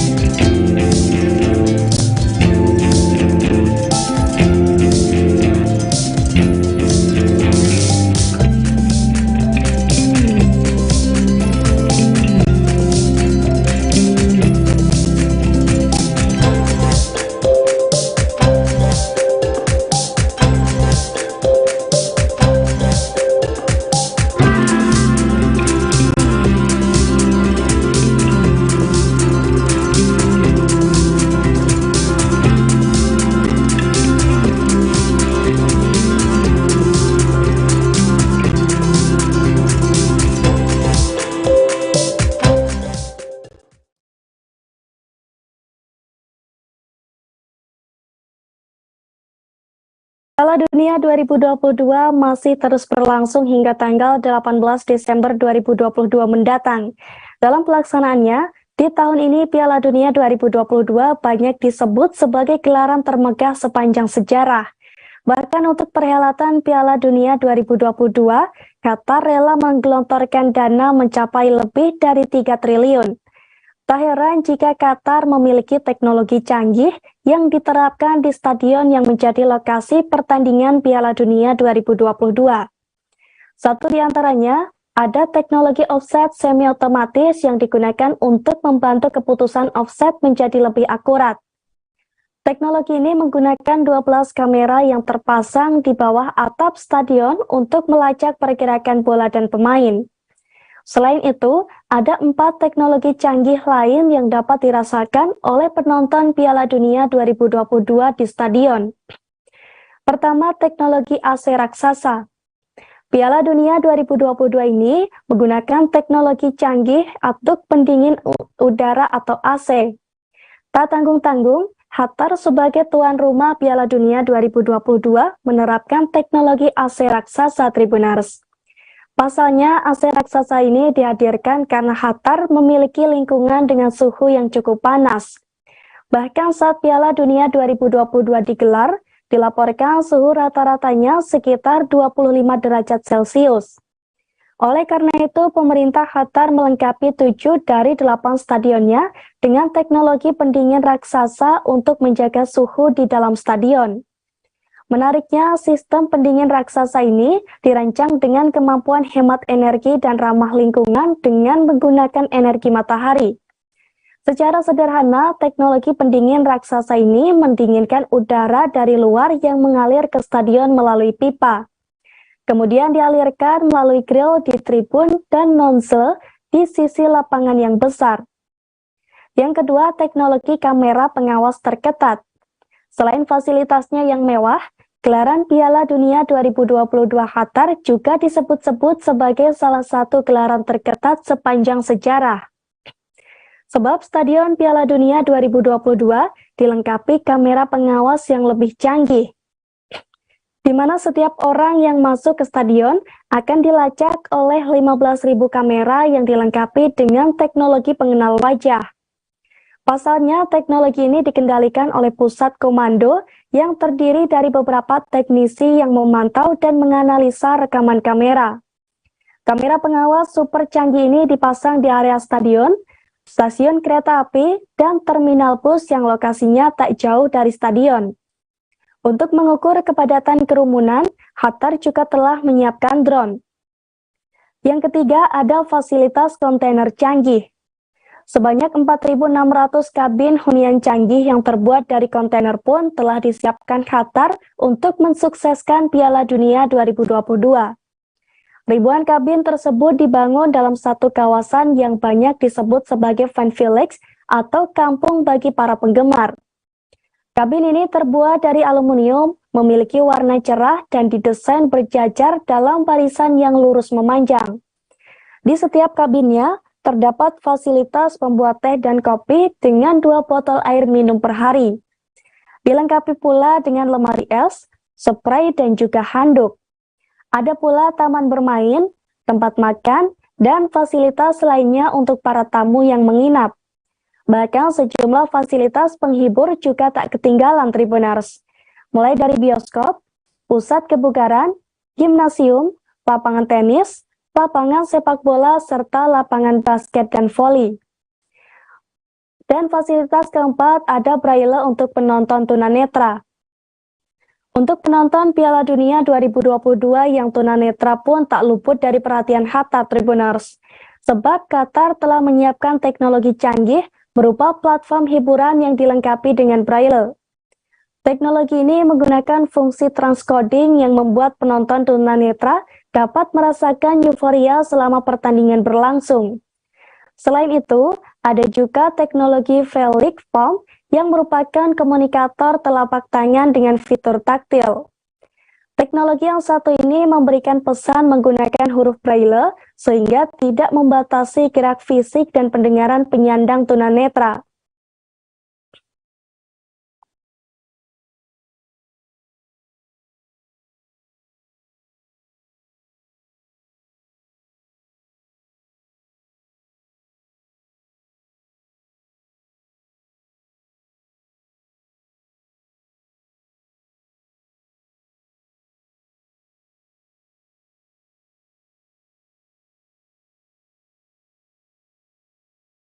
Tribuners, Qatar menyiapkan sebanyak 8 stadion untuk perhelatan Piala Dunia 2022.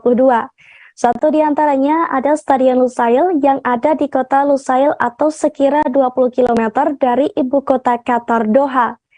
Dilansir dari tribuntravel.com, Stadion Lusail merupakan stadion terbesar yang ada di Qatar. Bahkan stadion yang satu ini mampu menampung sebanyak 80.000 penonton. Tak heran jika Stadion Lusail terpilih sebagai lokasi digelarnya pertandingan final Piala Dunia 2022. Tepatnya pada tanggal 18 Desember 2022 mendatang, Tribuners. Stadion Lusail sebelumnya juga telah digunakan untuk pertandingan antara Argentina dan Arab Saudi pada Selasa 22 November 2022 lalu. Diketahui dari situs resmi FIFA World Cup 2022 Qatar, Stadion Lusail memiliki sejumlah fakta unik baik dari desain hingga fasilitasnya. Untuk desainnya, Stadion Lusail terinspirasi oleh interaksi cahaya dan bayangan yang menjadi ciri khas Lentera Vanar. Bentuk dan fasad Stadion Lusail menggemakan motif dekoratif rumit yang menyerupai mangkuk. Desain tersebut menjadi ciri khas zaman keemasan seni dan keahlian di dunia Arab dan Islam. Rencananya, stadion yang satu ini akan lebih sering digunakan saat Piala Dunia 2022 dibanding dengan 7 stadion lainnya, Tribuners. Selain 6 pertandingan penyisihan grup, Stadion Lusail juga menjadi tuan rumah kontes sistem gugur di babak 16 besar, perempat final, semifinal, dan juga final. Stadion Lusail juga memiliki banyak fasilitas, termasuk fasilitas sipil seperti perumahan, toko, gerai makanan dan minuman, klinik kesehatan, serta sekolah. Menariknya lagi, pembangunan Stadion Lusail menerapkan praktik bangunan berkelanjutan dan tindakan daur ulang air limbah. Stadion Lusail menghemat air 40% lebih banyak daripada pengembangan stadion konvensional, yakni dengan air daur ulang digunakan untuk mengairi tanaman di sekitar tempat tersebut, Tribuners. Terbuat dari bahan canggih yang disebut politetrafluoroetilen, atap Stadion Lusail dapat melindungi stadion dari angin panas, mencegah debu, dan memungkinkan cahaya yang cukup untuk lapangan. Di samping itu, sistem atap tersebut juga dapat memberikan keteduhan untuk mengurangi beban teknologi pendingin di stadion. Untuk pembangunan berkelanjutan ini membuat Stadion Lusail menerima peringkat bintang 5 untuk desain, build, and construction dalam Global Sustainability Assessment System. Selain desain dan fasilitasnya, Stadion Lusail juga semakin lengkap karena lokasinya sangat dekat dengan transportasi umum. Penonton Piala Dunia 2022 pun bisa menggunakan Metro Doha secara gratis sejak tanggal 11 November hingga 23 Desember 2022 dengan menggunakan kartu Haya. Kartu Haya ini digunakan penonton Piala Dunia 2022 untuk mendapatkan akses memasuki lokasi pertandingan di Qatar. Penonton dapat mengakses Stadion Lusail menggunakan Metro Doha dan tiba di stasiun QNB Lusail yang berada di jalur merah dan tidak jauh dari tempat tersebut.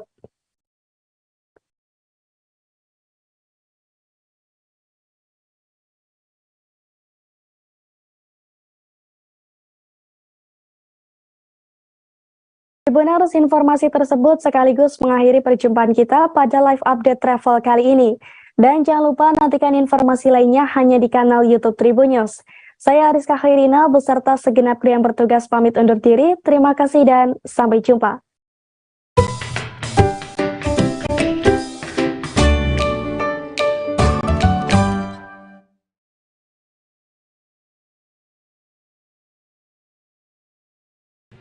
Tribunnews Live Update. Tanggal 21. Selamat siang Tribuners, selamat sore Tribuners, selamat petang Tribuners, Anda sedang menyaksikan live update. Informasi teraktual dan terupdate dari siang hingga petang kami sajikan untuk Anda. Menewaskan 2 orang penumpang, yang mana kedua penumpang. Kami perdalam dengan laporan langsung dari lokasi kejadian dan narasumber terpercaya. Benar-benar menghukum mereka-mereka yang terlibat. Menghentikan terduga pelaku yang ingin Laporan terkait peristiwa pompong hilang kontak menabrak sejumlah pemotor yang melintas tepat. Saksikan live update siang, sore, dan petang hanya di channel YouTube Tribunnews.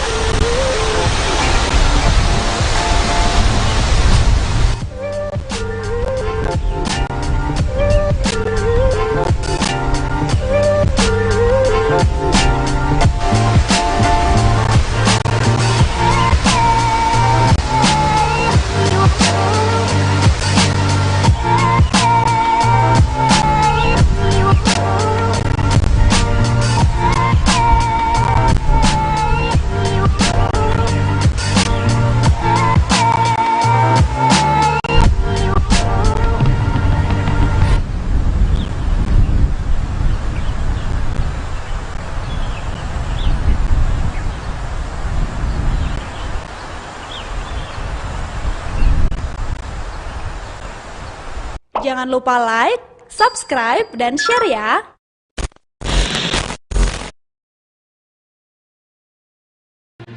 Tribunnews Live Update.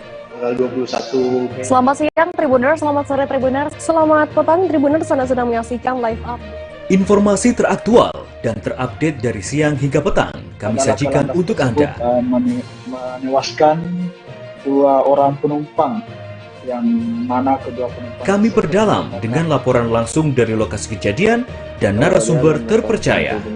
Benar-benar menghukum mereka-mereka yang terlibat, menghentikan terduga pelaku yang ingin Laporan terkait peristiwa pompong hilang kontak menabrak sejumlah pemotor yang melintas tepat. Saksikan live update siang, sore, dan petang hanya di channel YouTube Tribunnews.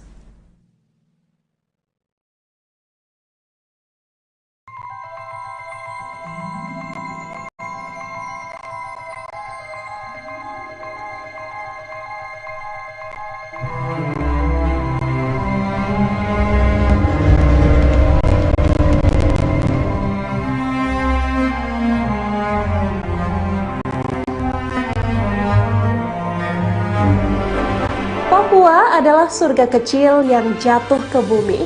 Salah satu surga yang jatuh itu adalah Danau Sentani.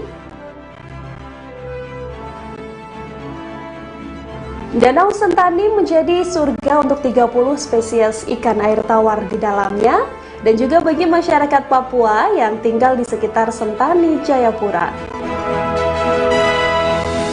Surga kecil yang memiliki luas wilayah kurang lebih 9.360 hektar dan kedalaman 75 meter di atas permukaan laut, merupakan danau terluas di Papua.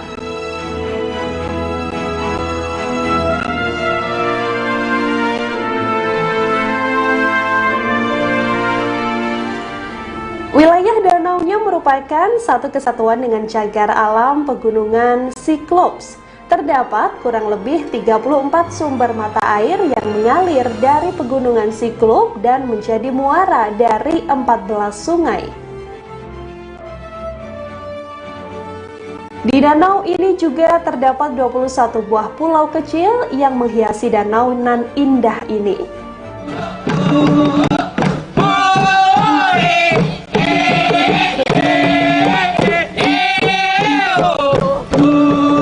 Arti Arti kata Sentani berarti di sini kami tinggal dengan damai.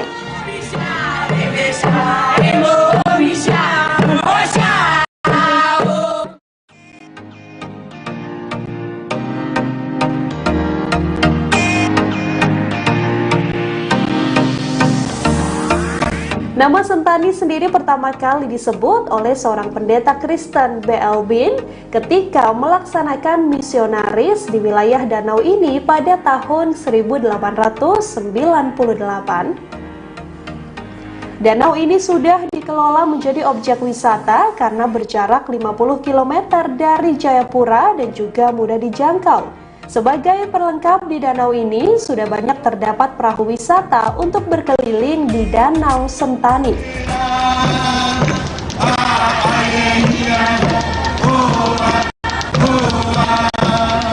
Di danau ini juga diadakan Festival Danau Sentani untuk menarik wisatawan. Festival Danau Sentani biasanya diadakan pada pertengahan bulan Juni setiap tahun. FDS sendiri telah ditetapkan sebagai festival tahunan dan masuk dalam kalender pariwisata utama. Namun, pada tahun 2022, Festival Danau Sentani diselenggarakan pada bulan Oktober, berbarengan dengan Kongres Masyarakat Adat Nusantara ke-6 di Papua. Festival ini diisi dengan tari-tarian adat di atas perahu, tarian perang khas Papua, dan sajian berbagai kuliner khas Papua.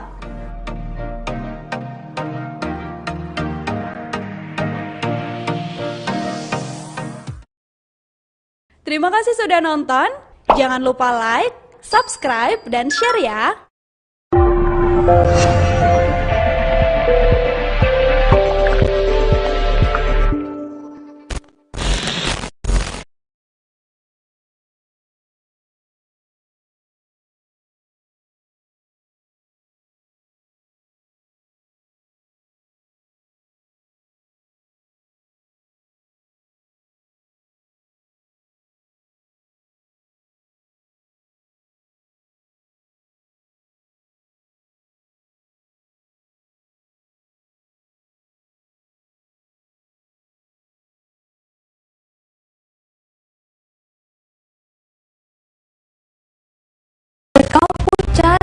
Kurang glowing, itu tanda anemia. Hari ini kita masak makanan dengan gizi seimbang dan yang pasti tinggi zat besi. Kandungan TTD membantu tubuh dalam pembentukan sel darah merah. Glowing dengan TTD.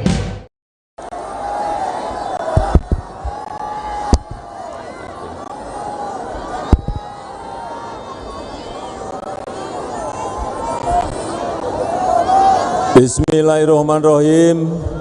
Assalamualaikum warahmatullahi wabarakatuh.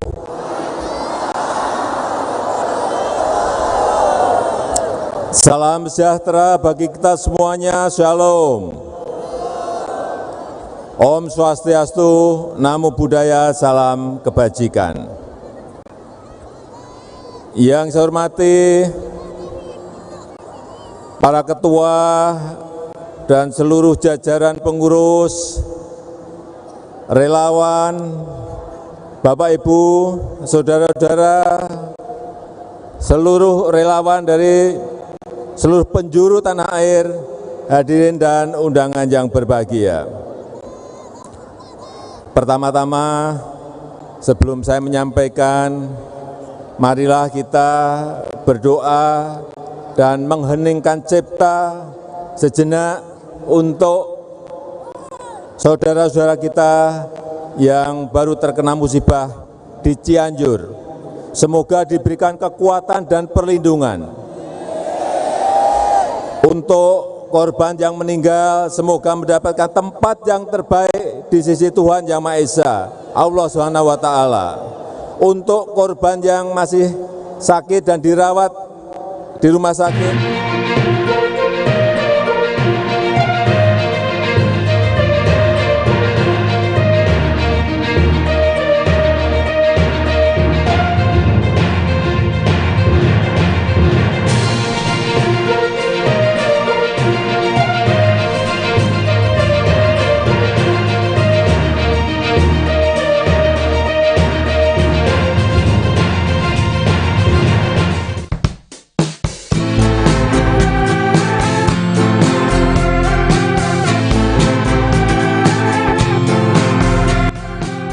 Halo Tribuners, jumpa lagi di Wisata Lampung. Wisata Lampung kali ini mampir ke Villa Dangau Kedaung nih, yang lokasinya ada di Jalan Terusan Ragom Gawi 3, Kelurahan Kedaung, Kecamatan Kemiling.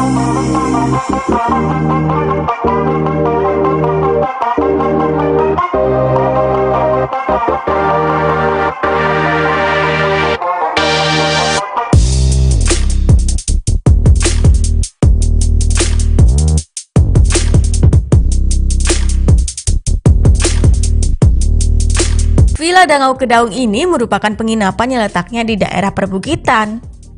Suasananya adem dan menyenangkan, cocok digunakan sebagai tempat berkumpul keluarga maupun kolega.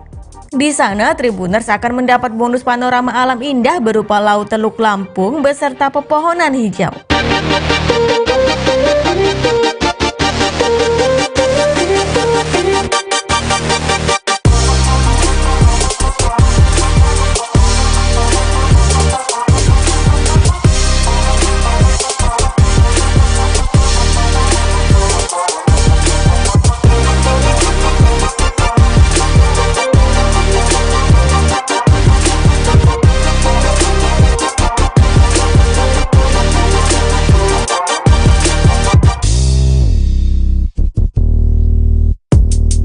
Desain bangunan Villa Dangau Kedaung ini juga unik.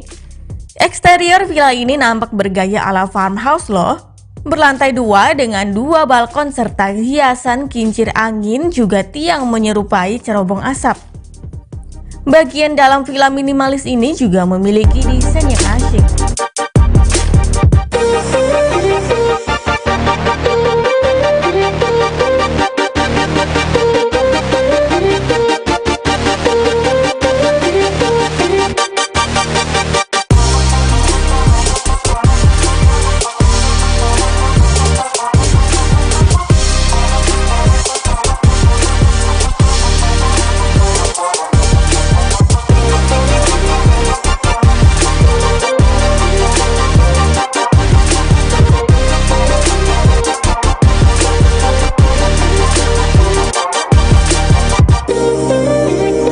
Fasilitas yang ada di dalamnya sangat komplit. Ada ruang tamu, TV LED, dapur, perlengkapan masak, meja bar, 2 kamar, 2 balkon santai, ruang santai, musala, 2 kamar mandi, taman santai, taman bermain, serta jaringan wifi.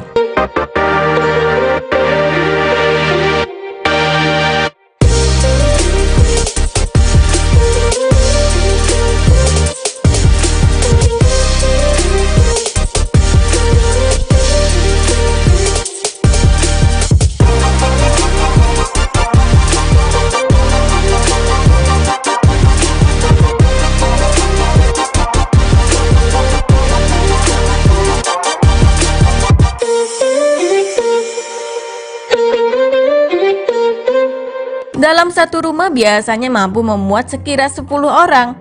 Tapi bila ingin lebih, masalah tempat tidur atur sendiri ya. Di lantai 1 terdapat ruang TV, kamar, dan juga ruang tamu. Ruang tamu tersebut bernuansa klasik. Ada banyak dekorasi koleksi barang-barang antik, seluruhnya tersusun rapi disinari efek cahaya lampu kuning, sehingga membuat tampilannya makin estetik.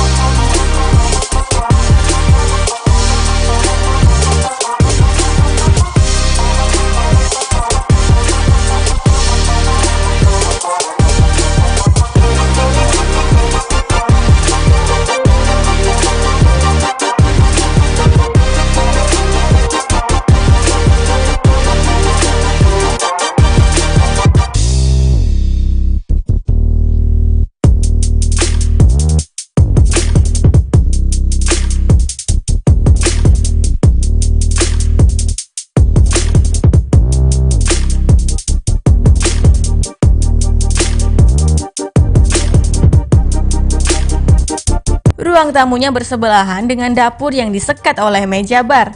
Meja bar tersebut juga disinari 3 lampu gantung berwarna kuning. Minum kopi menjadi semakin asik sembari ngobrol dengan keluarga. Kemudian pada lantai 2 nampak ada satu kamar lagi dengan balkon di hadapannya. Di balik kamar tersebut terdapat ruang kumpul yang biasa digunakan sebagai tempat rapat.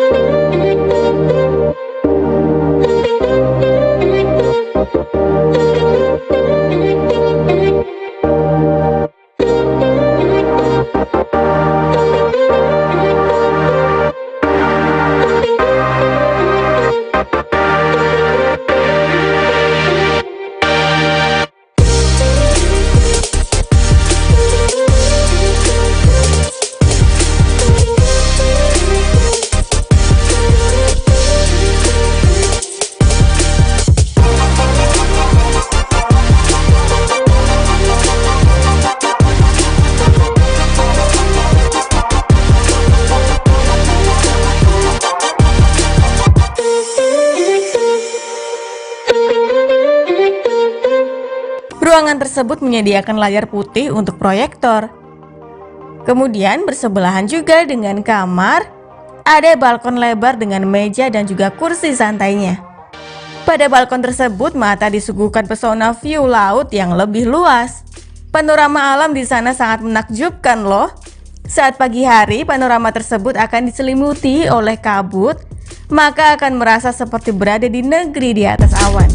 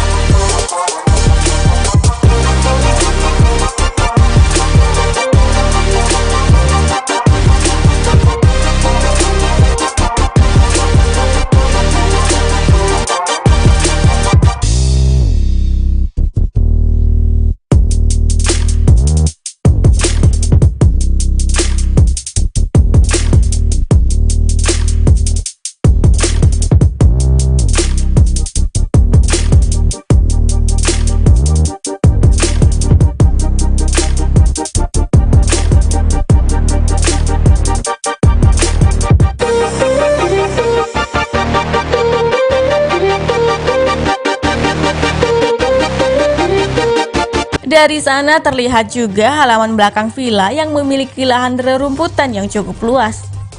Di sana difasilitasi dengan meja dan juga kursi santai serta permainan anak. Taman tersebut dihiasi lampu-lampu gantung. Saat malam, taman cocok dimanfaatkan sebagai tempat mengadakan barbekyuan.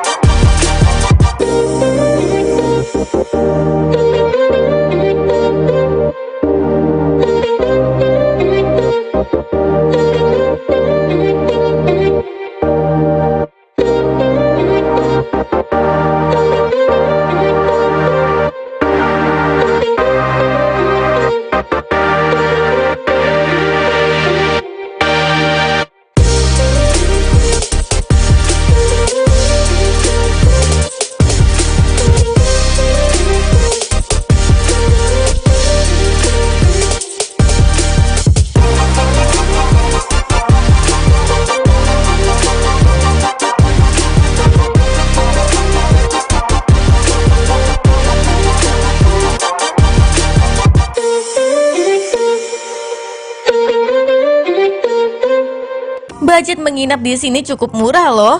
Hanya 1 juta rupiah untuk 10 orang per malam di hari kerja. Sedangkan tarif sewa untuk akhir pekan berkisar 1.250.000 rupiah. Bila lebih dari 10 orang, dikenakan biaya tambahan Rp15.000. Waktu untuk check-in mulai dari pukul 2 siang dan check-out pada pukul 2 siang.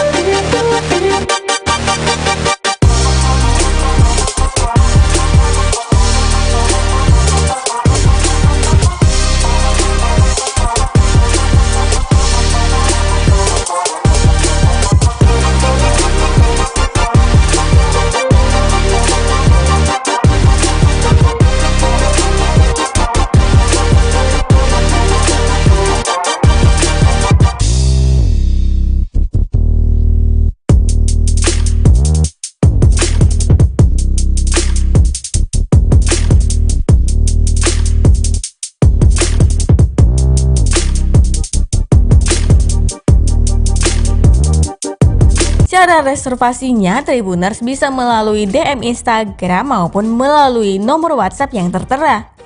Saat menghubungi, ceritakan ya apa saja yang ingin dilakukan di sini, nanti disiapkan. Sebab tidak boleh terlalu berisik, apalagi saat malam hari. Villa Dangau Kedaung menerapkan sistem sewa privat. Jadi, setiap hari hanya bisa disewa oleh satu kelompok saja, sehingga tidak akan terganggu dengan pengunjung-pengunjung lainnya.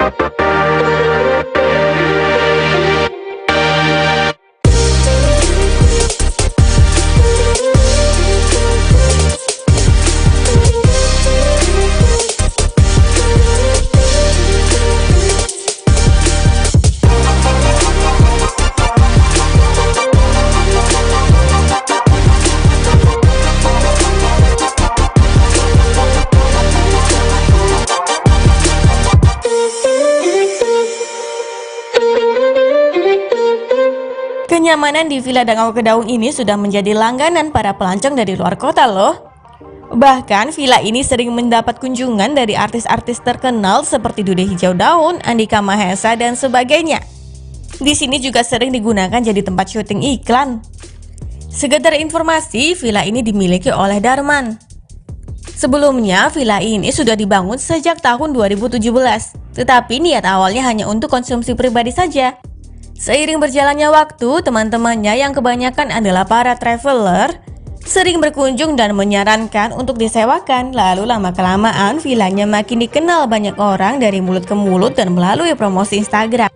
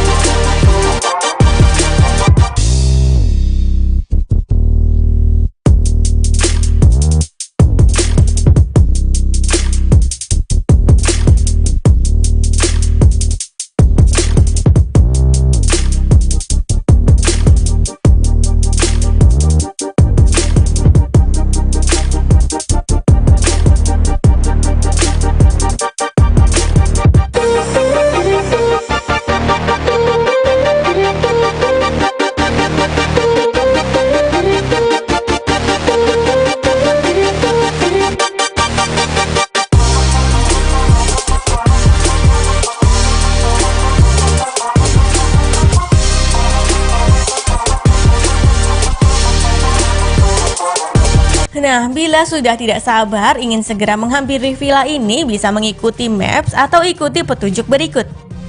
Jarak dari Terminal Kemiling sekira 4,5 km, sedangkan dari Karang Pusat jaraknya 9,3 km. Akses jalan bisa dilalui oleh kendaraan roda 2 dan juga kendaraan roda 4.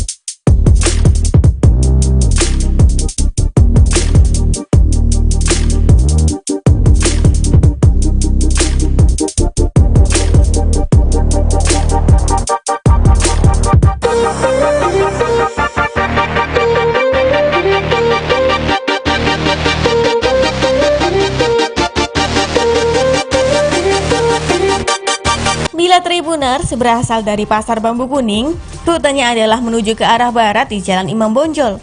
Ikuti jalur utama sejauh 5,2 km. Lalu belok kiri ke Jalan Taukuci di Tiro. Lanjut terus ikuti jalan tersebut sejauh 3,2 km menuju arah Green Kemiling Residen. Belok kiri ke Jalan Cakrawala. Setelah 650 meter belok kiri ke Jalan Terusan Ragom Gawi 3. Belok kiri lalu ke kanan, maka akan sampai ke Villa Dangau Kedaung sejauh 230 meter.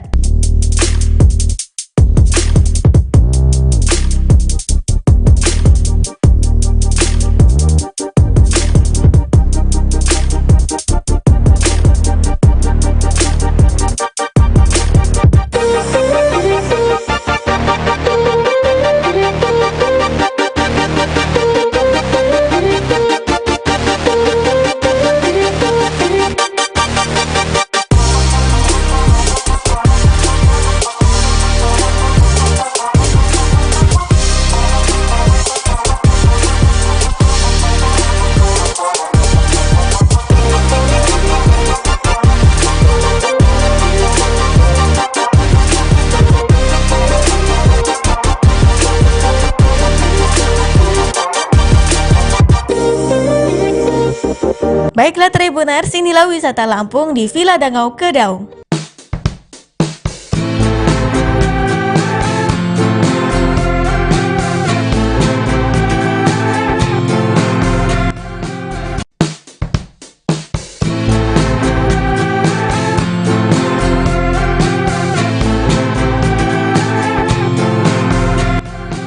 Halo Tribuners, jumpa lagi di Wisata Lampung. Wisata Lampung kali ini mampir ke Villa Dangau Kedaung nih, yang lokasinya ada di Jalan Terusan Ragom Gawi 3, Kelurahan Kedaung, Kecamatan Kemiling.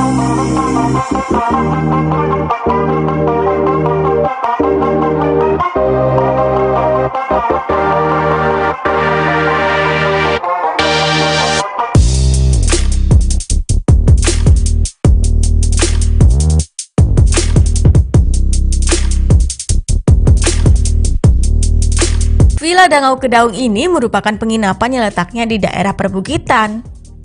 Suasananya adem dan menyenangkan, cocok digunakan sebagai tempat berkumpul keluarga maupun kolega. Di sana, Tribuners akan mendapat bonus panorama alam indah berupa Laut Teluk Lampung beserta pepohonan hijau.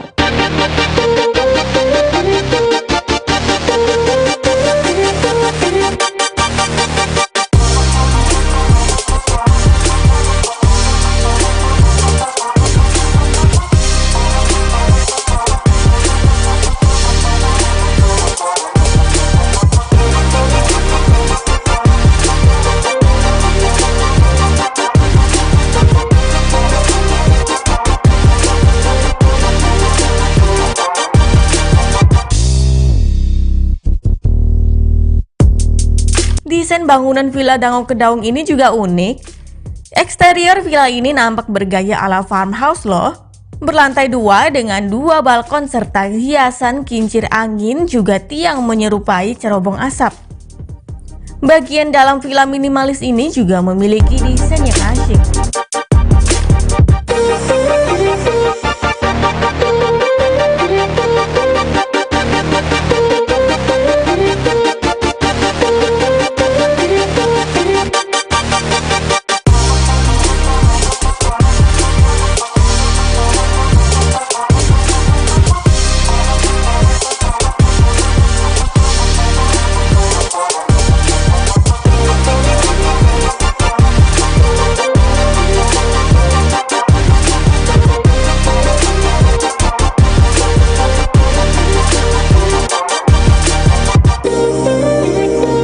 Fasilitas yang ada di dalamnya sangat komplit. Ada ruang tamu, TV LED, dapur, perlengkapan masak, meja bar, 2 kamar, 2 balkon santai, ruang santai, musala, 2 kamar mandi, taman santai, taman bermain, serta jaringan wifi.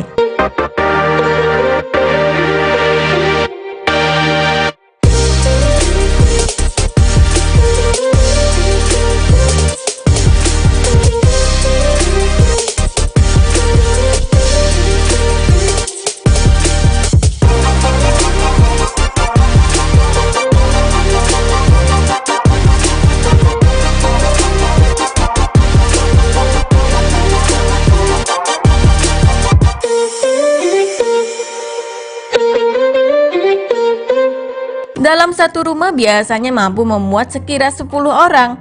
Tapi bila ingin lebih, masalah tempat tidur atur sendiri ya. Di lantai 1 terdapat ruang TV, kamar, dan juga ruang tamu. Ruang tamu tersebut bernuansa klasik. Ada banyak dekorasi koleksi barang-barang antik, seluruhnya tersusun rapi disinari efek cahaya lampu kuning, sehingga membuat tampilannya makin estetik.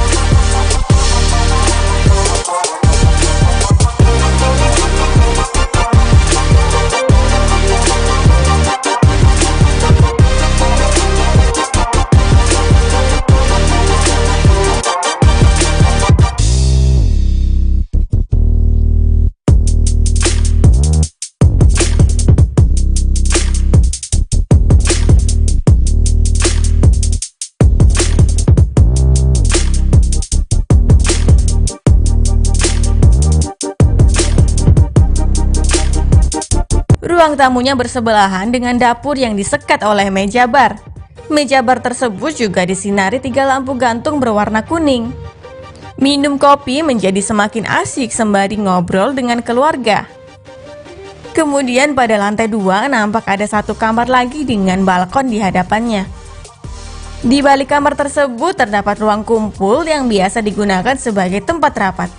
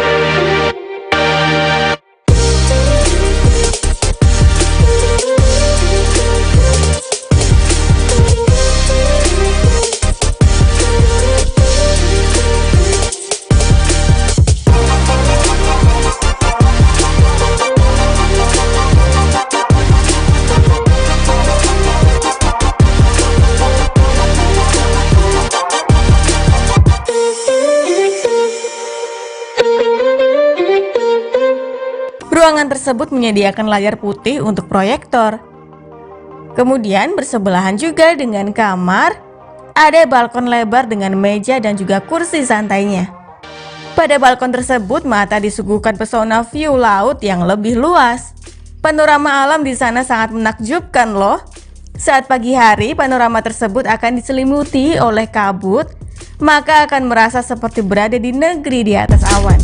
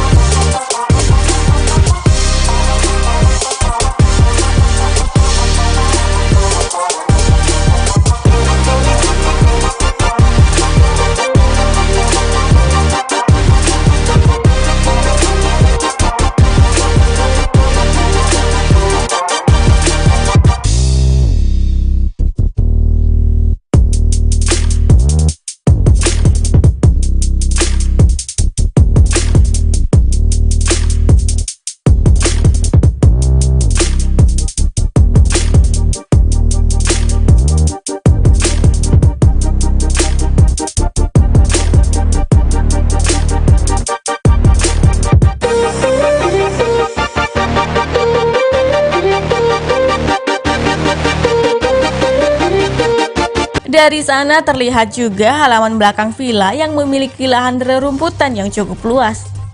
Di sana difasilitasi dengan meja dan juga kursi santai serta permainan anak. Taman tersebut dihiasi lampu-lampu gantung. Saat malam, taman cocok dimanfaatkan sebagai tempat mengadakan barbekyuan.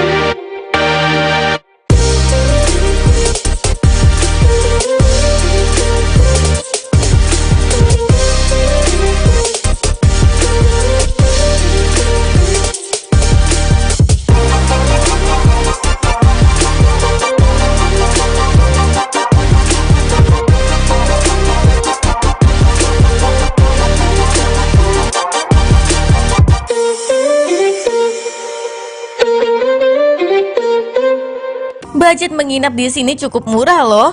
Hanya 1 juta rupiah untuk 10 orang per malam di hari kerja.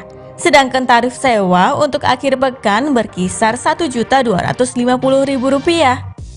Bila lebih dari 10 orang dikenakan biaya tambahan 15.000 rupiah. Waktu untuk check-in mulai dari pukul 2 siang dan check-out pada pukul 2 siang.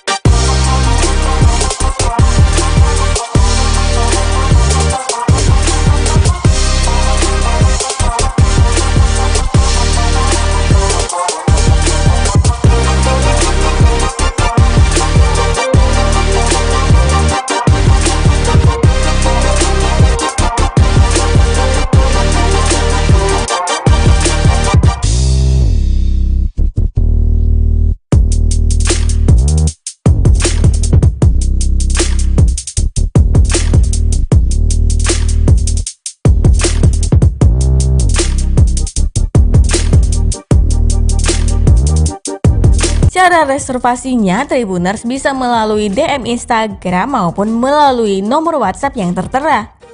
Saat menghubungi, ceritakan ya apa saja yang ingin dilakukan di sini, nanti disiapkan. Sebab tidak boleh terlalu berisik, apalagi saat malam hari. Villa Dangau Kedaung menerapkan sistem sewa privat. Jadi, setiap hari hanya bisa disewa oleh satu kelompok saja, sehingga tidak akan terganggu dengan pengunjung-pengunjung lainnya.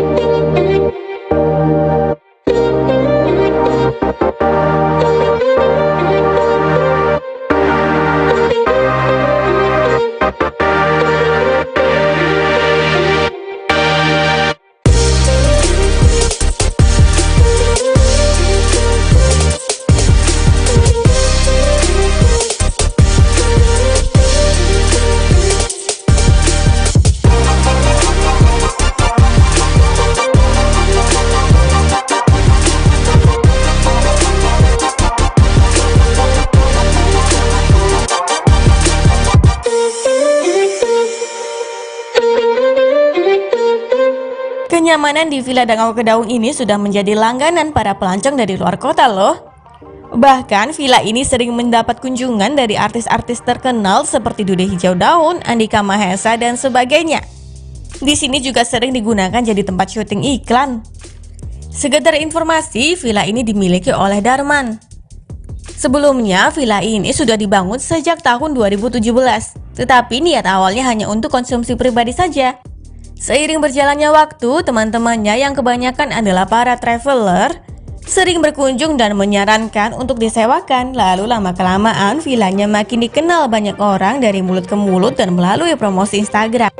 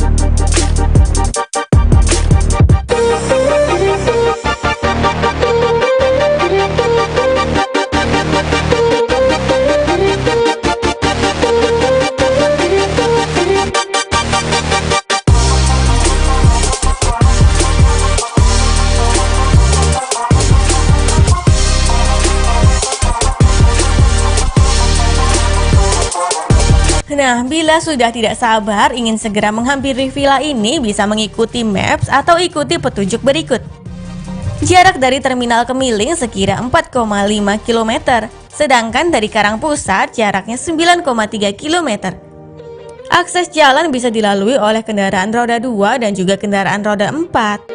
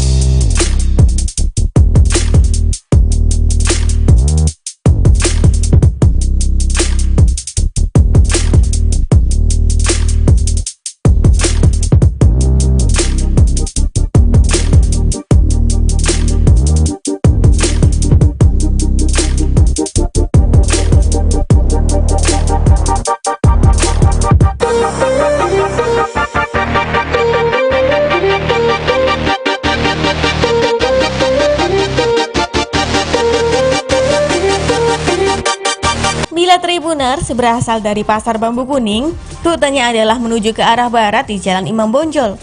Ikuti jalur utama sejauh 5,2 km. Lalu belok kiri ke Jalan Taukuci di Tiro. Lanjut terus ikuti jalan tersebut sejauh 3,2 km menuju arah Green Kemiling Residen. Belok kiri ke Jalan Cakrawala. Setelah 650 meter belok kiri ke Jalan Terusan Ragom Gawi 3. Belok kiri lalu ke kanan, maka akan sampai ke Villa Dangau Kedaung sejauh 230 meter.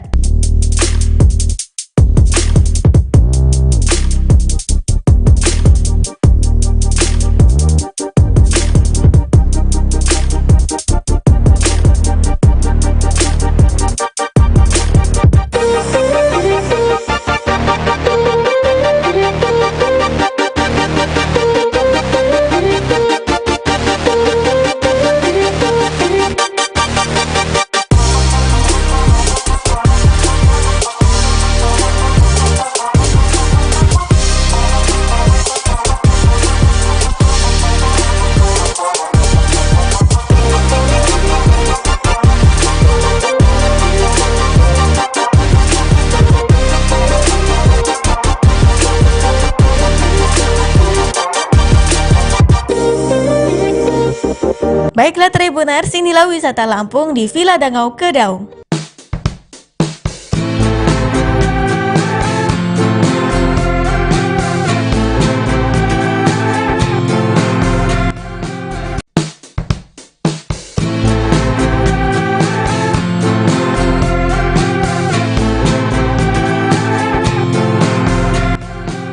Halo Tribuners, jumpa lagi di Wisata Lampung. Wisata Lampung kali ini mampir ke Villa Dangau Kedaung nih, yang lokasinya ada di Jalan Terusan Ragom Gawi 3, Kelurahan Kedaung, Kecamatan Kemiling.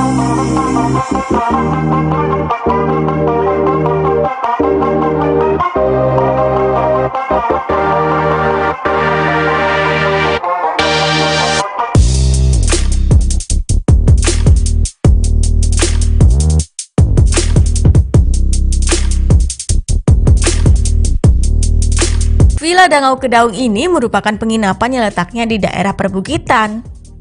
Suasananya adem dan menyenangkan, cocok digunakan sebagai tempat berkumpul keluarga maupun kolega. Di sana, Tribuners akan mendapat bonus panorama alam indah berupa Laut Teluk Lampung beserta pepohonan hijau.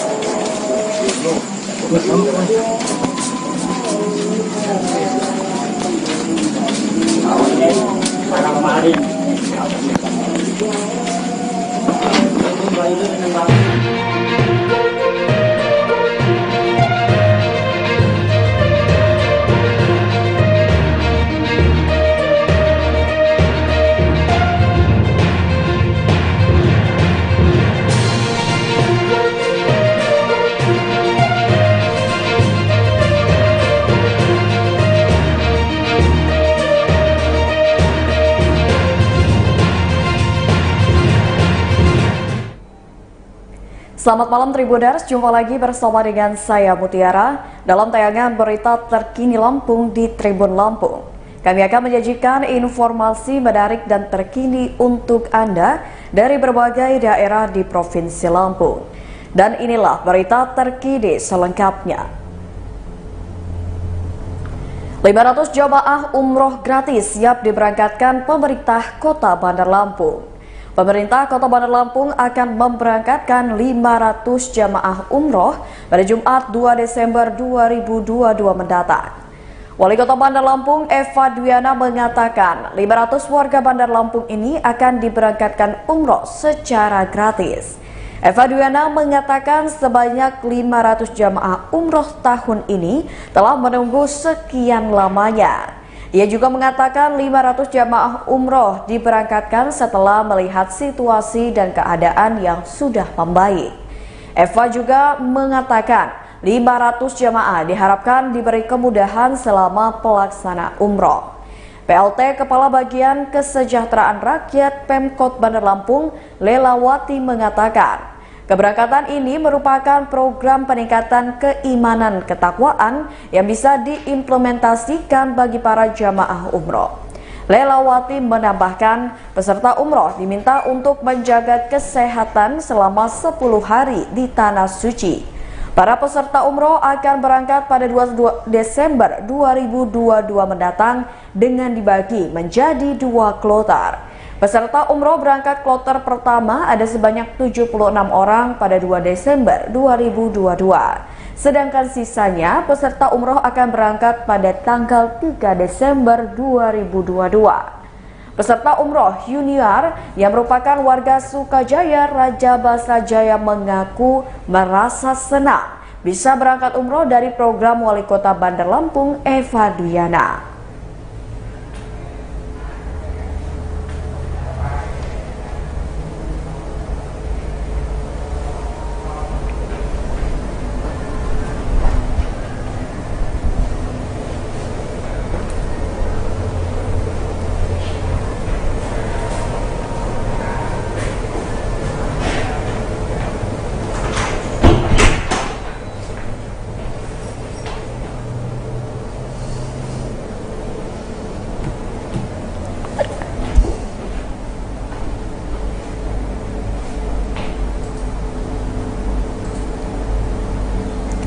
Berita selanjutnya, penyelundupan ratusan burung yang dilindungi berhasil digagalkan KSKP Bakauheni. Kepolisian Sektor Kawasan Pelabuhan atau KSKP Bakauheni Lampung Selatan menggagalkan penyelundupan ratusan ekor satwa liar jenis burung dilindungi.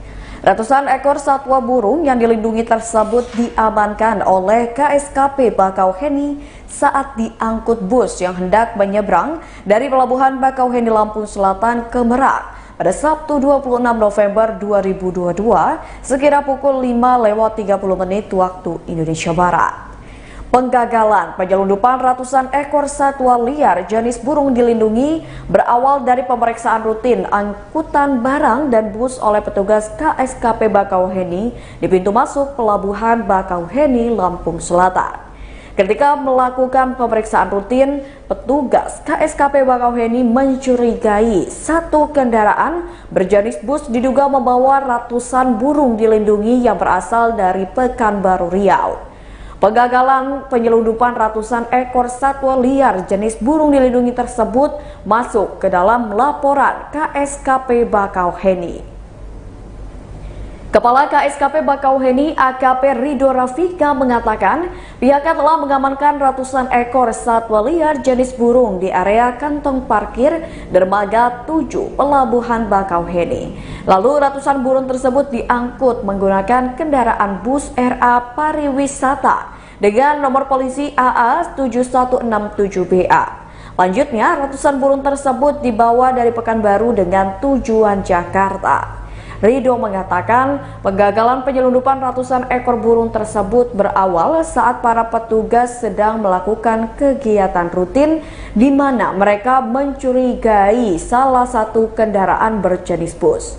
Rido menjelaskan di dalam tumpukan 4 keranjang dan 30 kardus berisikan ratusan ekor satwa liar berbagai macam jenis burung dilindungi. Lanjutnya, saat dilakukan pemeriksaan terhadap 4 keranjang plastik putih, petugas menemukan 133 burung berbagai jenis yang dilindungi. Saat dilakukan pemeriksaan terhadap 25 dus kecil berwarna coklat berisikan 149 ekor cicak mini ijo. Kemudian, petugas juga menemukan 5 dus warna merah berisikan 6 ekor cicak jenggot. Kata Rido, hewan-hewan tersebut merupakan paket yang dititipkan kepada Mahmudi, Fauzan Eki Nasruddin, dan Sulasno selaku pengemudi bus RA pariwisata dari Pekanbaru dan Jambi dengan tujuan Jakarta. Saat diinterogasi, petugas sopir bus mengaku diberi upah senilai Rp2.100.000 ketika barang sudah sampai di tempatnya. Barang bukti berikut sopir bus tersebut langsung dibawa ke Mapolsek KSKP Bakauheni untuk dilakukan penyidikan lebih lanjut. Rido menjelaskan barang bukti burung tersebut diserah terimakan ke Balai Karantina Pertanian kelas 1 Bandar Lampung untuk dilepas liarkan. Apa ketangkapnya jam berapa? Tadi jam Setengah 6. Emang nggak tahu apa kalau dilindungin burung ini? Ya, yang tahu dulu kan. Tahu nggak kalau salah tanpa dokumen dibawa gini? Kenapa masih dibawa burungnya? Gimana Pak? Urusannya sama istri, gajinya kita jual dari bawah kayak gini. Diupah berapa bawa burung? Ini totalnya 2.100.000. Udah dikasih semua itu? Belum. Berita selanjutnya. Jelang Nataru, harga daging ayam dan telur kembali naik. Memasuki akhir tahun 2022, harga sejumlah bahan pokok di Bandar Lampung masih cenderung stabil pada Minggu 27 November 2022. Namun menjelang liburan Natal 2022 dan Tahun Baru 2023, beberapa harga sembako yang mulai mengalami kenaikan seperti telur dan daging ayam. Namun beberapa bahan pokok lain seperti cabai dan bawang justru mengalami penurunan. Pedagang di Pasar Perumda Suai Halim, Ulfa, mengatakan penurunan harga tersebut sejak 3 hari lalu. Ulfa pun mengatakan jika harga bawang juga cenderung mengalami penurunan. Harga bawang merah yang sebelumnya di angka Rp35.000 per kilogram kini berkisar di angka Rp32.000 per kilogram. Sedangkan bawang putih yang sebelumnya Rp30.000 per kilogram kini menjadi Rp23.000 per kilogram. Sementara itu, pedagang lain di Pasar Pasir Gintung, Bandar Lampung, Udin, mengatakan harga telur mengalami kenaikan sebesar Rp1.000 hingga Rp2.000 per kilogram. Sedangkan harga minyak goreng dalam kemasan menurut Udin masih dalam taraf normal atau stabil. Adapun harga minyak goreng berkisar di angka Rp14.000 hingga Rp23.000 per liter. Sementara itu, harga daging ayam di Bandar Lampung juga mulai mengalami kenaikan menjelang Nataru 2023. Roni, salah satu pedagang daging ayam di Pasar Tugu Bandar Lampung, mengatakan kenaikan harga daging ayam mengalami kenaikan hingga sebesar Rp2.000 per kilogram. Sementara untuk harga daging ayam per ekor yang sebelumnya berkisar Rp32.000 untuk ukuran 1,2 kg kini menjadi Rp33.000. Sementara harga Rp50.000 sampai Rp55.000 diterapkan untuk ayam potong dengan berat rata-rata 1,8 hingga 2 kg.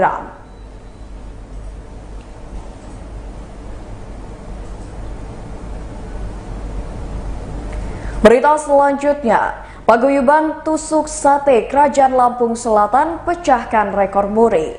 Paguyuban tusuk sate Kerajaan di Lampung Selatan berhasil memecahkan rekor muri, memberdayakan 1.127 lansia untuk membuat tusuk sate. Pemecahan rekor muri membuat tusuk sate yang dilakukan 1.127 lansia itu berlangsung di Pusat Industri Paguyuban Tusuk Sate Kerajaan di Desa Sidomulyo, Kecamatan Sidomulyo, Lampung Selatan pada Rabu 16 November lalu. Pemberian rekor membuat tusuk sate yang dilakukan 1.127 lansia itu dilangsungkan langsung perwakilan Muri Yusuf Gandri dan General Manager PT Bukit Asam Pelabuhan Tarahan Dadar Wismoko. Perwakilan Muri Yusuf Gandri mengatakan pembuatan tusuk sate oleh ribuan lansia ini merupakan yang pertama di Indonesia. Menurutnya, program pembuatan tusuk sate tidak seperti yang dibayangkan karena tak hanya membuat 1.000 tusuk sate dalam sehari, tapi sekaligus memberdayakan lansia. Saat ini kebutuhan akan tusuk sate diperlukan setiap hari untuk mencukupi kebutuhan akan tusuk sate. Paguyuban Tusuk Sate Kerajaan Memberdayakan Lansia melalui program CSR pembuat tusuk sate diharapkan dapat memberikan aktualisasi diri kepada lansia. Selain itu, program CSR membuat tusuk sate dapat meningkatkan perekonomian lansia dan dapat membantu meningkatkan ekonomi desa. Yusuf menegaskan pembuatan tusuk sate oleh 1.127 lansia sangat layak untuk mendapatkan rekor muri. Karena menurutnya pembuatan tusuk sate oleh ribuan lansia ini adalah yang pertama di Indonesia bahkan di dunia.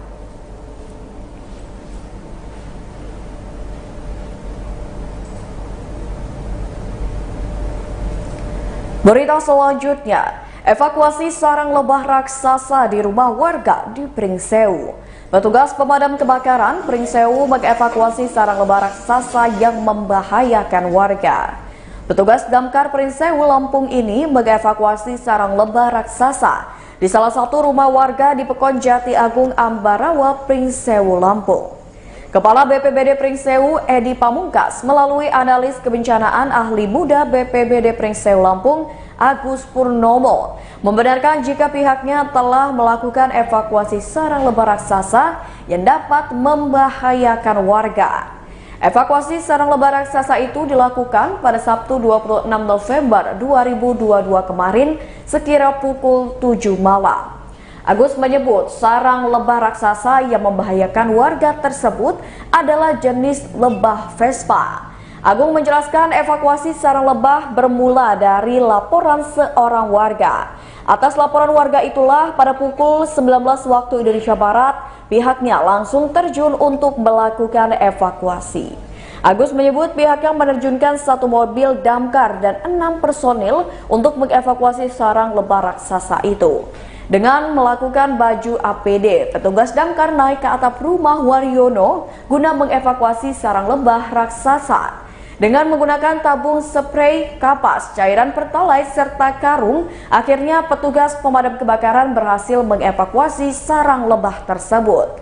Agus menyebut ini bukan kali pertama pihaknya mengevakuasi sarang lebah. Tak hanya lebah, pihaknya juga sering melakukan evakuasi terhadap kucing yang masuk ke lubang, bahkan penangkapan ular. Dengan begitu, Agus mengimbau masyarakat apabila butuh pertolongan maupun evakuasi, segera hubungi BPBD Pringsewu. Adapun nomor BPBD Pringsewu yang bisa dihubungi untuk dimintai bantuan masyarakat ada di nomor 0729 21108.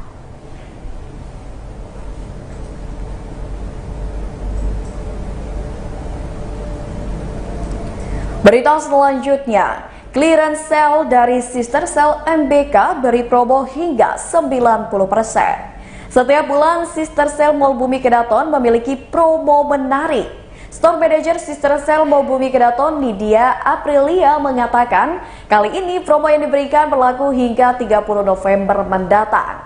Promo ini bertajuk clearance sale. Dalam promo ini ada diskon hingga 90%. Setelah diberikan diskon, harganya jadi mulai Rp3.990.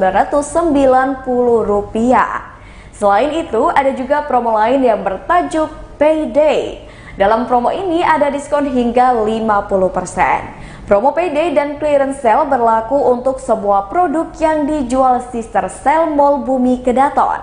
Produk tas, jam tangan, dompet, kosmetik, skincare, dan juga body care. Selanjutnya ada promo Last Chance. Dalam promo ini ada diskon hingga 65% untuk produk kosmetik seperti Misha, Emina, Folklore, Pink Flash, Makeover, dan Everwhite. Lalu promo Buy More Save More, yakni pembelian pertama harga normal, tapi untuk pembelian kedua diskon 10% dan pembelian ketiga diskon 50%. Promo berlaku untuk produk Sada, Avoskin, Nama, You, Cosrx, Careso, dan White Story. Kalau ingin mendapatkan semua promo ini, bisa langsung datang ke Sister Sale Mall Bumi Kedaton.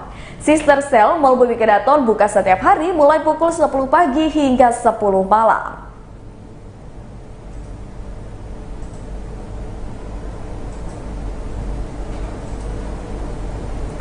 Baiklah Tribuners, itulah berita terkini Lampung bersama dengan saya Mutiara. Jangan lupa untuk terus saksikan YouTube Tribun Lampung News Video, Facebook Tribun Lampung, Instagram @tribunlampung, dan TikTok @tribunlampung untuk informasi terupdate lainnya. Selamat malam dan sampai jumpa.